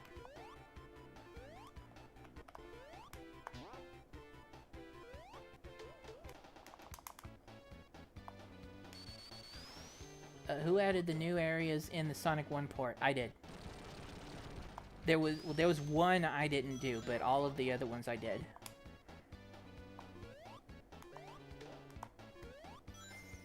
I also spent a lot of time going over the levels themselves to correct the collision in such a way that there would be absolutely no bugs with Tails and Knuckles, because that's basically the only way. That's basically the only way you can get a company like Sega to justify releasing something like that. You've got to get rid of as many bugs as possible.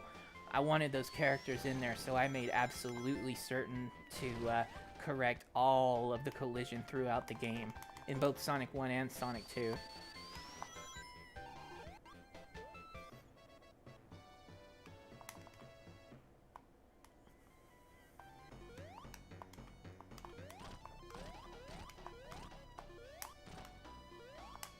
Ah, that was supposed to be a spin dash. Whatever. Whatever. Yeah.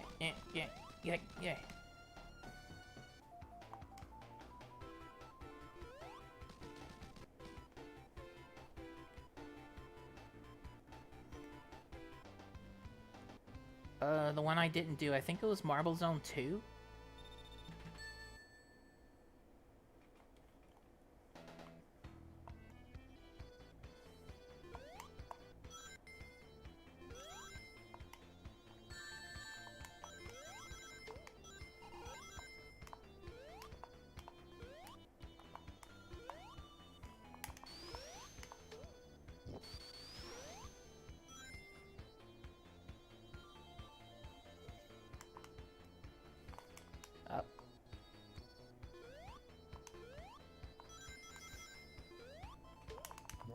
And just to show, the original Knuckles and Sonic 1 that I didn't have any additions that didn't exist in the original game.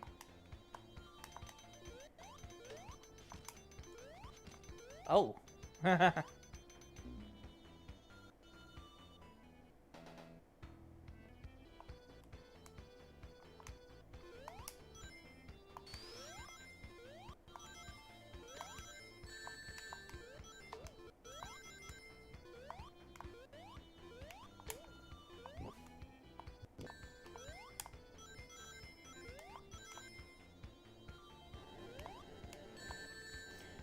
That's right. Yeah, if Knuckles was ever added to Sonic CD, there'd have to be a bit more checking and correcting for the collision to make sure that he doesn't cause any weird trouble.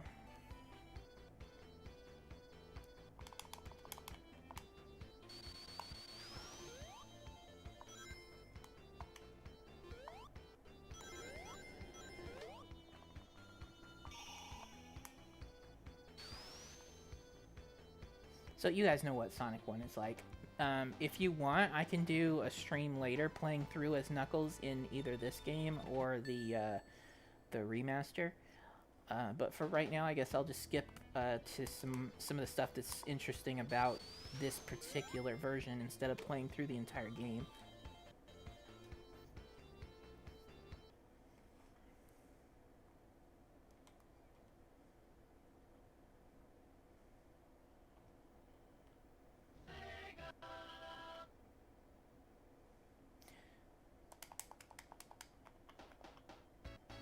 Yeah, so I added in a code to give you all the Chaos Emeralds. There's still only 6 Chaos Emeralds in this game, but I did add super ability just for the hell of it. So if you get all of the Chaos Emeralds, or you put in that code, which is BB BB BB up down left right, and then you get 50 rings.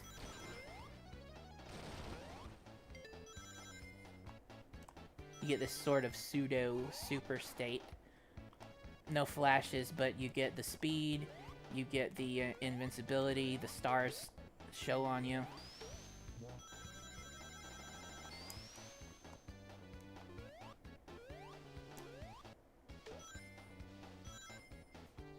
And since I have all the Chaos Emeralds, the special stage doesn't show up. Did I ever do a Mania playthrough stream? I did one when Mania came out, and I played it on the Switch.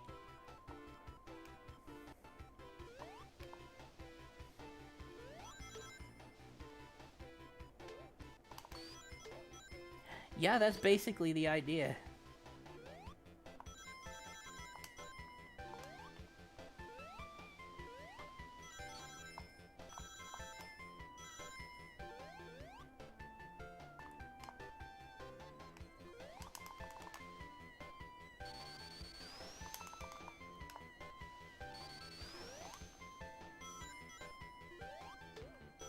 And just to show that the sparkles weren't a bug with the invincibility I already had.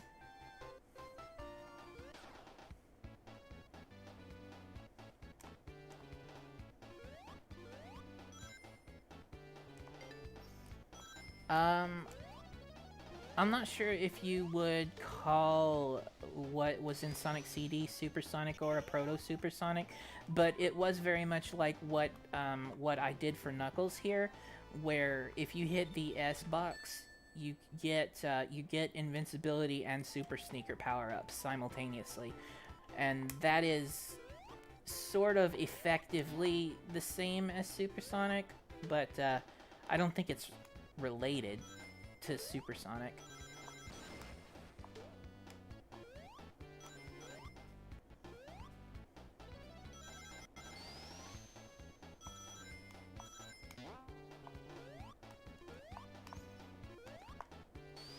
This isn't like a software filter or anything. This is actually output from a real Sega Genesis coming into an upscaler into an HDMI capture box. So this is actual Sega Genesis output plus whatever's happening when it's going through the capture box.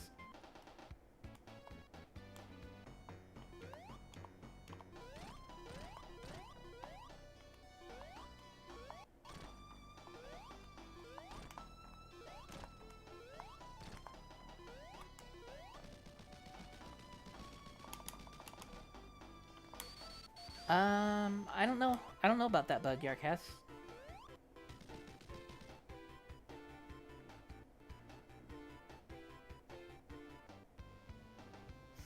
Nah, the rainbow waterfall is a side effect.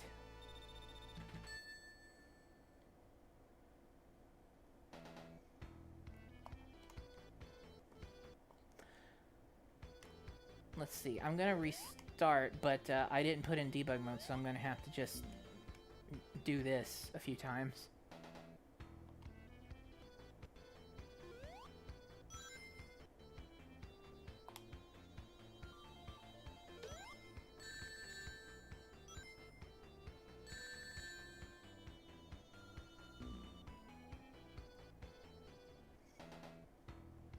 I could play Encore mode on stream. I think I did Encore mode for a Mania Versus stream once, but yeah, I can do a straight up one. Mania Versus chat stream. But yeah, I can do a regular Encore mode playthrough.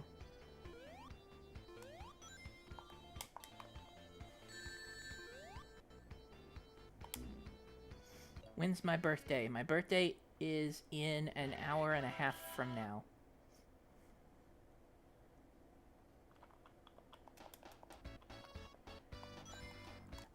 So, pretty much let's see, there was a block moved in Labyrinth Zone so Knuckles could make a jump. There was one moved in Marble Zone for the same reason, and I don't think there was anything else really changed in the levels in this version. So the only other interesting thing, I guess, would be to show the ending.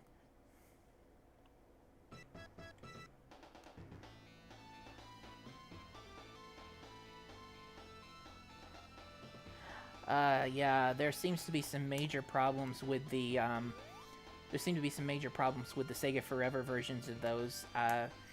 We have absolutely no control over that. We didn't know that was even going to happen.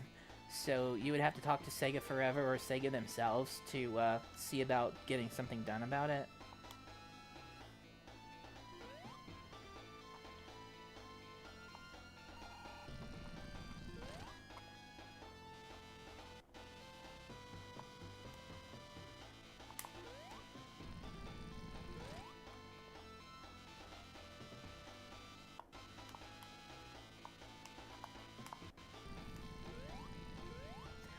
Well, yeah. Thanks for the information. Yeah.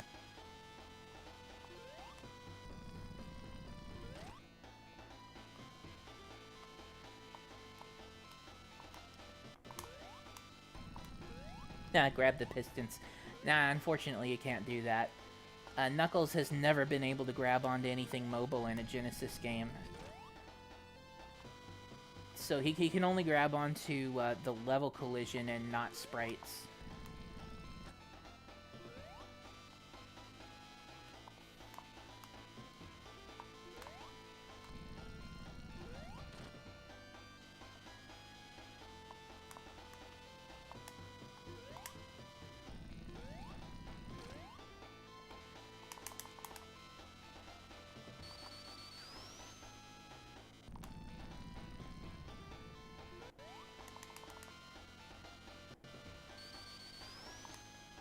Oh, well, I meant, yeah, a classic one. I made sure he could grab onto stuff like that in Mania. Alright, here comes the ending. Not even gonna look at him. No. Don't care. So we've got basically the Sonic 1 ending. We got Knuckles here. And these custom sprites were created by Liz. These custom Knuckles sprites and stuff here. And that transition before he jumps up to that. And fun fact, I reused those sprites in the Sonic 1 remake.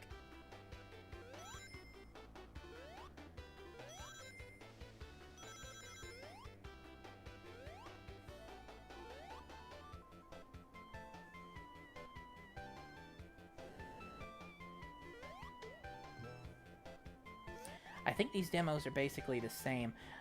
We already had the ability to record new demos, and I think there we go. I put myself in the credits. But yeah, we already had the capability to record new demos, and I think I did record new demos for the tracked mode.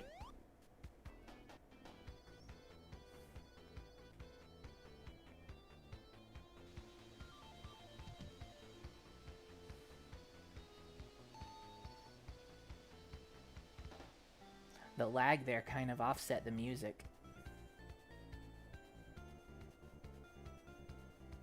I don't think they realized it was going to do that when they added that to Revision 1. Because that underwater scrolling stuff wasn't in the first release of Sonic 1 and was only in an updated release in Japan that came later.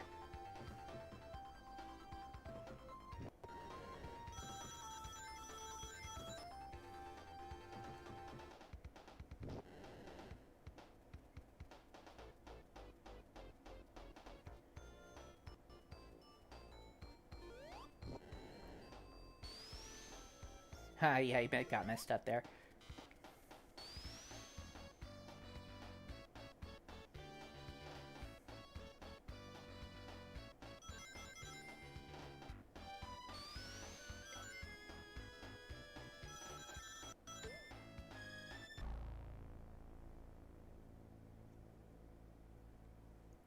He's not happy.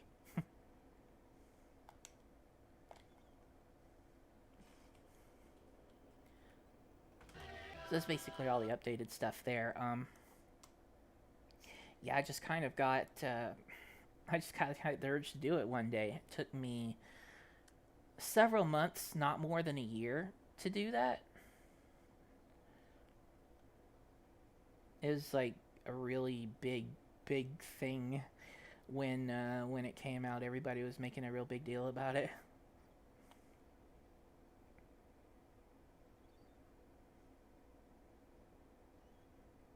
Forces stream, yeah, I'll stream Forces eventually.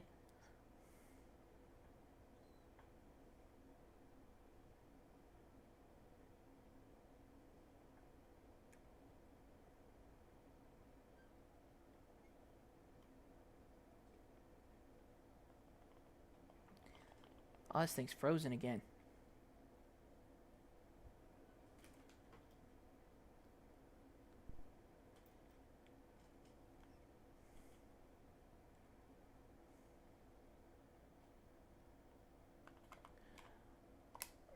Okay, so next up, I guess I can show Sonic Megamix. The most popular version, I think, is 3.5, which was leaked. It was leaked and wasn't in good shape. The most complete version is 3.0, and that was pre Sega CD. So I can show a little bit of that, and then anything that was updated in 3.5 you'll be able to see in the updated version I'm going to run, which is not quite 4.0. It's a little bit farther ahead than that, but it's basically 4.0.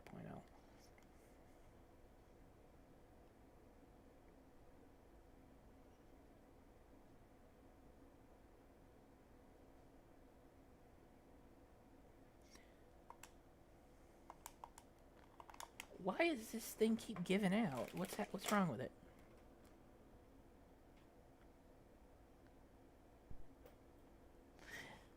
I might just be getting garbage coming through the USB connection. If that's the case, it's just tripping up the OS on the EverDrive.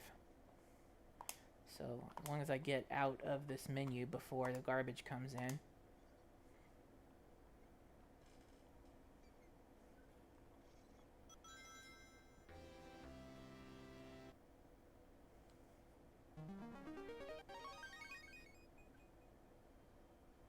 This even predates Sonic Retro. So this is before the beta page and Sonic Classic merged together to create Retro.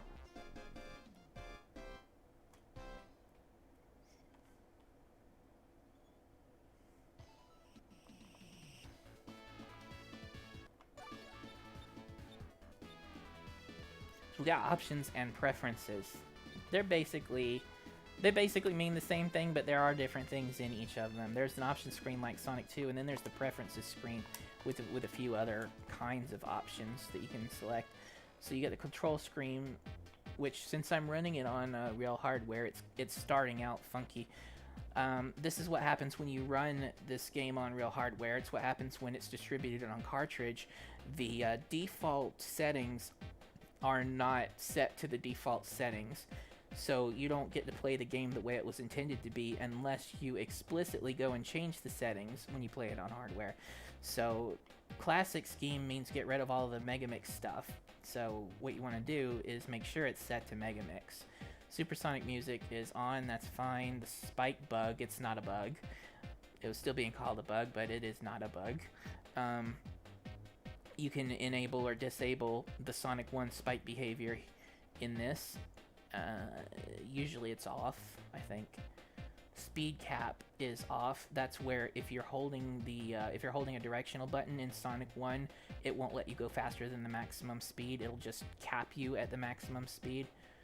And then there's camera style. There's normal and extended. Extended is like Sonic CD, but it's kind of buggy.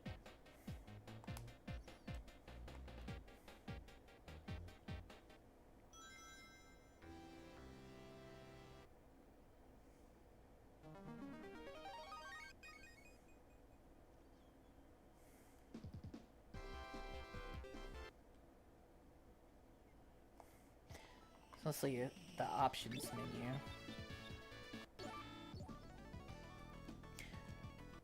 Now, this version of Megamix, it originally started.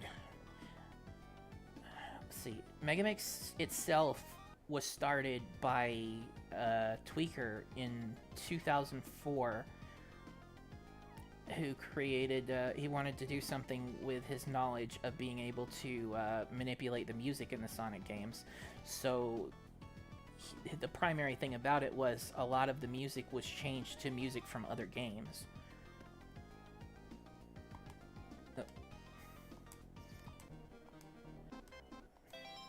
So yeah, you can tell there's the music is all over the place.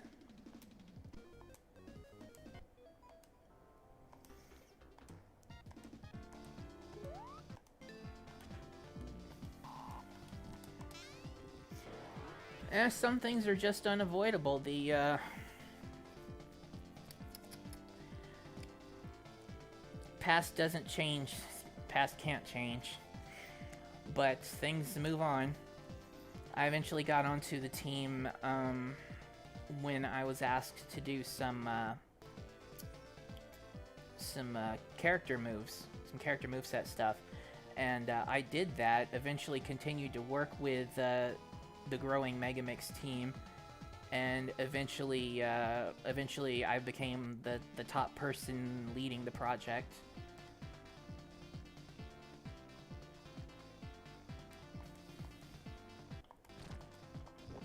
Let's see, there's more music around here somewhere. Yeah.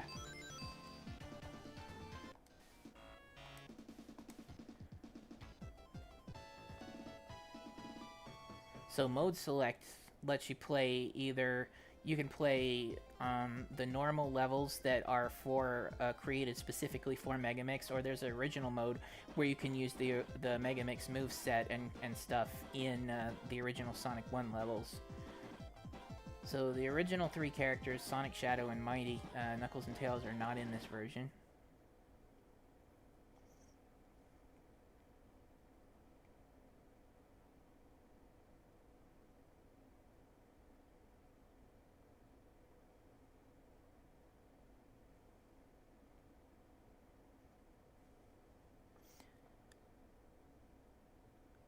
Is Megamix still a priority for me? Unfortunately, it can't be. My top priority is to make a living for myself and my wife, so we just do what we need to do to be able to generate our income so we can continue to live.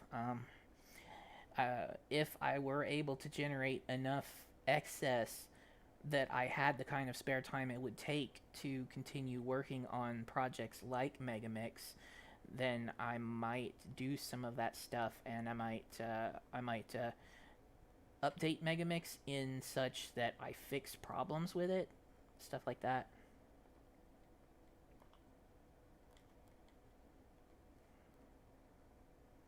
So it'd just be a cleaned up release of what we've got now. Mostly stuff you've already seen, mostly stuff you've already played in a buggy condition. A little bit of new stuff, which I will show coming up when I move on to the next version.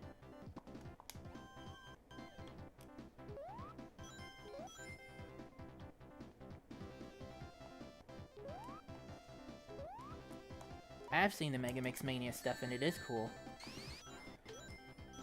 I'm hesitant to say, yeah, that's Megamix. Megamix is going. Strictly because a team that is not the Megamix team could never make Megamix, but their interpretation of Megamix and what they're doing with it right now, it's really cool, and I look forward to playing some updated versions of it.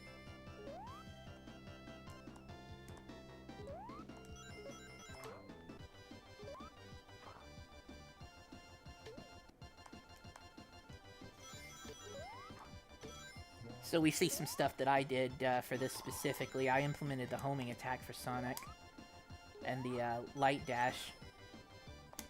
You see this early version. It doesn't work quite as well, and you also need to take into consideration how it works when you generate the level layout.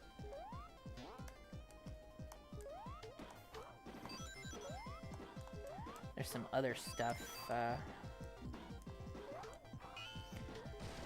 Yeah, primarily my contribution to this version is the moveset.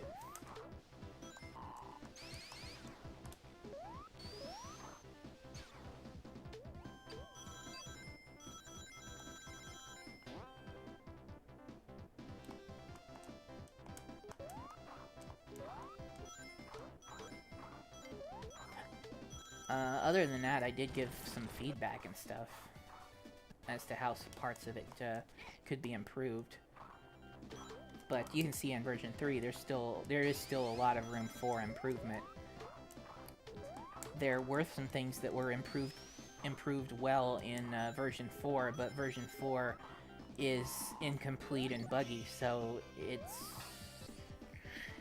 there's no truly great, excellent version of Sonic Mega Mix, because yeah, once it got to a point of evolving into something even better, it never was able to be that because of the constant leaks and the constant problems with being able to continue development. That's why it's kind of hard to recommend a version. But if I had to, I think I would say 4. I think I would say 4 is the one I recommend.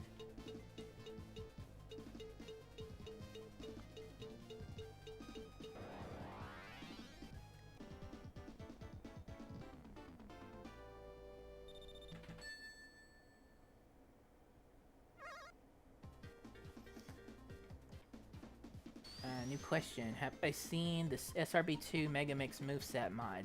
I have not. This is the first time I've heard of it. If you have any links, I'd appreciate you passing them along. I feel the homing dash makes the fire bubble shield borderline obsolete. Well, Sonic can't use the elemental shields in Sonic Mega Mix. No matter what shield he's wearing, he'll do the homing attack and light dash. It's Mighty who gets to use the elemental shields in this game.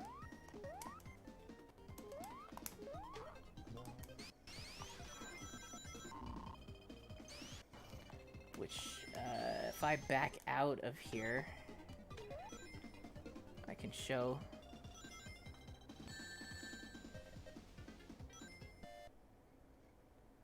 All of the levels that were changed in this game, all of the levels had their layouts changed and they had their palettes changed. Very little of the graphics were changed at this point, but we were moving toward creating new graphics for all of the levels.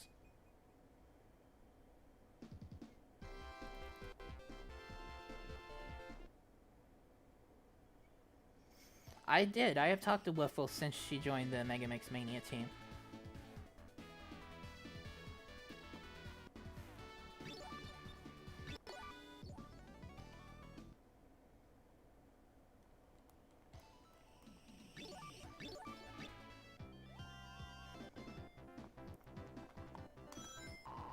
So all of the jingle music is different depending on which character you pick.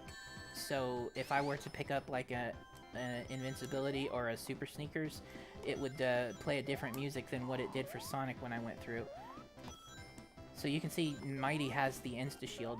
Sonic no longer has the shield abilities in Mega Mix, but Mighty, that is Mighty's ability, is to use the shields. Up until later, when he also gains the ability to wall jump, which was one of the parts of the moveset that was never released because it's still in development. You see some of his stuff is based on Chaotix.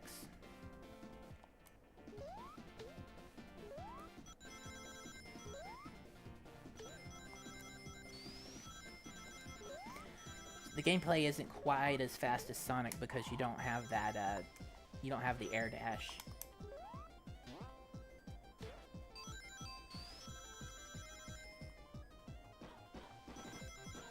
That's why Sonic was my favorite to actually play whenever I play Mega Mix, because of how much faster his gameplay turns out to be.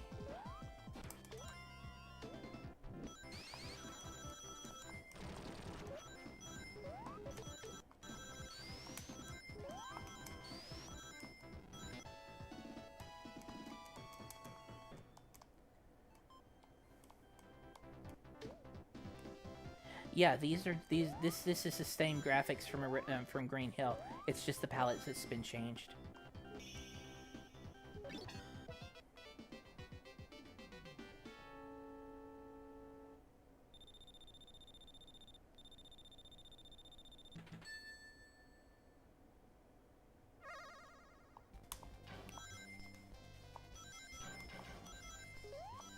Yeah, the Mega CD version, the most widely, the most complete, the version that I would prefer anybody play over any other version, version 4.0, is still incomplete. It's buggy. It was like in the middle of a transition when it got released due to some slight internal conflict that almost canceled the project.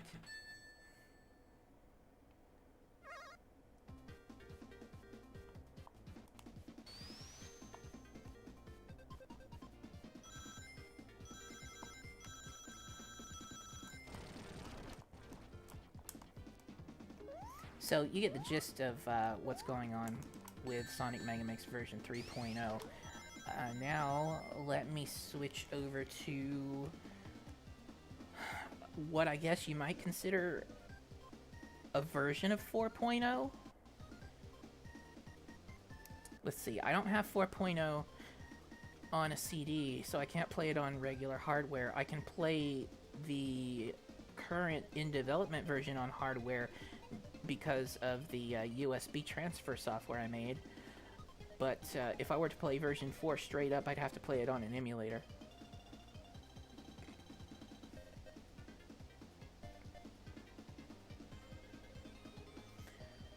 Let me see if I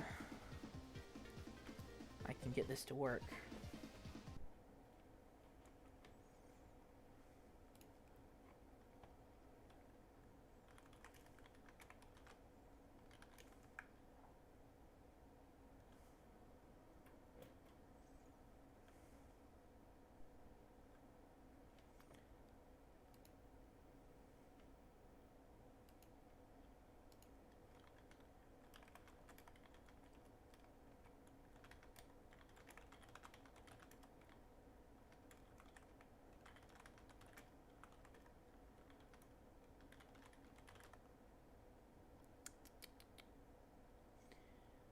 Ooh, I think I moved some of the files around.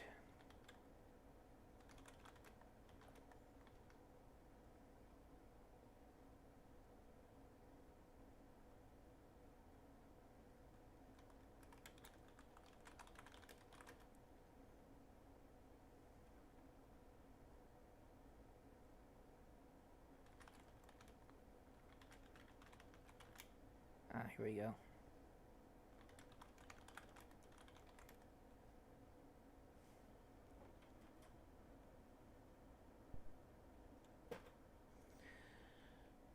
Oh, I was afraid of this. This cable that I'm using right now doesn't seem to like the EverDrive.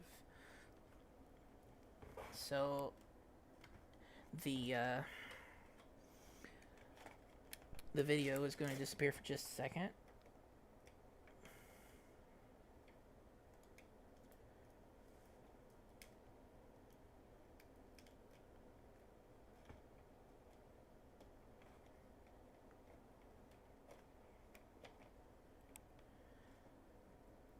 I don't think that particular cable carries data very well.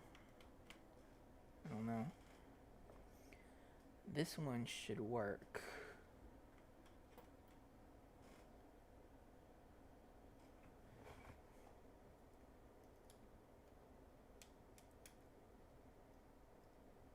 Oh, we're gonna do this again, are we?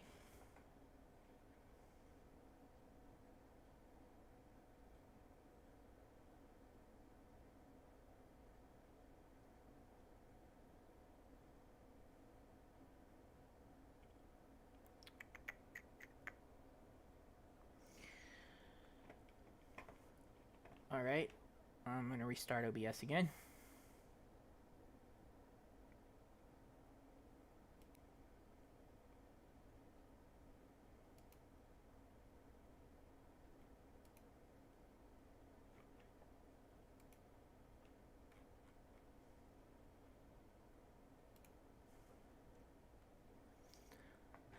one moment, please.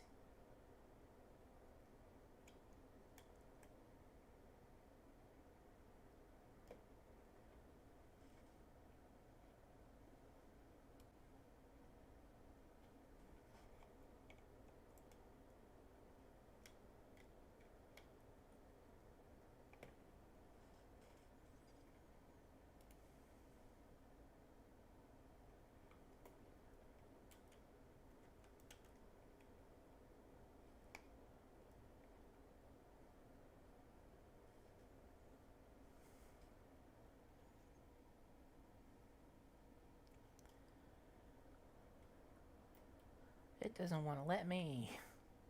It doesn't want to let me do this.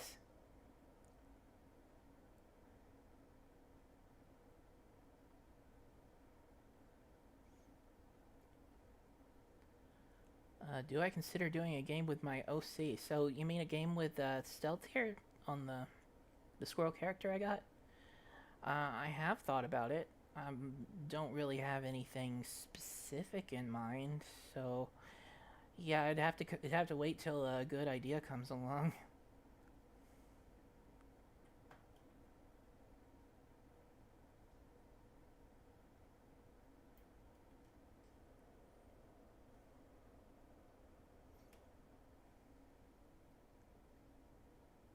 I'd have to give it some good long thought to think about what kind of game stealth would have. Like, what would be good to put him in? What would be fun?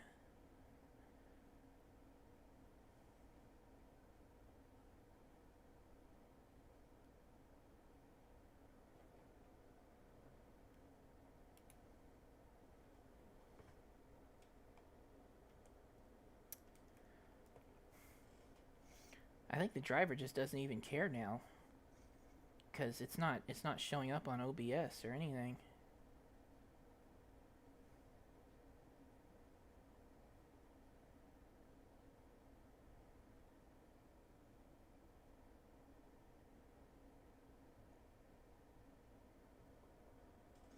This is ridiculous.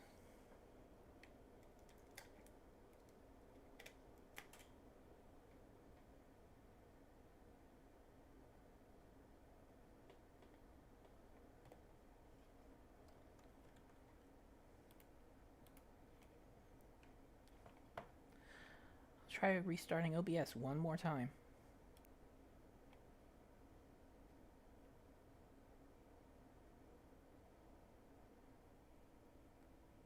I think. Well, we've got something. 1 hour till my birthday.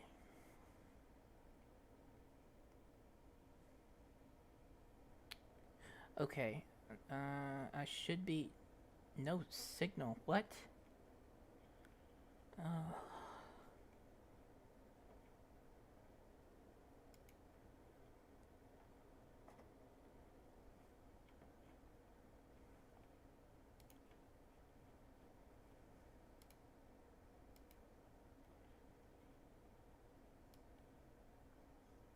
Okay. So I should be able to run the program that will transfer the custom transfer program. The operation has timed out.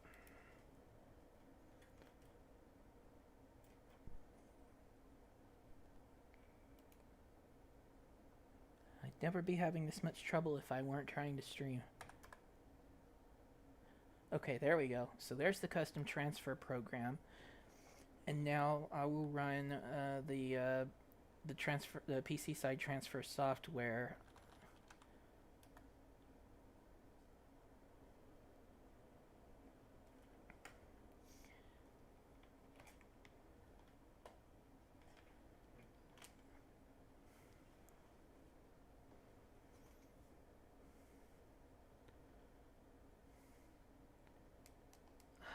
It broke again.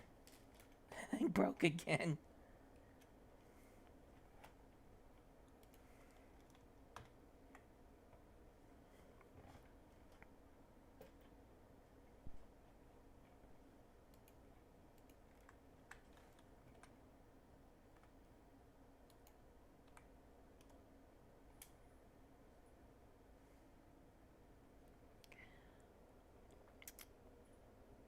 That is very strange that the transfer isn't. There's my there's my custom crash screen that allows me to check what's in the register as in what's in memory. And that happened because I shook the cartridge trying to adjust the transfer cable.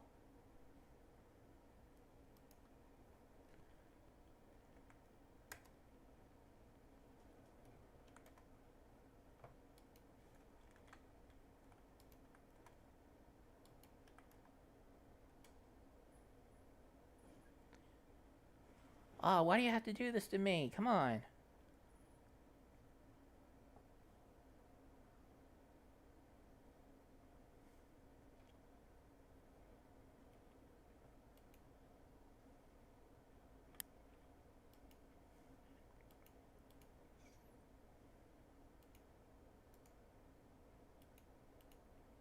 I don't understand why the transfer isn't working. I used to be able to just do this constantly back and forth, no problem.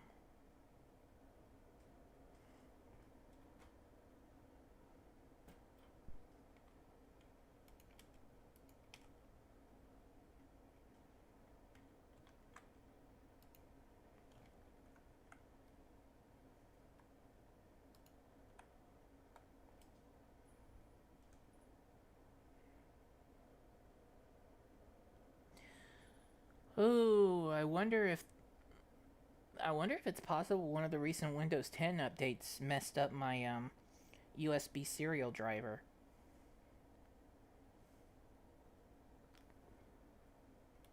It's sure been messing a lot of other stuff up lately.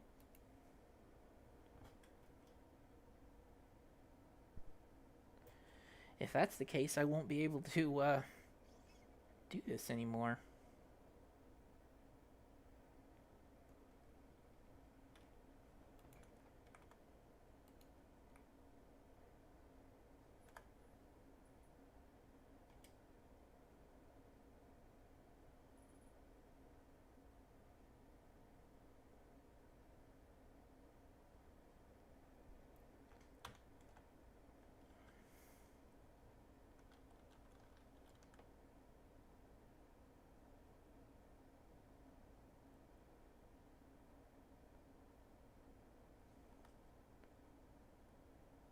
Uh, Technoludite?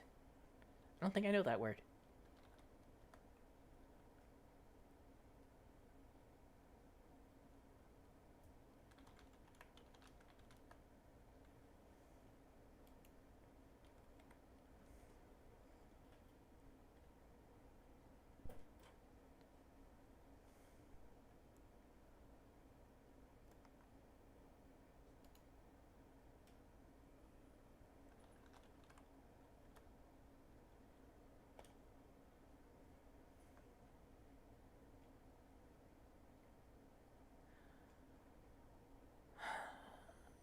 That.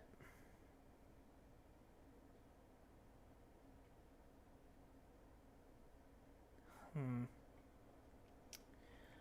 There's one possibility here that I need to check.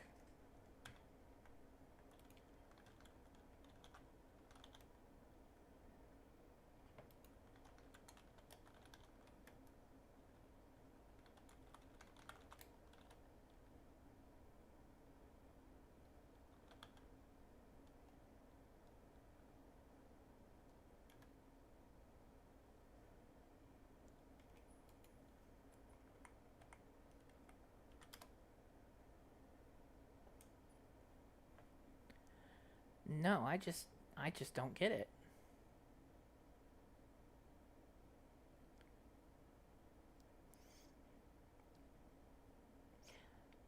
So, I've done this before. I did it at Sage last year, and I made a video about it shortly after I put this method together for myself.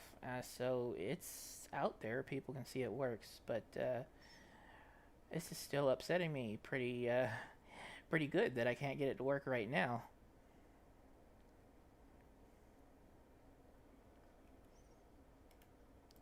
I'm gonna have to get it to work eventually if I want to get this stuff finished. I can't go back to burning a million CDs. I can't even burn CDs right now. For the last year or two, my CD drive in my computer has not worked at all under Windows 10. And I don't have anything else to boot it up on. Maybe I could boot up Linux and try and use it or something, but yeah, it just refuses to work in Windows 10.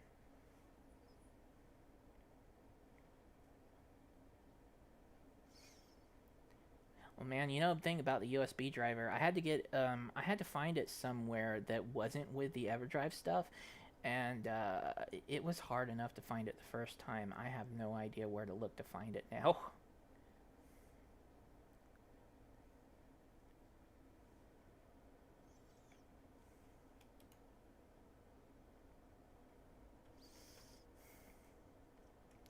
Well, I'll just go for the moment. I'll just go to the emulator. Then that way I can show straight up version 4.0 if I can find it, and then I can show the updates that I have, which is probably what people want to see the most. So before I run out of time, I had better get on that.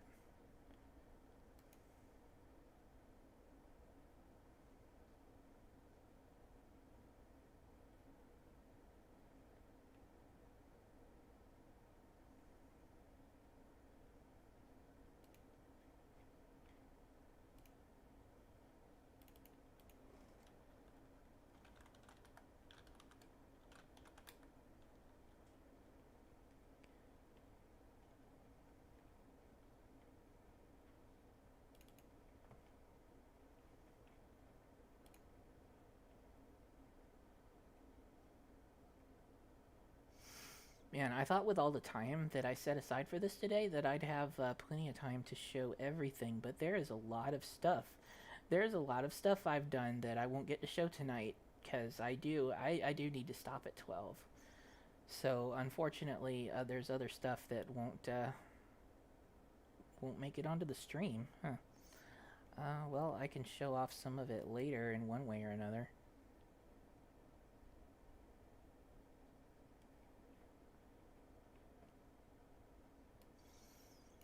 It's been over a year since I made that first history video. Really, I really need to find the time to do the follow-up ones, because I still wanna complete that series.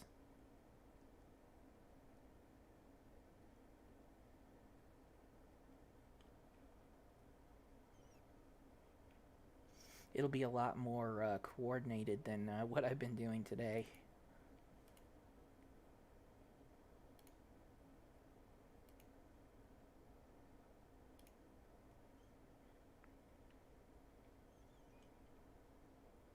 This is a little big. What happened?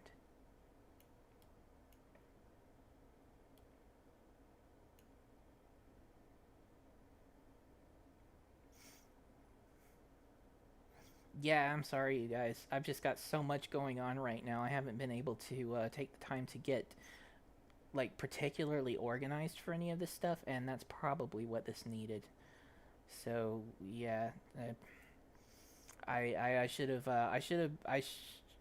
if I was going to do something like this, I should have had more forethought and planning. Unfortunately, I just can't afford that time right now. I got so much I gotta get done.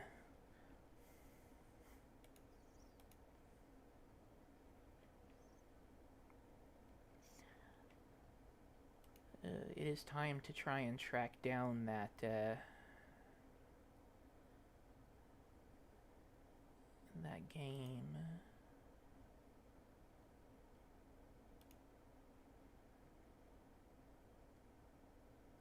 You know what? It's not important I show version 4, because some of the stuff that I would show in version 4 you'll see in this stuff anyway. So I'll just show the current state of Megamix. You can see some version 4 stuff. You can see some updated stuff.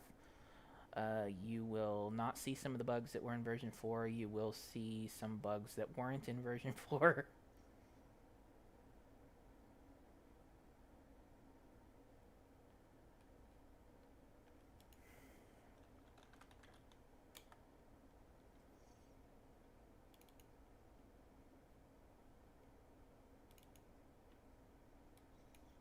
Oh, the BIOSes aren't set. I reorganized stuff on my older hard drive where Kega was, and I didn't reset the configuration in Kega to account for that yet.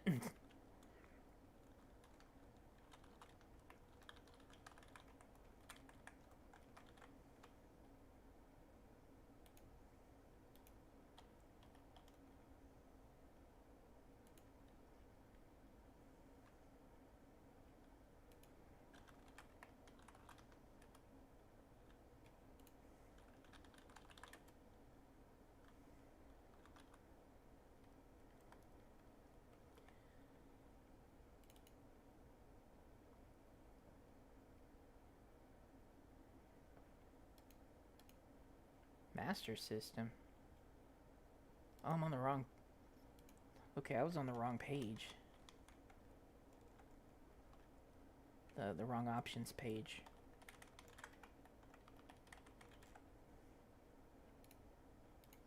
Alright, maybe this will work.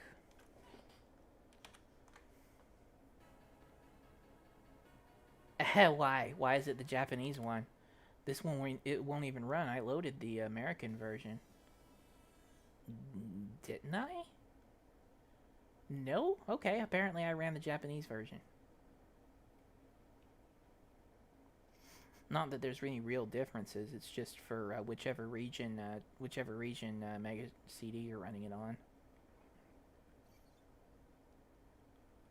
Where is the CD music? What? Oh! The CD music is only saved in file names that will work with the US version, so I do need to switch it. Here we go.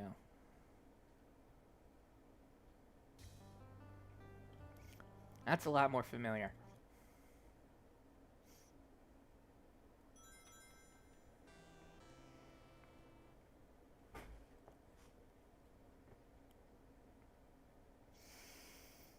Now I have to remember if I'm set to use the keyboard or the controller. I think the Genesis is set to use the keyboard. Yeah. There we go. We got the music now. Somebody mentioned Sonic Heroes a little bit earlier.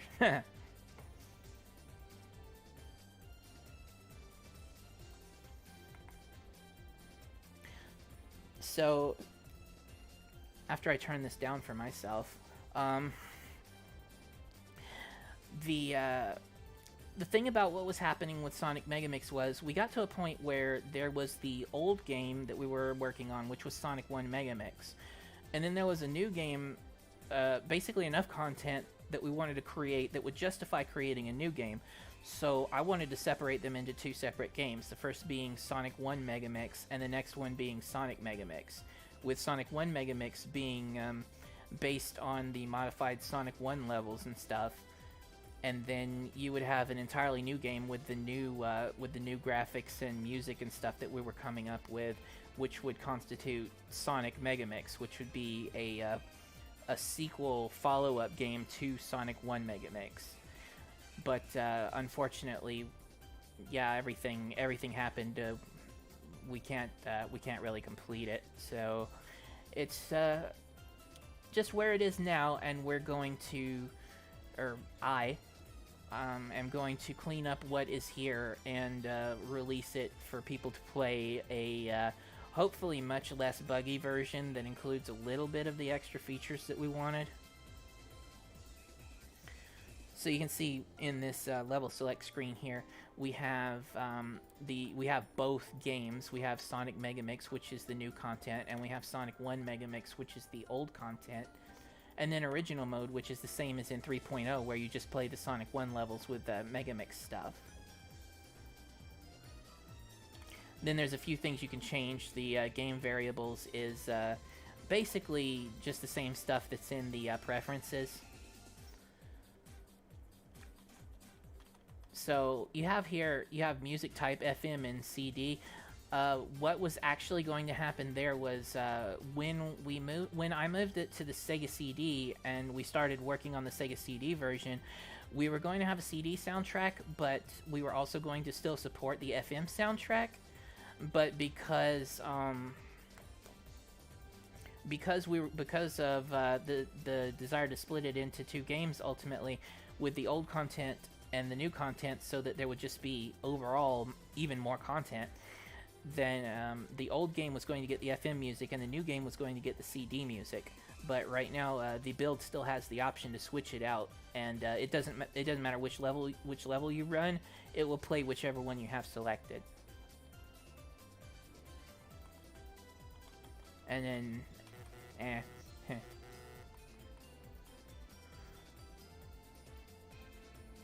don't know why the boss time text is off. Camera style definitely normal. Speed cap off. Spike behavior Sonic 2. Control setup Megamix. No ghost. No extra mode. Alright, and then you just press start to get out of here. I think. No? Oh yeah, press B. Okay. So TOC refresh. That's something for development, because this is the debugger menu for during development. So what the TOC refresh does is you have a table of contents for what's on the CD, and when you load the CD, it loads the table of contents into memory. So when you save a save state, that table of contents gets saved with the save state. And if you reload a save state while you're using a different version of the game with a different table of contents, it will reload the old table of contents, and that won't work. So what I've done is I put in a function to reload the table of contents so that I can use a save state to get to any particular thing that I need, and then I will reload the table of contents, and I'll be able to continue using the game from there. But it's not really very important anymore, because the game starts up into level select mode now. When I created it, it didn't do that.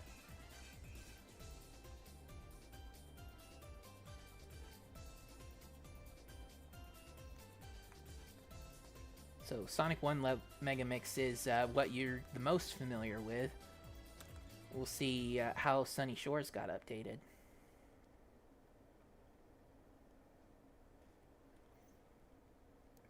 So one of the things I didn't get into was Sonic for Mega CD. So that's something I came up with very shortly after I released Knuckles and Sonic 1. And what I wanted to do was I wanted to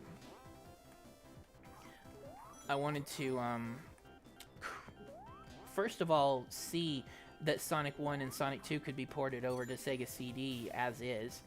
And for the most part, what I've done seems to prove that that is possible. But the other thing I wanted to do was create a base for creating mods that people could use to play stuff on hardware, because at the time we didn't have stuff like the Mega EverDrive, other flash carts and stuff. There was some of that pirate hardware out there, like the Super Magic Drive, the Multi-Game Doctor, stuff like that. But it was very expensive. It was very rare and very expensive. Most people couldn't get a hold of it, so nobody could play their stuff on real hardware. But a lot more people, like, I know not everybody, a lot more people though have access to or can get a Sega CD. So I wanted to create something where people could create their mods. It would run on Sega CD, and then that would just naturally be something you could burn straight up and put on the hardware and run for yourself. There was a lot of stuff going on in the scene at the time, and a lot of stuff directed at me. And then there were some other malicious actors that were causing trouble. Basically, somebody I knew who I trusted became jealous of me and leaked out that I was working on the Sonic for Mega CD stuff. That absolutely was not supposed to happen. I wanted to release it. I wanted to work on it in secret and release it as a surprise, just like I did with Knuckles and Sonic 1, and then it would just come out, everybody be able to use it, etc. once the word got out, the people that were always hounding me about open source and source code and you need a peer review and stuff, just basically people who could never accomplish anything on their own and most likely just wanted to get something somebody else made, stick their name on it, and say, hey, look at me. Just for a long, long time, I was not ever allowed to do anything in that sense because there were particular groups openly demanding it and calling me a monster for not having source code released. And yeah, well, I wanted to do that with Sonic 1 for Sega CD, but the moment some of those people caught wind of the fact that I was working on it, you are a horrible person. Why do you not have source code out yet? This needs to be peer reviewed. We need to see your source code right now. And I'm like, well, this is my project that I'm doing. I wanted to be able to do this project myself, and I was going to put it out there for everybody at the end, but I don't think that it's ready right now. I'm not ready to release it because it's not finished. Oh my god, you're so horrible, you're a monster, you never do anything for the community, and blah blah blah. And then, oh my god, oh, I just got so upset with it that I gave up on the idea for the longest time. And just I did finish a demo, and I released the demo just because it was out there, just because people knew I was working on it. And I didn't want anybody to ever say, well, he couldn't do it. He just quit. He pussed out or something. And no, I could do it. I did it. You see, I did it. Oh, I wanted to wait for things to cool down for a while, but they never really did for the next few years before the PCM crashed. They never really did before Megamix came along, and I decided that these people that I'm working with on Megamix are my friends. It's about to be Christmas at the time, so I say I want to give them a present, and secretly I use what I did for Sonic for Mega CD as a basis to create a port of Sonic Megamix. Not that I remember, not really. I haven't gotten a whole lot of harassment at all lately. But yeah, as a Christmas present, I secretly ported Sonic Megamix to the Sega CD, and then I successfully finished that without any problem and showed it to the team, and they were very, very happy with it, and we decided to make it a Sega CD game. Ultimately, I wanted to release code based on that after Sonic Megamix was released, but we've had all these problems with Sonic Megamix coming out and everything. And then problems with people harassing us about Megamix, problems within the team, inability to complete the game, and it just never came to be. And that's where we are now, where I mentioned it a few years ago. I've finally flat out said, you know, I want to do this. This is something I want to do, and it is something I still want to do. I want to release some code related to Megamix and using it on the Sega CD once it's ready. But I have had so much stuff going on that I've never had time to do it, and once I have some more downtime again, I would really, really, really like to get back on cleaning up Megamix. And the other thing about that is that this is the original version of Megamix ported to Sega CD. There happens to be another one. So when I originally created my my Sonic for Mega CD the first time, everything was running mainly on the main CPU, like they did with Sonic CD. Like, no part of Sonic CD was actually used to create that, but I did know how that worked, and like Sonic CD, all of the main gameplay ran on the main processor, particularly because that's where all the hardware access needs to be done, and it's just easiest to do that when you're porting over from a Genesis game.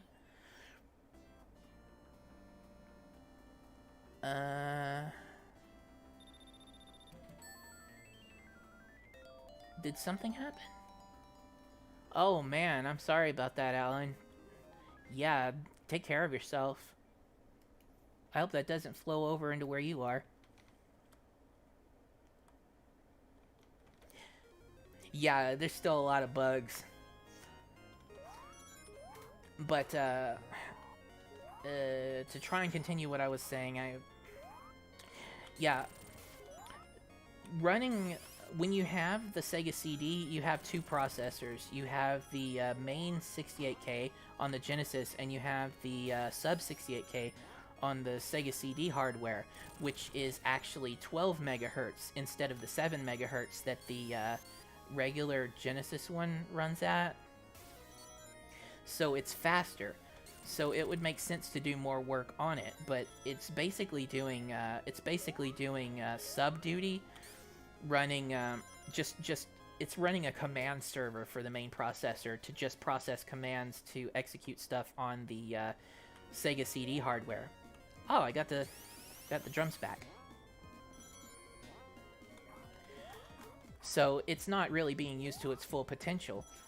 So what I did was I started a new port from the beginning of Sonic Mega Mix to the Sega CD in such a way that it would work off of the Sega CD's sub CPU, the much faster one. And I've gotten a bit of progress on that, which I'll show off after this. It's not very far along, but overall, there have been some major updates to the engine and stuff, and a lot of the game processing is being done off of the faster processor, and basically the Genesis main CPU is being used as a sub CPU, which is it's doing some sub commands sent from the sub CPU to the main CPU to manipulate the Genesis hardware, but being able to do it this way, I've also created a true multi-processing engine out of it, where you have stuff have game logic that's being processed on the sub CPU, while some other stuff is being processed and hardware is being managed on the Genesis side at exactly the same time. So you're not putting the burden of everything all on the same processor, and the stuff that needs the most process time is using the faster 12 megahertz processor. So as you can see right there, there was a little bit of lag, and lag shows up a lot in particularly in Sonic 1 stuff, especially like if you get into a particularly intense part of the level and then lose a lot of rings. But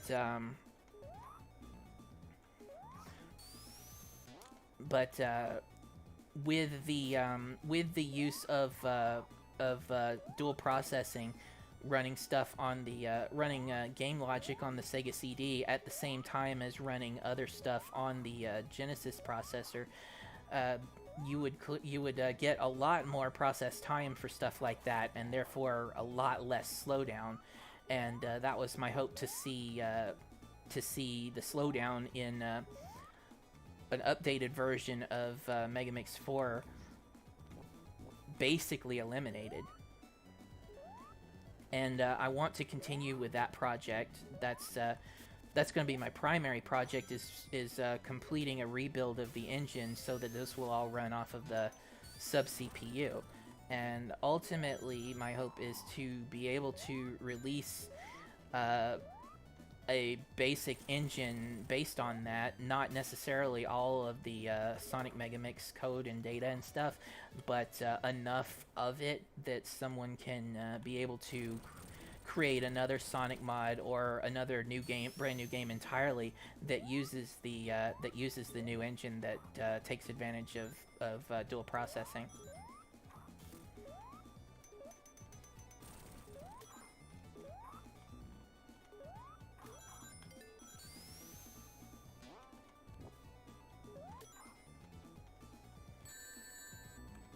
Oops. I ran into the Knuckles area.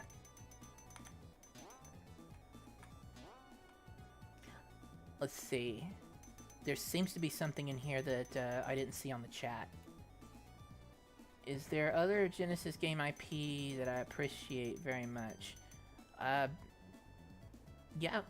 I like stuff like Rystar. I like Treasure games like Dynamite Heady and Gunstar Heroes. Castlevania, the Castlevania game for the Genesis was a pretty good entry to the series.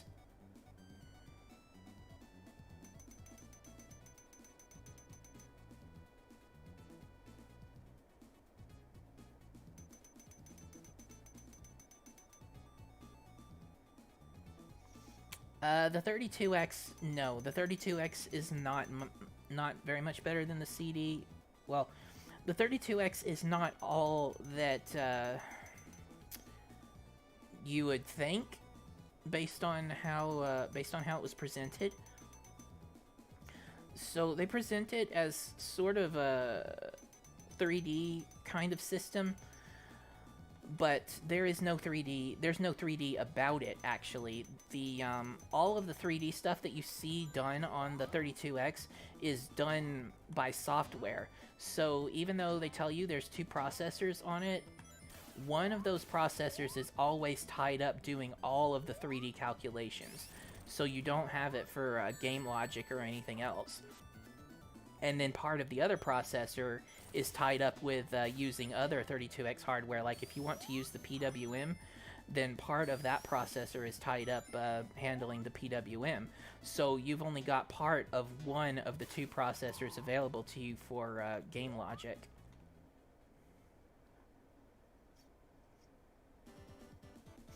And then there's some weird stuff about the way... Oh man, it would take me a while to get through this to talk about it, but there's some weird stuff about the way the processor handles the commands. It handles the instructions. It handles them in some kind of weird, staggered, interleaved way that you have to take into account when you're programming for it. Ugh. But I did do something for the 32X once. Not very much, but I added 32X capability to Megamix here, where if you have a 32X plugged in, it can use the 32X's frame buffer to draw some stuff, but I didn't really do very much with it, and I wanted to make it so that it was an upgraded way to handle the bonus stages and the special stages for Megamix, but I don't think it's possible to really get much better performance out of it than it is to get out of what I was doing with the Sega CD. Speaking of which, let me see. For the people who have not seen it, this is not the screen I wanted to go to, but let's see if I can get. Let's see if I can get the one I do want to go to. Oh, this is the controls for this menu are a mess.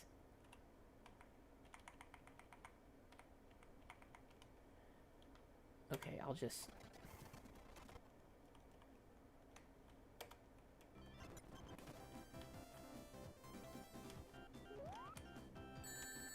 Alright, let's just do this,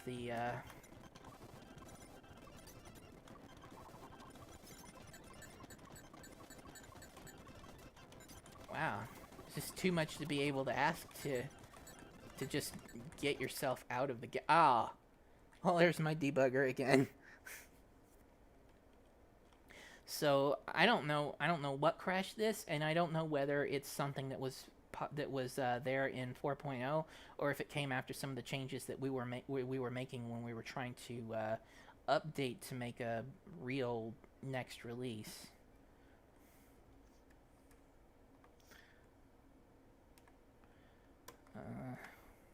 Well, let's just reset. Fortunately, we can speed through that. So, yeah, for the people who haven't seen it, there's probably some people who still haven't seen it.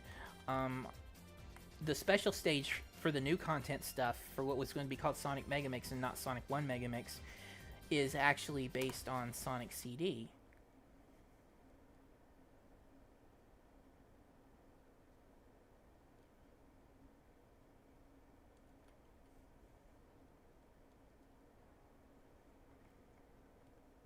So instead of having the free turning like you did in Sonic CD, it's a constantly running forward one.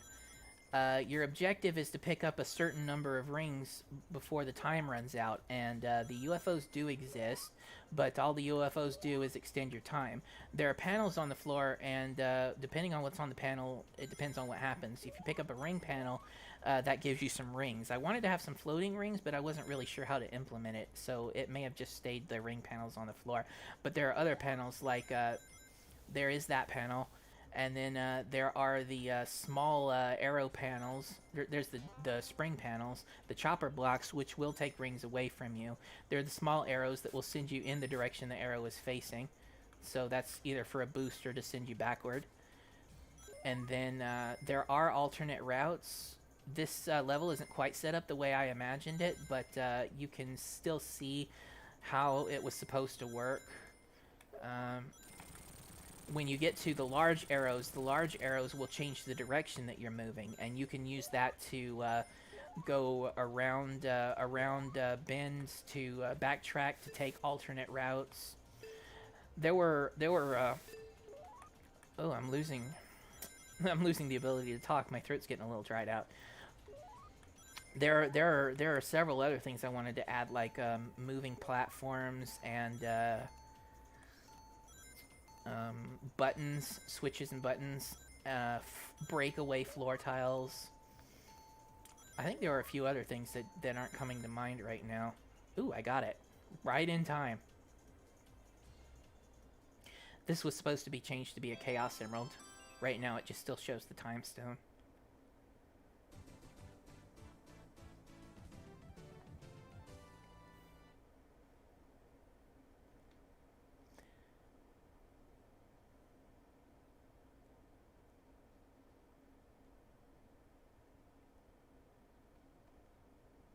And here we are back at the title screen, which doesn't seem to be working.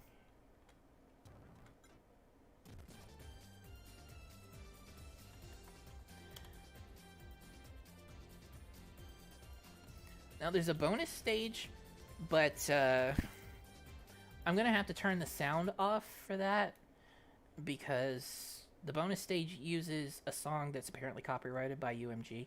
It's just a placeholder. But last time I showed this, they jumped on me for it.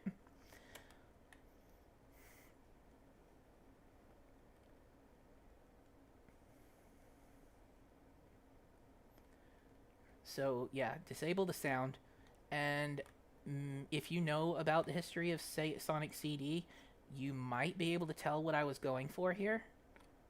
The collision isn't quite right. And it's very slow, and that's just because of how much it takes. Yeah, so this is like with the special stage. The special stage is actually running at like 15 frames per second, but the way they did it, it doesn't really look that bad. And for the same reason, it's because of how long it takes to transfer the graphics to the Genesis to actually display them on the screen. And for that same reason, yeah, it's very slow to do this. I was hoping to try and find a way to make it look a little better at least, but I'm not going to get really any more speed out of it. But yeah, this is based on what was presumed to be a planned special stage for Sonic CD. I don't know if they even got into the prototype stage. We may never find out.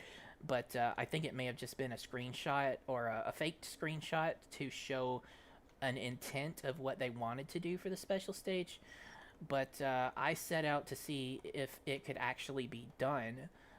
So yeah, this is using the Sega CD hardware to create the tile rotations, and I don't have anything in here other than the orange regular tiles, but it was supposed to be very much like Sonic 1's special stage, except it appeared to have a few more gimmicks. It appeared to have a slot machine gimmick, and it appeared to have a few curves on the walls, which I don't know if they meant for those to work.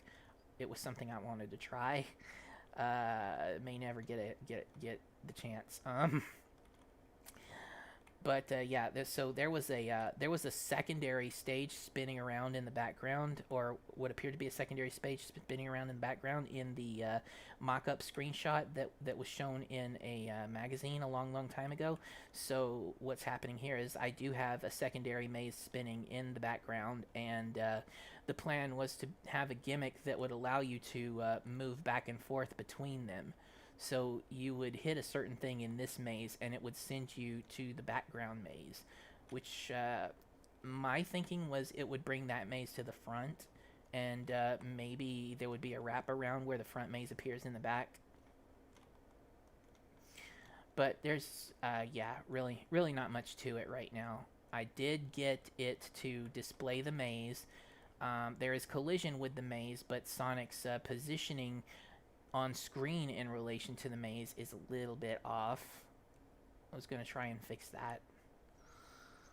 But yeah, you get the gist of what's happening. What I wanted to do for Megamix was make it into a bonus stage, kind of like the one that I was making for Metrics, where you can pick up rings, extra lives, shield power-ups, maybe something else, I'm not sure. But yeah, that's all there is to it. You can exit. Oh, you can move around. You can move around the stage in free movement too. You can see in the background there. There's some other tiles I wanted. There was a tile with an arrow on it just to point out the things that were rotating, and there's a curved tile that I wanted to try and implement.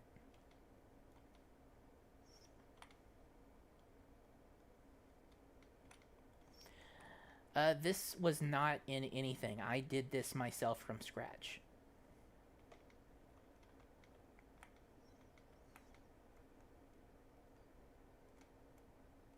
Just absolutely start from absolutely nothing, built something to display the graphics, built something to rotate them, and then built in the thing to display Sonic and perform the physics such that they are like if the display of Sonic against the tiles was correct, then this would look very much like the Sonic 1 special stage.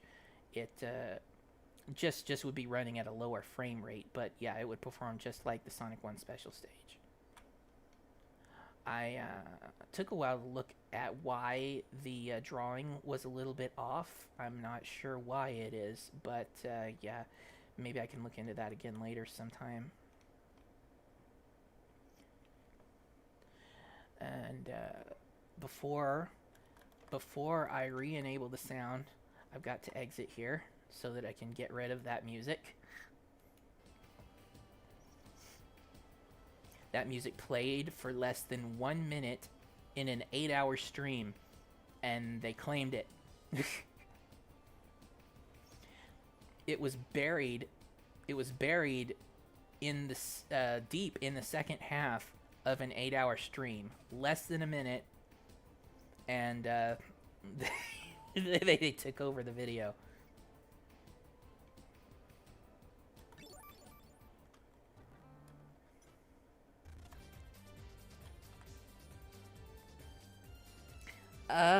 I might be able to look up the name of the song. I'm not sure.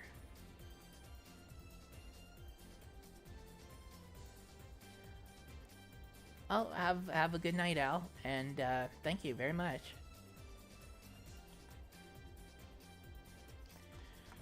Radiant Emerald was planned.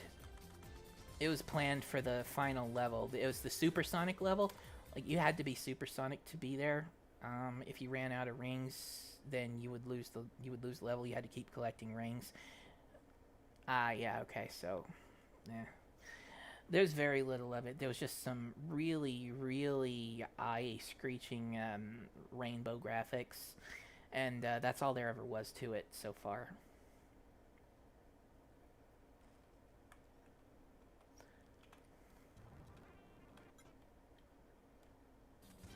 But yeah, you can see as things develop, you can see how what does and doesn't work changes over time.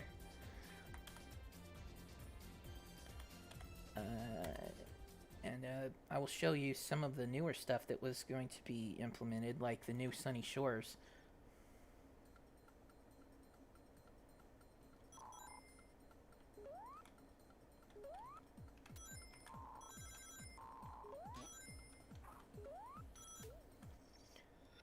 So this is a much updated Sunny Shores with new graphics. These were made by Marky, who was doing basically all of the new graphics. Aquaslash was doing a few objects. Marky did several of them. This was a brand new enemy concept I came up with that Marky drew and programmed.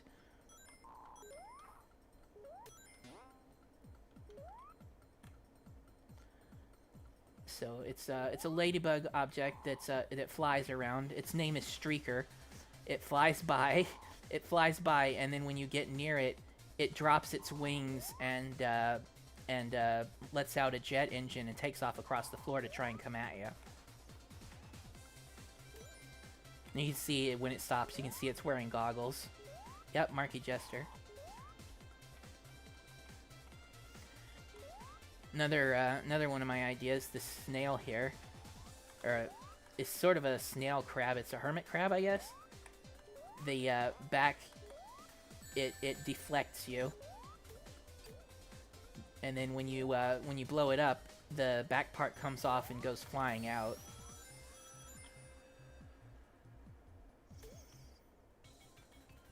So as I was saying, that we did plan a bunch of new content we wanted for Megamix, and basically what I wanted to go for was creating a brand new game with new levels, new graphics, new music, new enemies, a few new items, and you can see a new object up there. There was a gimmick here that's a hang glider, which was also implemented by Marky.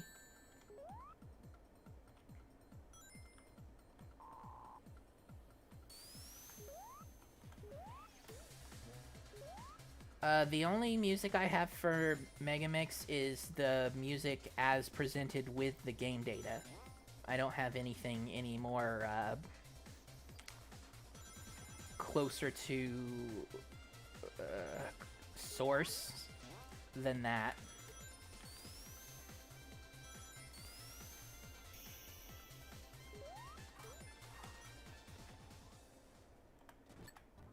Now, before this is all over, I'm going to go back and show some of the other stuff that wasn't in any other release versions. Some of you may have been there when I was playing Tails Adventure. Let's see. Probably the best place to show this off is going to be in Dark Fortress. Now, I gotta get down to the character select.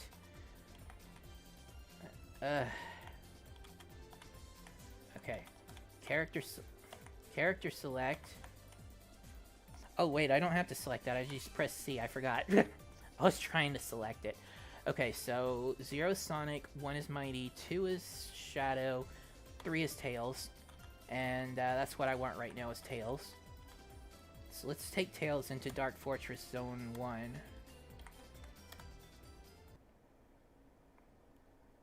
The character screens got a little bit messed up in this version.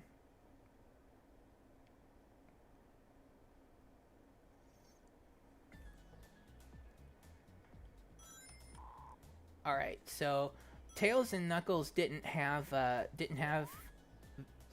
specific special moves that were like Megamix specific, so I tried to come up with some ideas for what to do with them. For Tails, I went a little bit Tails Adventure. He can still do the. So he's still got his flight.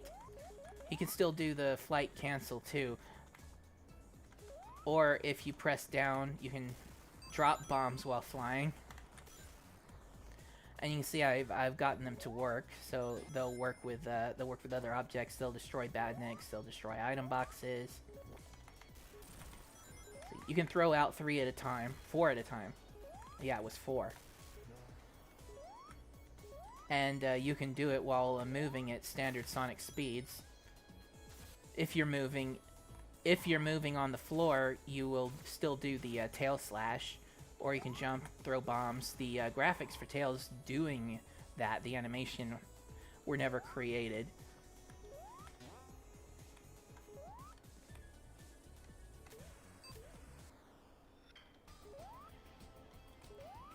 And that's something that I would include if I did an update.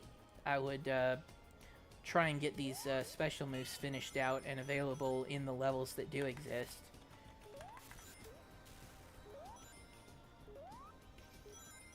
At one point, I was going through here tearing stuff up with the bombs, just real nice. I've lost my ability to do that for the moment. I'm out of practice.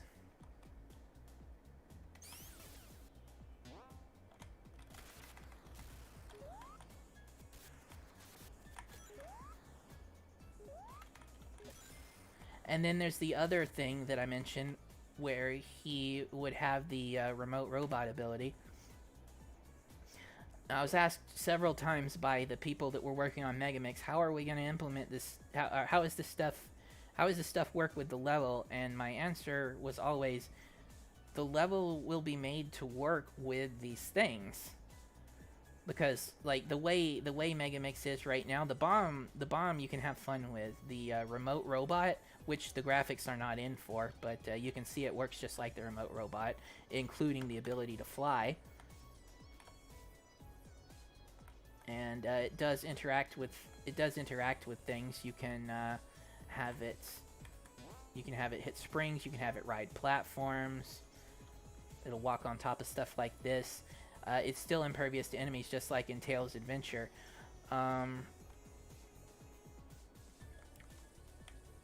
But yeah, it's pretty useless for the levels as they are. But yeah, what I wanted to do was we were going to do some more updates to the levels, so I wanted to make these things useful in the levels.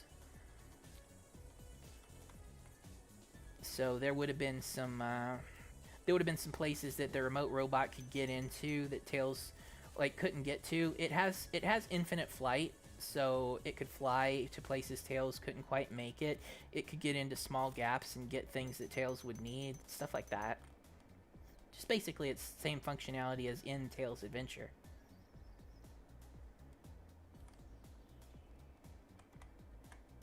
And then yeah, it also has the return function, where you get too far away from Tails and you just want to go straight back. So there you go. It is 12. Okay, 0. That was the countdown. 0. Oh, I missed it. It is 12 o'clock. I am officially legally 41 years old. Oh man, I'm not quite happy about that.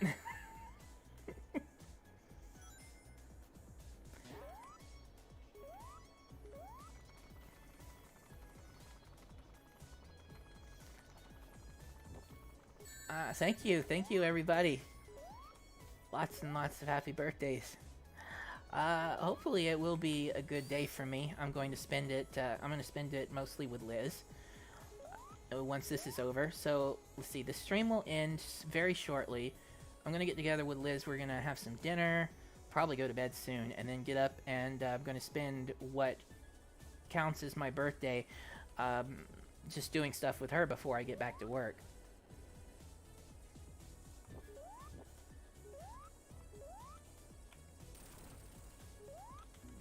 So yeah, I absolutely did not get to show everything I wanted to show today, and I apologize for taking too much time with some stuff up at the beginning of the stream.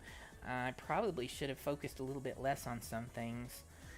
Uh, I would like to stay and do some more stuff, but yeah, I do need to get off of here and get dinner, get some sleep, do a little bit of work, and spend my time with Liz, and then I get back to work and can do some more streaming another day. Uh, I will try and figure out how to best present this stuff to you guys, because I know there's some other stuff that you would probably enjoy seeing that I would like to show to you. Yeah, I can show some more stuff in the future. One thing though, I did give myself a little bit of leeway. I'll have a little bit of time right now. I will go back to the start here and show you one other thing that I was working on. Alright, so character 4 is Knuckles, and I would like to show that off while I'm here.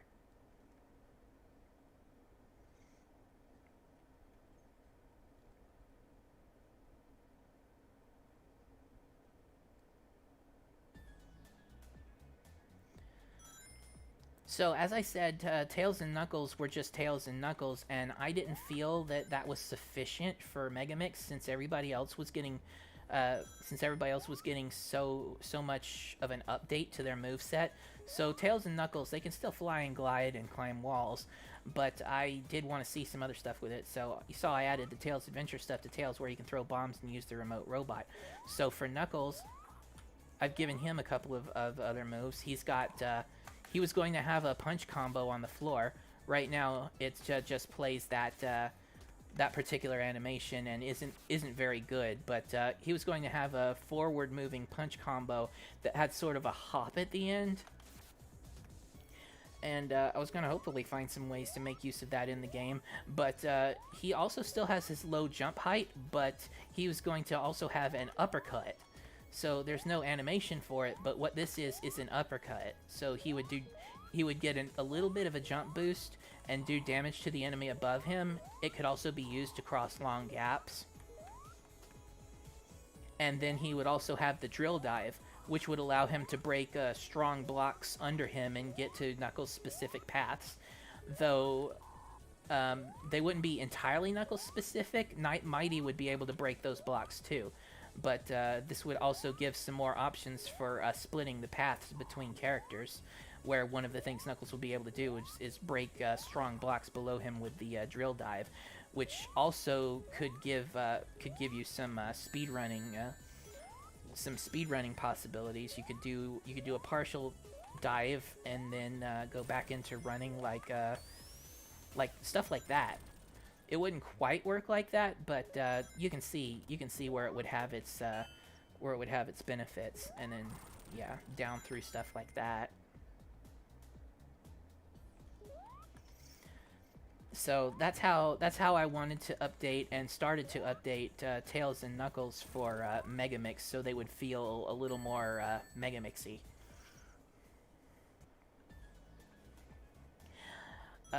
Anyway, that's. Well, I got time to show you the very other small update that I had done. And I figured that Mighty being Mighty, he was missing this.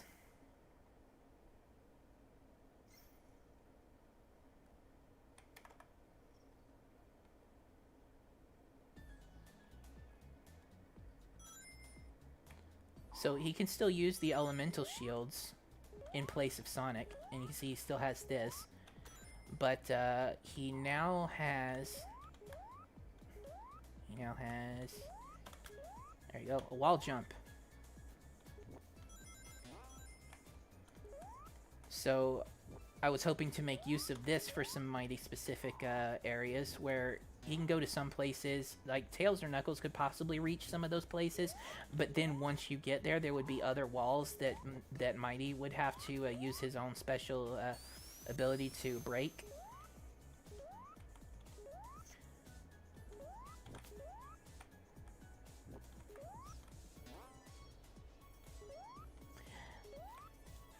Yeah, I kind of wanted to see that in Mania, but Yeah, that was sort of the consensus. It didn't seem to make sense in the context of Mania, I guess.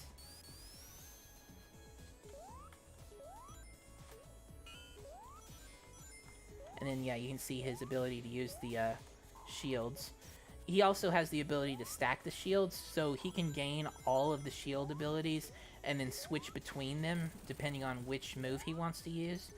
And if he becomes super mighty, he can stack every shield and use all of their abilities simultaneously.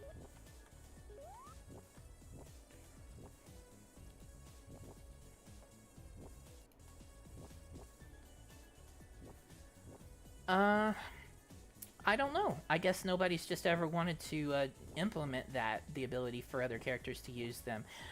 It would be just like if you used Sonic 3 where it was already implemented, or if you implemented it for Sonic in Sonic 1 and 2, all you would have to do is just call the same routines when a different button is pressed for those characters.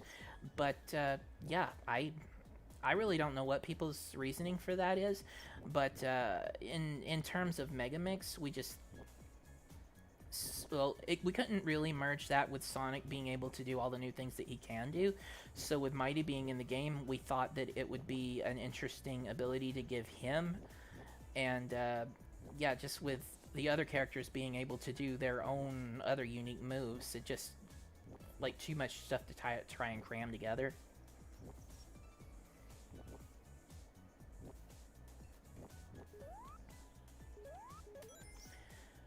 There's something else that I didn't even show this at that last stream that I did, but let me see. Okay, Mighty. So you might notice there's M and Z here. So 1, 2, and 3, and 4 are the acts. In X, there's a mode called Extra Mode where there's a 4th act to every zone.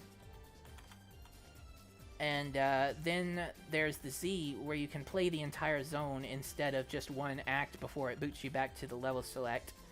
And then there's the M. The M is for...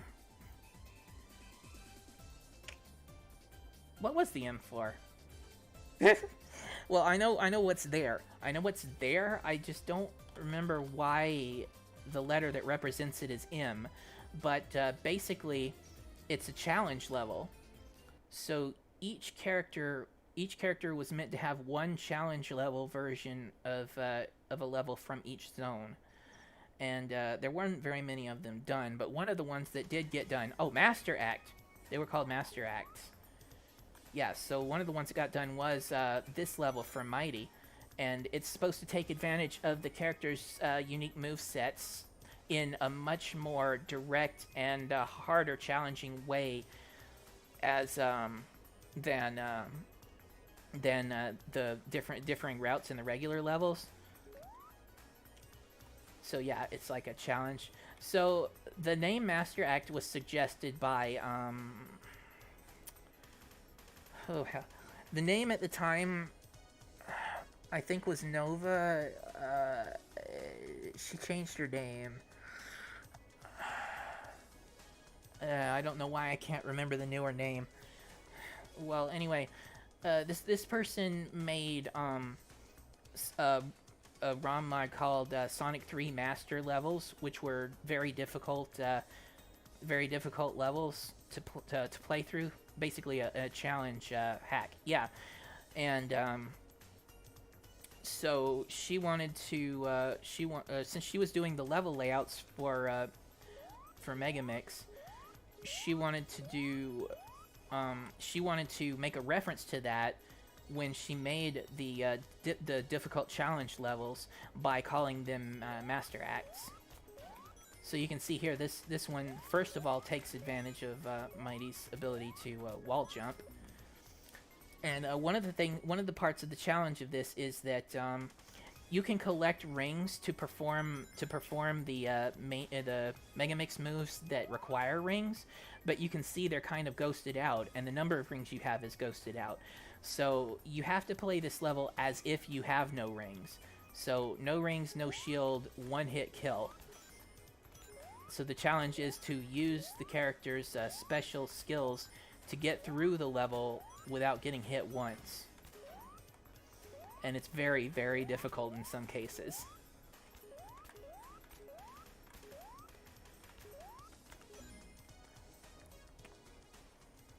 Like right here, you have to time the jump to get in just the right spot, and then take advantage of the very short hang time that you have when holding the button, so that you can get around that. I used to just tear through this. I haven't played it in years.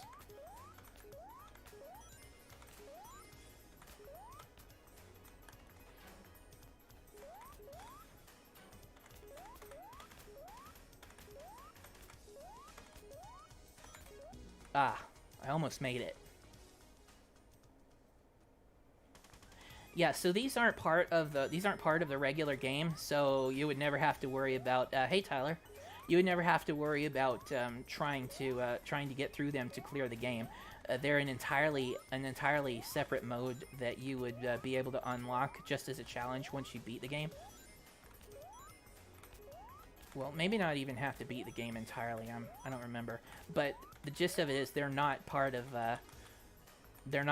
the proper game, so you don't have to worry about going through a mess like this to be able to actually beat the game.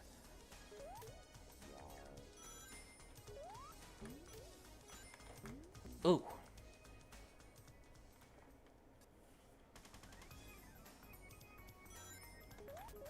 If I can make it past this part.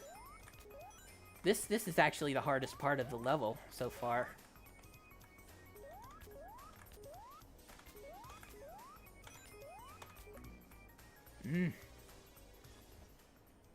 Oh yeah, you can see down with the lives counter, it shows an infinity symbol.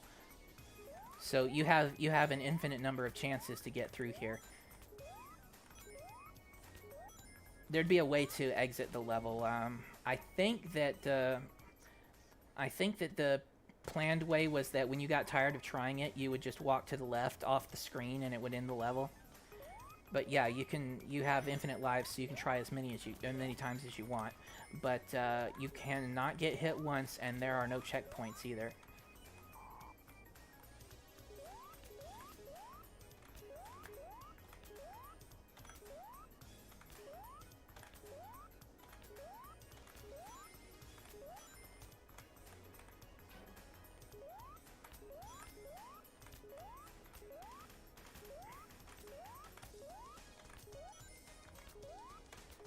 Ah. Hey, unusual villager.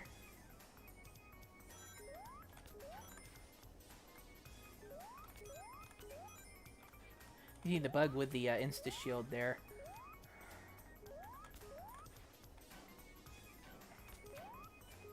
I don't know why it's bugged out in this level.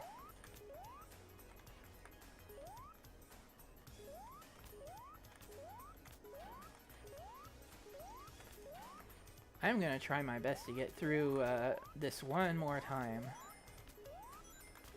If I can just make it through this part, I shouldn't have much trouble with the rest of the level. If you do this just right, you can just blaze through this part, but I don't have the timing right. I am not sure. I'm sorry. What did you send me? If you want to, go and send me another one, and I'll try and get back to you.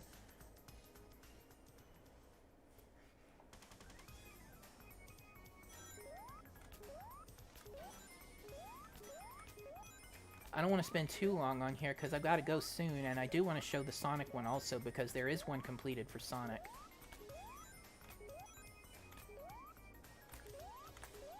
Aha. Oh no!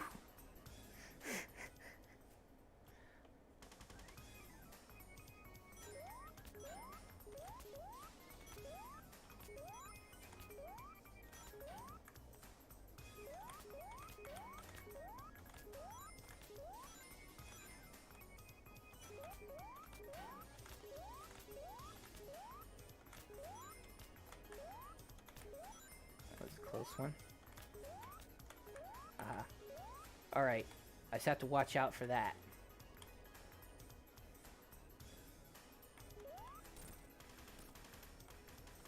Alright, you... Well, I didn't have to save myself from anything. That was just an accident, so I don't count that as cheating. Okay.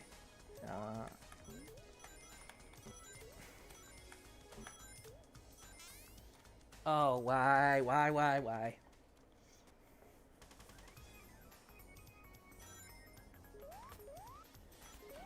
Before the end of this level, you do have to take advantage of all 3 elemental shields. And that's the challenge to get through with the bubble shield.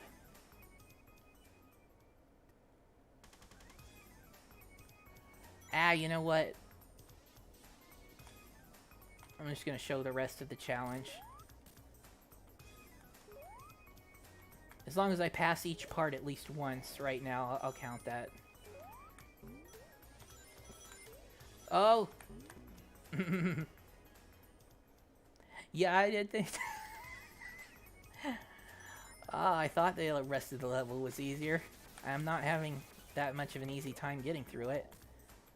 Alright. Oh!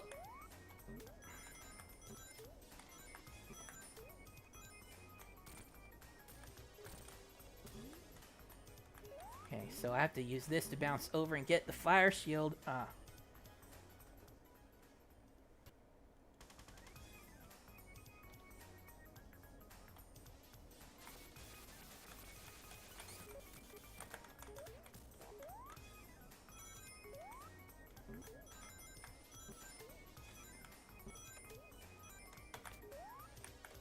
That's a slightly easier way to get across there. You don't necessarily have to use the Buzz Bomber to get this, but it helps. There we go.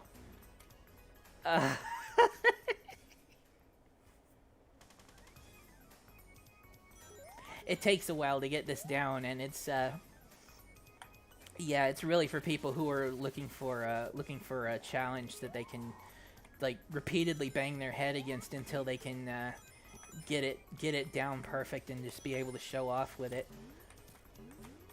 Sort of like a speedrunner kind of philosophy.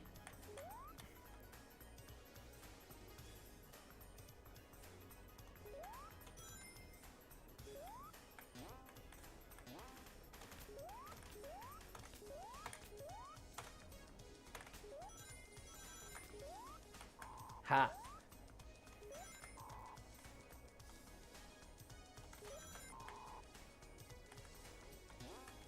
All right.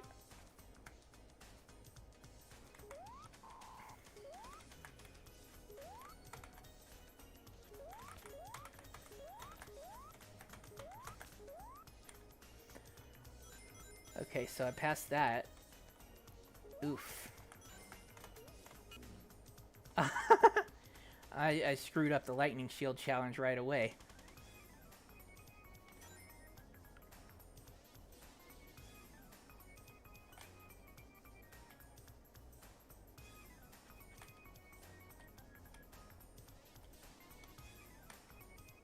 Okay, so I was supposed to use the fire shield, blow through there, and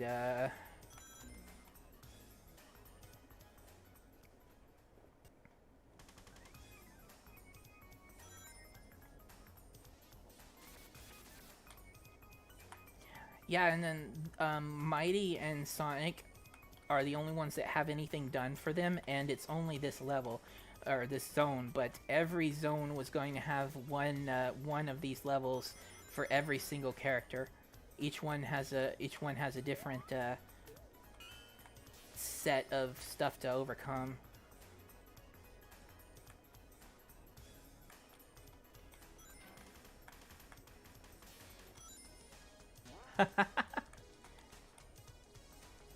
Wow.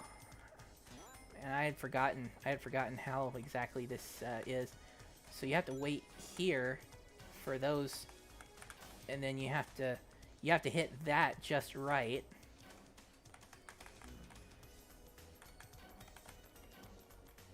To hit that one just right, and then you have to use the lightning shield. How did I ever do this right? Well, I could just do this whole stage in one go before.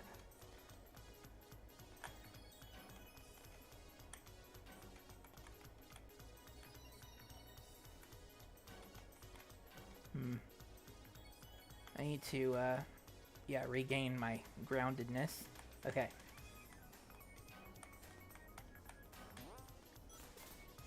Ah! I didn't even have to use the lightning shield. And, that balloon... Alright, I made that jump. I hit this. We didn't have balloon sprites for Mighty yet.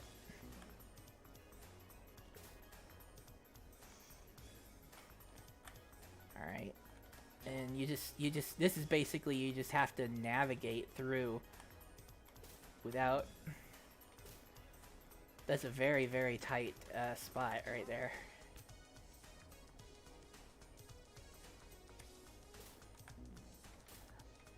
You know, I think that the collision is different than what's showing for the sprite.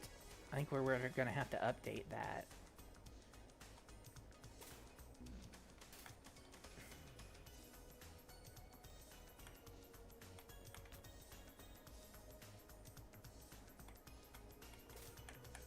There we go. Ah, you don't want to turn around because it jumps you to the other side instantly. So you have to make this tight little spot here. Oh.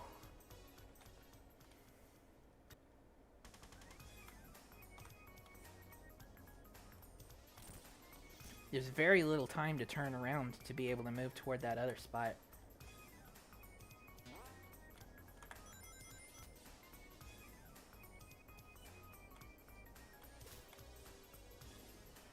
Yeah, this is supposed to be super hard. It's just a bragging rights sort of thing.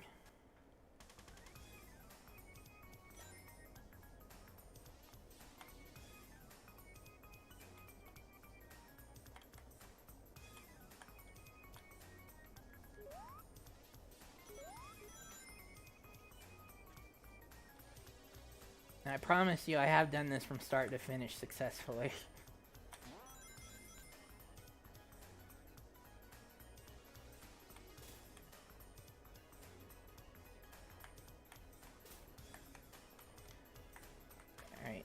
You have to land there.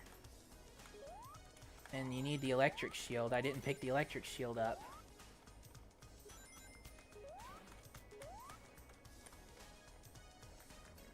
Alright. I didn't pick the electric shield up. That's what I need for this section.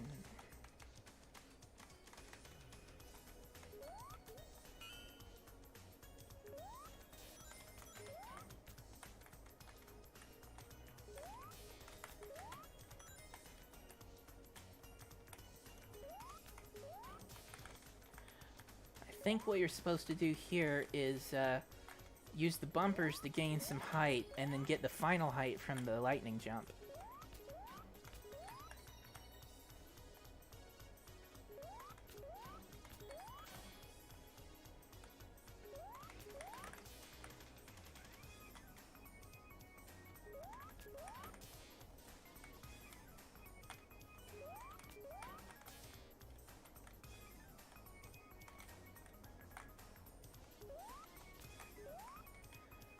I think that you can use these, you can jump into the bumpers and use them to bounce back to the wall to be able to do another jump.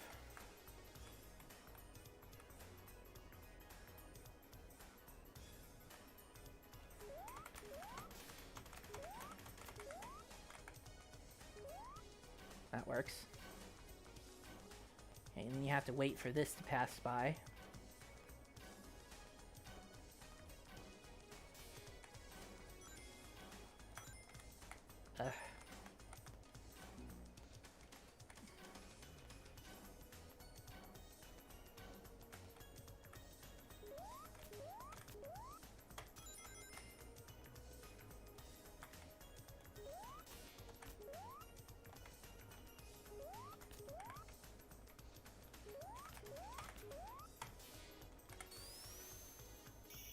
Okay, piece by piece, I completed that.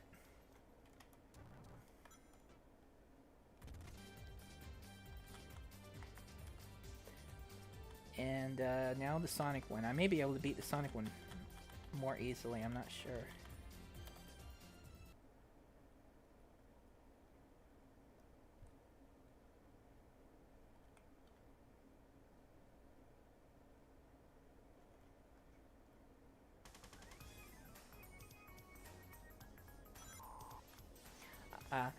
Well, some people have been comparing this to Kaizo a few times. It is sort of that in the level of difficulty, but it never forces you to take advantage of a bug. And our hope was that there wouldn't be any bugs. Ah. But yeah, you don't have to take advantage of any bugs or engine subtleties. Just straight up physics and move mechanic subtleties.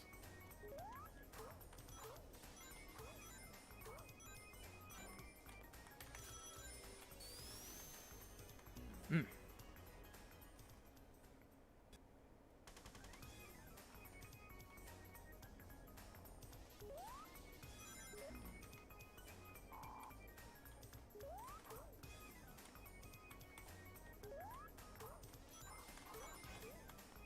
Ah.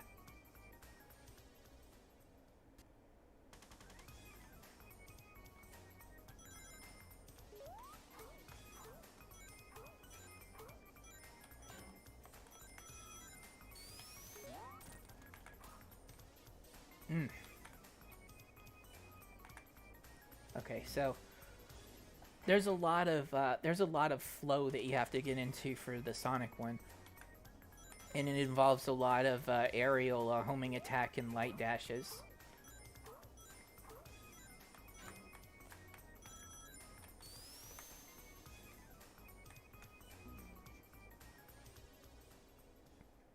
A23C.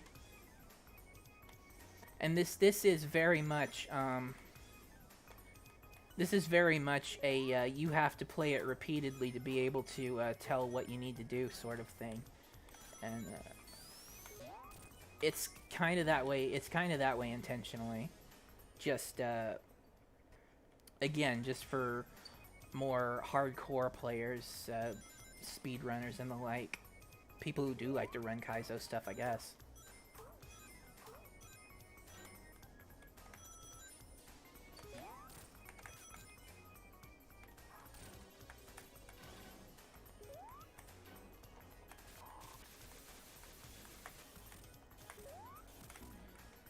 Ugh. You have to be careful with Sonic's homing attack right there because of the Eggman item.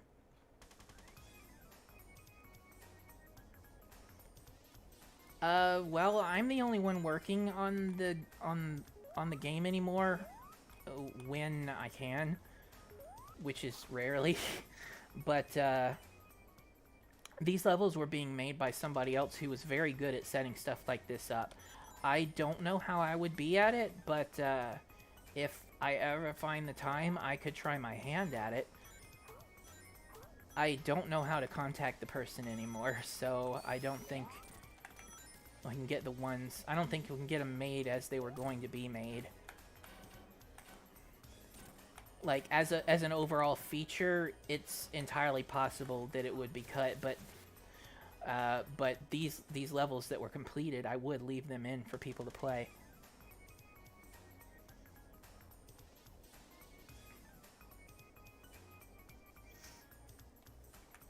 Good night, Game Boy. Thanks for showing up, and I'm glad you're liking what you see, and yeah, I look forward to hearing from you.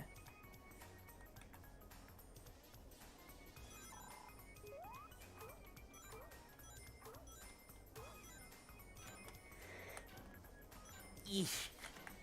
Oh. Alright.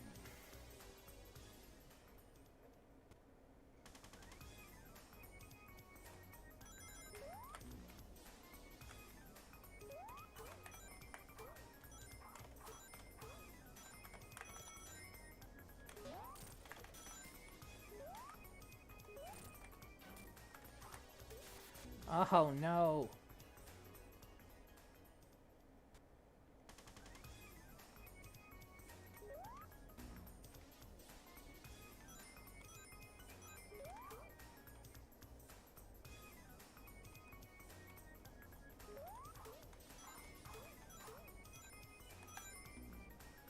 Ha, that's about the time. That's about the amount of time I'll have, I think.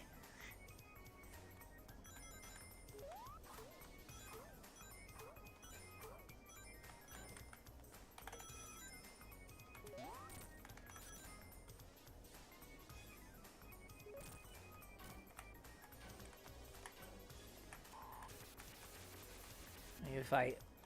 Okay, hiding there didn't work.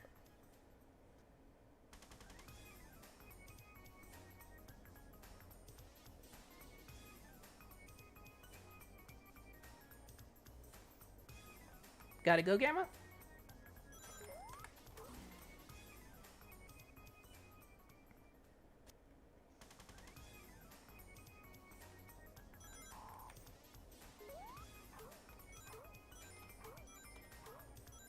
Well, thanks for coming by. I also will be stopping the stream soon anyway. I just want to make a better attempt at this Sonic level.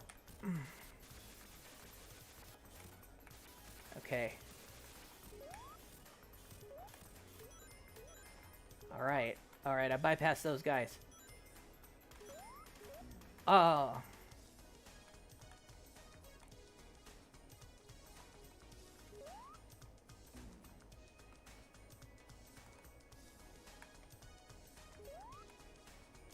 Alright, see you later, Alan. Yeah, it is my birthday. I had just turned 41 years old.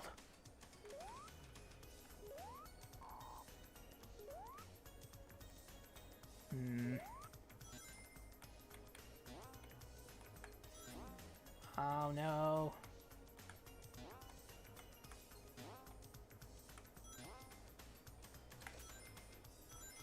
Yeah, you can see the light dash is still a little bit buggy.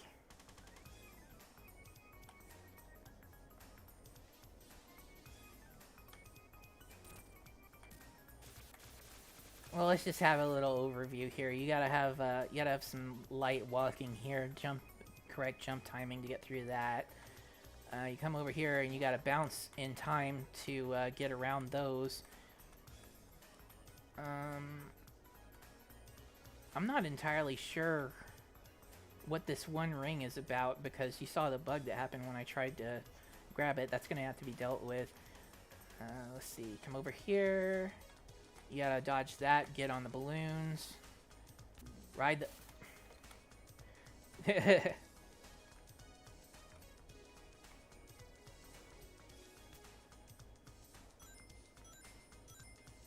Thanks, Leandro. And you gotta ride it through there. You gotta successfully make that gap. Then the balloon pops and you're left on these. You won't be able to... Oh, yeah, you can do that to spin. And I think you're supposed to homing attack those guys. Let's see. Make it through here. Use the light dash to avoid the spikes. Use the air dash to get through, but don't hit those spikes.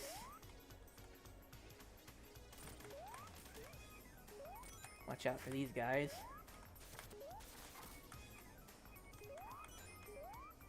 Another balloon challenge. So the number of balloons depends on which direction they go. Like if you got 4 balloons, they'll go up. 3 goes up a little slower, and then 2 holds steady, and 1 just falls off. I think Sonic's level is a little bit shorter than Mighty's because I think this is the end coming up here.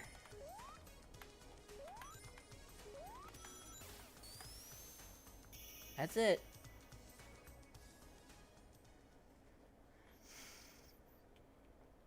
Well, that's enough of all that. I have gone over what I said I was going to do. But yeah, I'm sorry I didn't get around to showing absolutely everything. I'm sorry Things were kind of clustered today. I didn't really get to set it up very well. But yeah, I hope to show some more stuff later. If you guys do want to see it, I'll show some more stuff that I've done that wasn't shown today. Some of it Sonic, some of it not Sonic. Um, Probably won't be my next stream. I may just go back to a regular gameplay stream the next time I do one, which is not going to be Wednesday because I'm really going to need to get back to work on Wednesday. So it may be Sunday. Um, till then, you can see I've got some links up at the upper right corner of the stream. You can see the one for Headcanon, the website for my company. That's where I put commercial games and stuff. You'll see some new ones appear up there soon, which are the games I'm working on right now, which is the Headcanon specific Peer Pressure, which is a 2D horizontal shmup with a sort of sea life theme. It's going to have four levels. They're pretty long, and each one's going to have a boss. There will be 3 different playable ships. They'll each have their own style, their style of gameplay, and there'll be a little bit more to it. I'll go into that a little bit later. We're hoping to have that game out sometime by the end of September. So that's using the Methyl engine, which was created by me, by Poe, and by Stone, the Stone Banana, and I'm still doing major work on the engine and platform support, and doing some of the game coding, while Poe is doing major work on the game coding himself. And besides that, I am also working on porting Cellar Chateau's game Sandro Gomez over to Methyl. That's coming along pretty well, and I'm the sole programmer on that, so I've got a lot of work to do. But we are on track to have a demo ready for Sage this year, so look forward to seeing the Methyl version. If you have played the previous version that was made in Click Team Fusion, it will have the same levels, and it'll have the same levels, a lot of the same stuff in it, but there have been some changes to the levels. The first one's going to have some major changes, and the next 2 are going to have some changes in the middle to add for improvements, and to add at least one new gimmick, which is the swinging gimmick.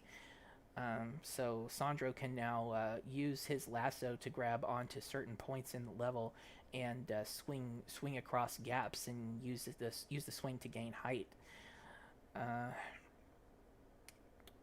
Yeah, so you can look forward to seeing those updates, and being able to see just how Sandro plays in Methyl as compared to the original Click Team Fusion build. And as I said earlier, we were talking about Vertebreaker, and how we hope to do Vertebreaker again sometime in the future. Vertebreaker is a much bigger, much grander, and much more ambitious game, which it's got more in terms of mechanics, a lot more going on with how it works, how in-depth the levels are going to be, and how complex the assets such as the graphics are. So it takes a lot more to do that, and since we weren't able to raise the amount of funds that we would need to do it off of Kickstarter, what we hope to do is make a few smaller games like Peer Pressure, and the game that's coming after Peer Pressure, which I'll talk about later, that hopefully people will enjoy, and will get enough purchases off of that, hopefully, to build the kind of capital that we need to make larger games, where if we either make a slightly larger game to build even more capital after these, or if they sell really super duper well, maybe we'll be able to afford to make Vertebreaker at that time. And Sandro Gomez for Cellar Chateau is in a similar situation, where it's a smaller, slightly less ambitious game to be made with the resources that they have currently. And the ultimate goal is to work toward creating a game you may have heard of called Kyle and Lucy, which is the Sandro Gomez game is sort of Castlevania-like a little bit. And it's got sort of an NES aesthetic, whereas Kyle and Lucy has more. It's more actiony and has some similar elements to Sonic. Um, and it has a sort of Genesis aesthetic, but it goes a little bit beyond Genesis in terms of graphics and especially in music. It's a larger, more complicated game, and yeah, they're just hoping to raise the capital to be able to bring the game as they had imagined to everybody, since trying to create it in Click Team Fusion earlier has run into some problems such as problems with developing it within Click Team Fusion, some logistical problems, some problems in that, yeah, just what they want out of the game is too much to be able to do right now. But hopefully in the pretty near future. Nathan asks when can he buy it. Let's see. Uh, Depends on which it you're talking about, but I'm sorry I missed that when you first asked it. Peer pressure should be available to buy if everything goes well by the end of September. You will be able to buy peer pressure, and we are hoping with Sandro Gomez that you should be able to buy the complete version early next year. We're not entirely sure exactly when, but we're hoping it's going to be early or early-ish. We seem to be on track for that, but you never know. You never know what's going to happen, and we don't have a set date for it yet. The game that Headcanon is going to be making after Peer Pressure, that that is also expected to come out early-ish next year. We hope. Uh, we'll know more about that as we get closer to the end of Peer Pressure, because we have barely started on the other game, but we have some ideas in place, and we're ready to get onto it the moment we're done with Peer Pressure. Pocket Sand.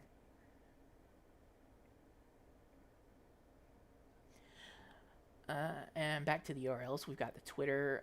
We've got my Twitter account, which is HC Stealth. That's my personal Twitter. If you'd like to follow that to see what I'm up to in terms of projects and just sometimes in general, just anything I have to say. Or if you just want to look at stuff that is related to Headcanon, you can look at the Headcanon business Twitter, which is head_canon. There's also a Discord server for anyone who's not already in there who would like to chat with me and others about my projects, about headcanon projects. It's not a it's not a Sonic server, but there are a lot of Sonic fans there. So just put that out there. And then, if you would like to help support my projects in a way other than purchasing the finished products when they come out, I do have a Patreon page and a Coffee page for recurring recurring pledges or little tips as they may come. So yeah, if you would like to support me in that way, those two options are available.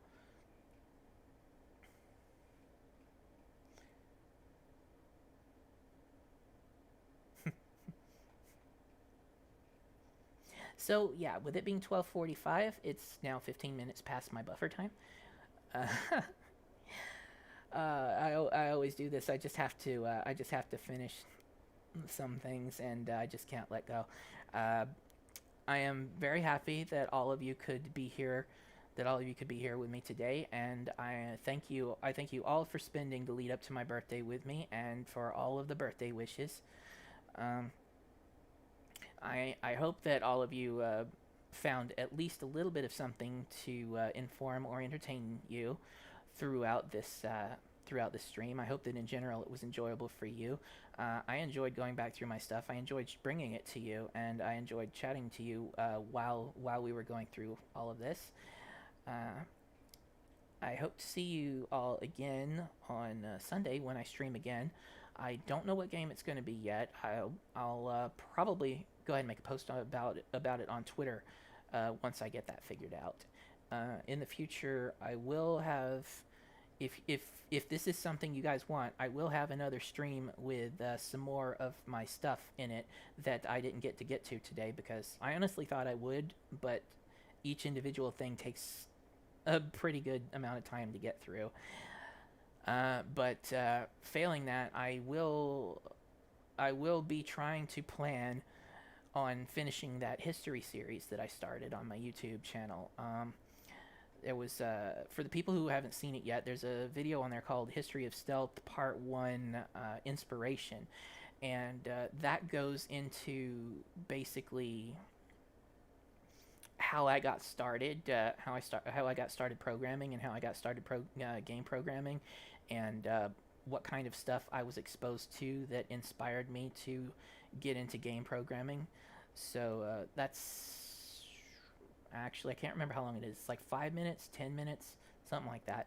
But yeah, if you have a few minutes just to kill and are interested to find out how I got my start, that's the start of what I hope to be a continuing series that goes into how I got my start and where I went from there. So if I am able to finish that up, everything that I wanted to show you guys today is going to be in there. Maybe even some extra stuff, and there it will be a lot more organized than me just sitting here playing it and trying to figure out what I want to tell you about it. I'll have all of that written up, and hopefully I will remember all of the information that I want to put in there that I think you guys will find interesting. And so for now, I gotta go. Thank you everybody again for coming into the stream, being here to chat with me today. Thank you all for the birthday wishes. I am very grateful for my audience here, and just yeah, you guys wanting to spend time with me and hear from me. Thank you very much. I will see you all a little bit later. For now, good night.